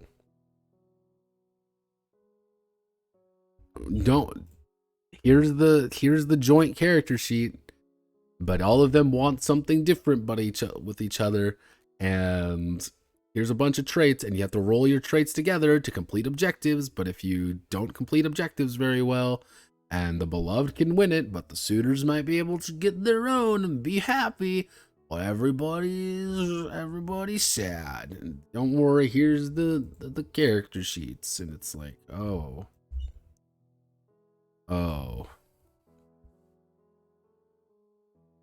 You just ask here and ask why. The entire idea behind this game is that 2 people are competing over you, but you're trying to complete your own goal. Don't you worry about that. And now everybody's lusting after each other, and you got obstacles, but you got to overcome the obstacles. But you still are... It's the mechanic of romance, which is always a complicated thing to go through. And, oh, there's Mr. Cuckhat, by the way. Hello, Cuckhat. We don't talk about Cuckhat. He's funny.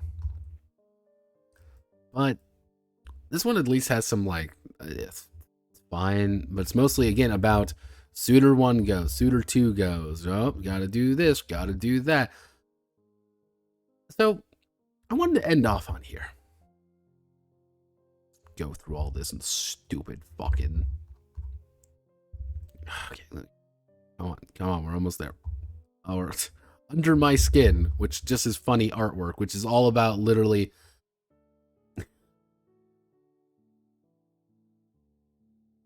I think I want to end off here, right here in particular. One of the big quarries about romance games, mostly about things like the Romance Trilogy, is that fundamentally this is a game about people who want to play this kind of game.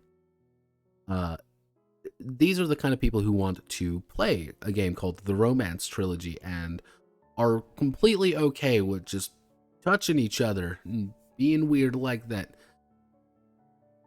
Calling it a role-playing game is almost a misnomer to the term, or it doesn't feel like it's the correct word to even say for it, because you don't take the role of characters necessarily, but you do.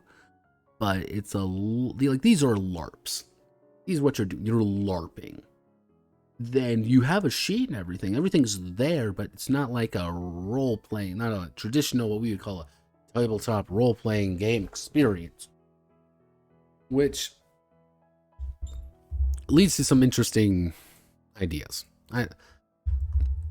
Because like the entire idea here is that you have to play out story arcs and you're kind of going back and forth with each other and you don't know how to really engage with one another. It's like the idea here is perfect, but the it's also weird in the way they do it and the way they decide that they want to handle it. Because like they want people to touch. It's like hashtag feminism in the fucking licking game. Why is it the licking game? I remember that one. Don't you dare fucking think that we can't. Choose being a non-normative type. Sometimes only if you play in a group, do so. Perhaps only one. Social pressure, both in-game and out-of-game, can isolate these players and characters in a way that mirror real-world rejection, and discrimination.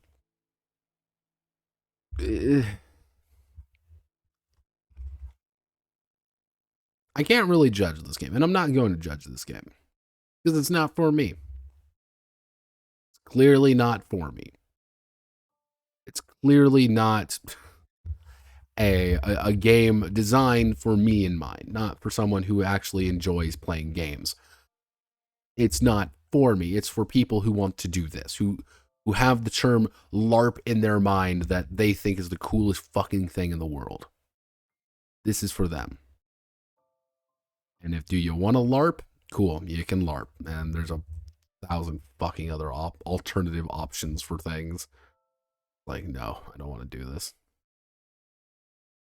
And that's... I think the thing with the Romance Trilogy is, do you like LARPs? Do you like these kind of... These aren't really tabletop role-playing games. These are LARPs that you happen to do things with. And I don't judge LARPs because I can't judge LARPs because I don't play LARPs because I find that cringe-inducing. But here, I don't know. How do you judge something like this? Because ultimately, the mechanics don't mean anything. What the mechanics truly mean is just simply a way for players to engage with one another. And that is ultimately, I think, it. That, my friends, is the conclusion.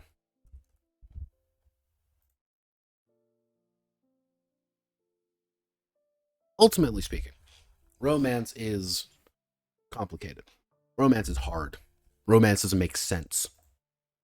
And one of the things that I think is hardest to represent in romance is both the thing that a lot of these games, if you kind of noticed, kind of have difficulty with, which is the idea of mechanifying it. It's hard to put mechanics behind relationships. Sometimes they feel awkward, or they don't feel correct, or they feel artificial in a way, rather than a genuine piece of relationships or bonds that characters may form. They instead have these points, it's advantages. It's, I have a +2 in this, so you have a +3.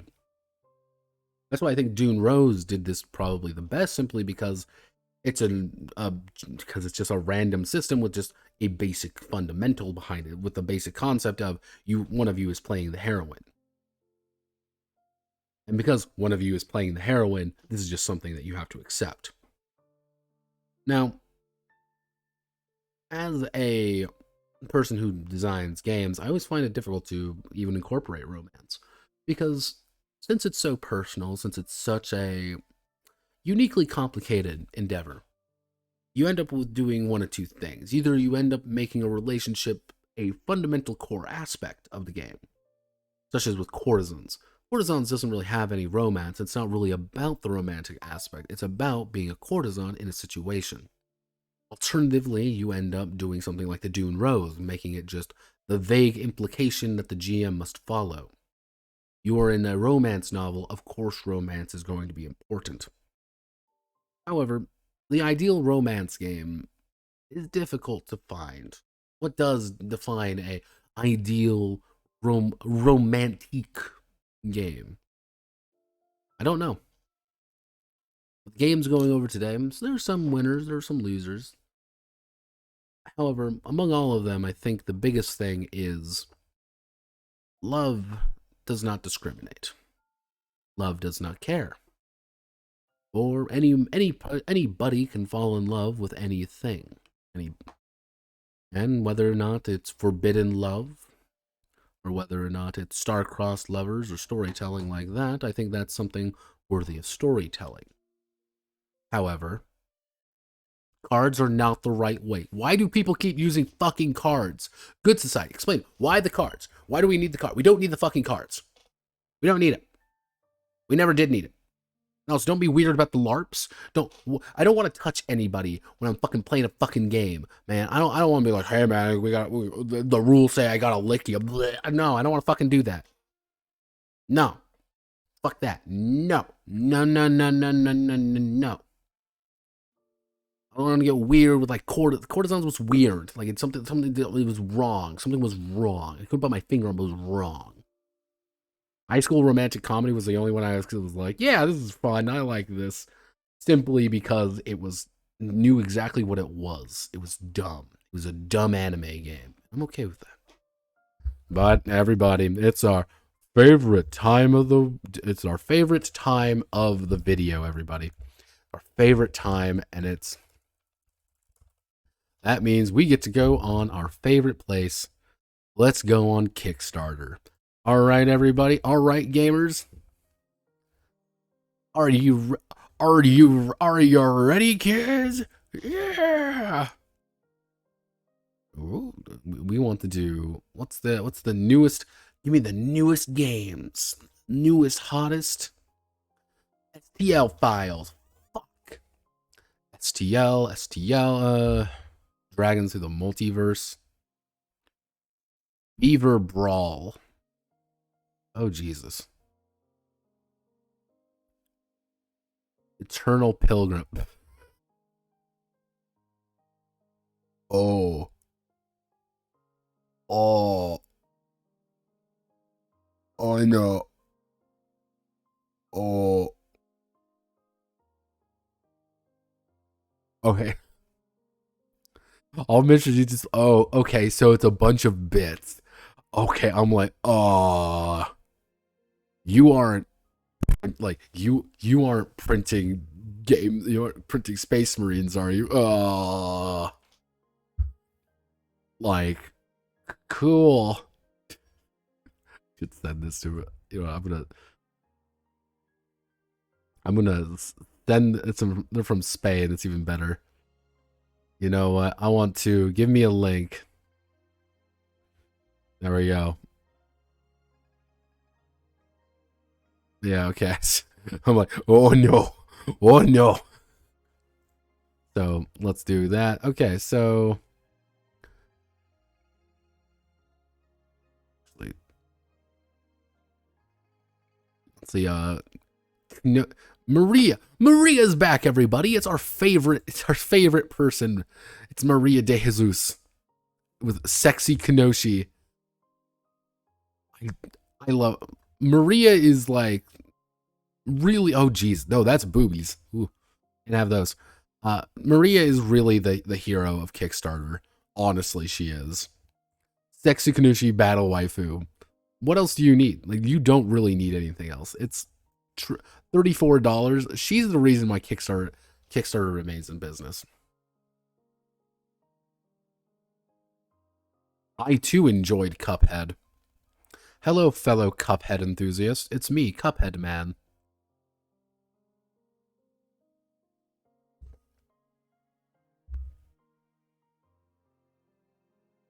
Let's see. German. It's a German. I know it's Swedish. It's Swedish. We like Swedish. Oh, more of the hit map labeling RPG and world building tool. Cool. That's neat. Oh, the Magic Net by Deanna Ferris. Who's Diana Ferris? Oh, they're Canadian. That's even worse. All right, what's the malleable D20 rule set? Use build it. Storytellers called the Nexus Master. Can you gather a group of people? Tell the story. The rules Magic Nexus. To level multiple forms of currency, use purchase things the character might normally gain from leveling up. There are 12 elements. Race you choose to determine the elements you start with. Choose over 600 abilities. Oh, goodness.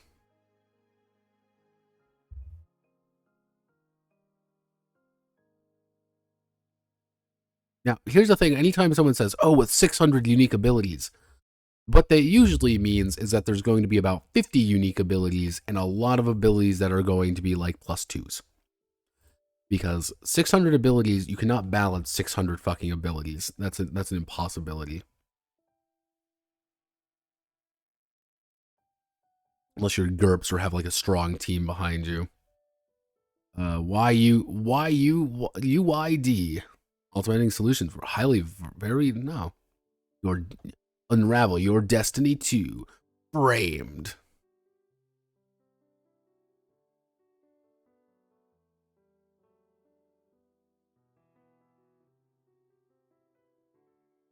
All right. I mean, that's kind of neat.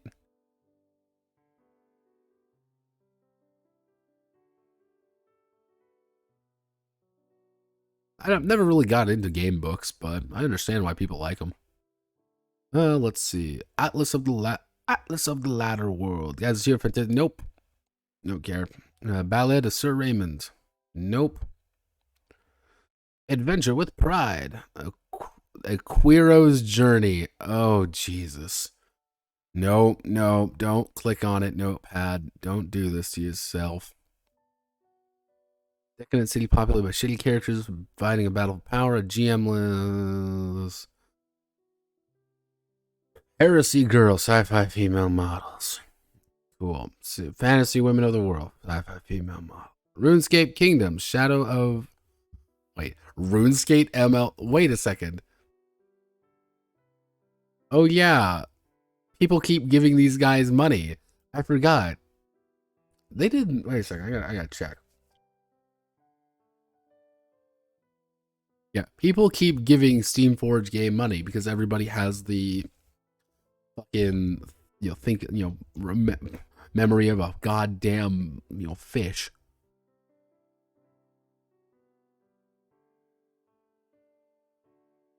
RuneScape quests. Go RuneScape. Yay, we like RuneScape. They have the license to RuneScape, by the way. So yeah, I'm curious. Let's go. RuneQuest TTRPG. They're doing the Steam. No. RuneScape TTRPG. Yeah, they have the rules for this. I mean, 2022. Not once, but twice. Let's see.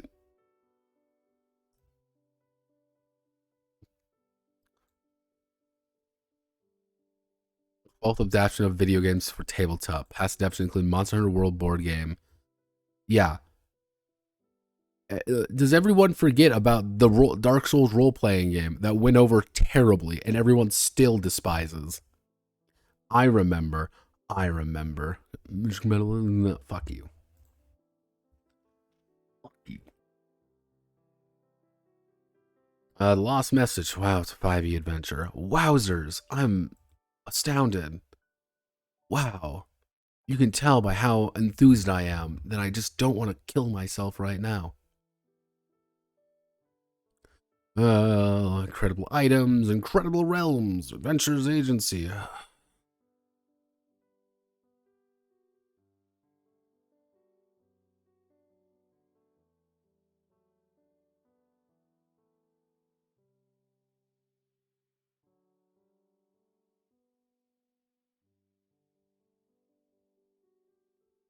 I'm being dead silent because I'm trying desperately to find anything worth talking about because there just really isn't. There's a lot of like, oh boy, want some more minis? Here's a chess set. I believe that's like a French version of, the Spanish version of Frostgrave. That's cool. Want Frostgrave in Spanish? That's neat. Woo! Everybody clap. Why aren't you clapping? Financial. That's just a fucking house. That's just a house. It's not for tabletop games. That's for a fucking house. It's an STL file. Why are they all here? They don't need to be here. They never need to be here. Hate it. It's dumb. Let's see. Die Hard fucking miniatures. The Cthulhu and the Apocalypse, a 5e Quickstarter.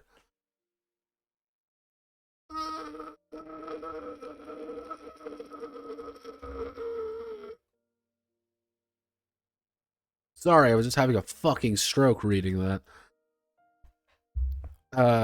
Return to Dark Tower. That's cool.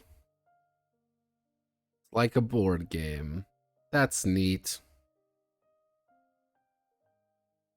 Okay.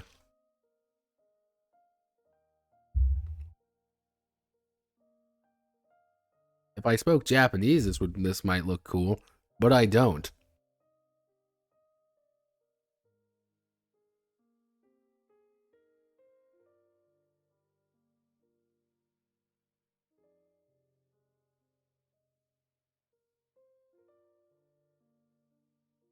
Like, I'm assuming, like, judging.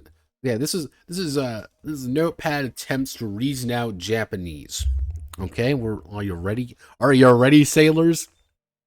I'm assuming that this is a game about like it's come to like Clue in a way, like the idea like you're supposed to move on top of each other to find like clues and stuff, and you need to uncover these particular clues. And you open it up, and then you find out there's like a monster or something in there. And I'm assuming each of these three are like different factions trying to find things individually. So like this blue character though can defeat. Actually, this blue character is defeated by any of these monsters. So anytime they fight them, they're going to lose automatically. However, this guy versus any other versus monsters that's weak to them is automatically going to win. Is that an anime girl with a gun? Like, you see that there's an anime girl with a gun over there. All right, cool, Pog. I'm in. Yeah, so yeah, I'm assuming that this is the gimmick between it. Like, there's three different factions that all kind of oppose one another. Like, looks like blue and green are hunting down red, but red is going to always be like the secret role, maybe. Okay, looks like looks like blue has to defend. It looks like a dial turn, like, oh, okay, I see. Because they want to hide. So that makes sense. So the idea is like the more turns you do, that you're going to be able to reveal different characters at different times, whoever is found at certain intervals. Kind of weird, but I'm all right. I'm in. Got no idea what the fuck any of this means, but cool. You go, you Japan. Go get him, Tiger. I have zero idea what the fuck I just read, but I can definitely say, yeah, I'm your boy from across the ocean. I have zero idea what the fuck any of that was, but it looks all right. But it looks right. That's all I can really say. Wow, tabletop RPG where you are the monster. Wow, Never seen this one before. What is it? Tell me what the fuck is it?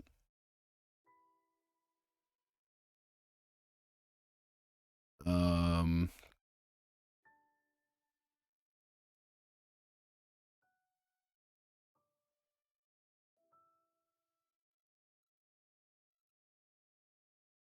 human lore. Okay, looks like a. Okay, looks like all right. Looks relatively unique. Not much, but you know you can't ask for much, right? That's fine. I will keep an eye out for this. It has 34 days ago. It's already made its money. So I mean, that's all I can. That's all I can really ask for sometimes. Roma, the Breach, Expert Hacker. Do we have anything fun and exciting? Science fiction with innovative campaign. No. The Dock War, the Ale War, Dragon Party Games. Was it? Wow. Don't you know you never split the party? Back then.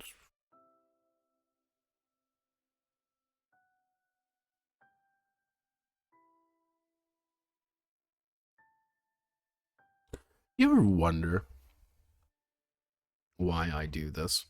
I do this to myself, just going through bullshit on Kickstarter. I do it because there's usually like one thing I can find that's like, this is interesting. I feel genuine interest from this. And there's nothing today. There's fuck all.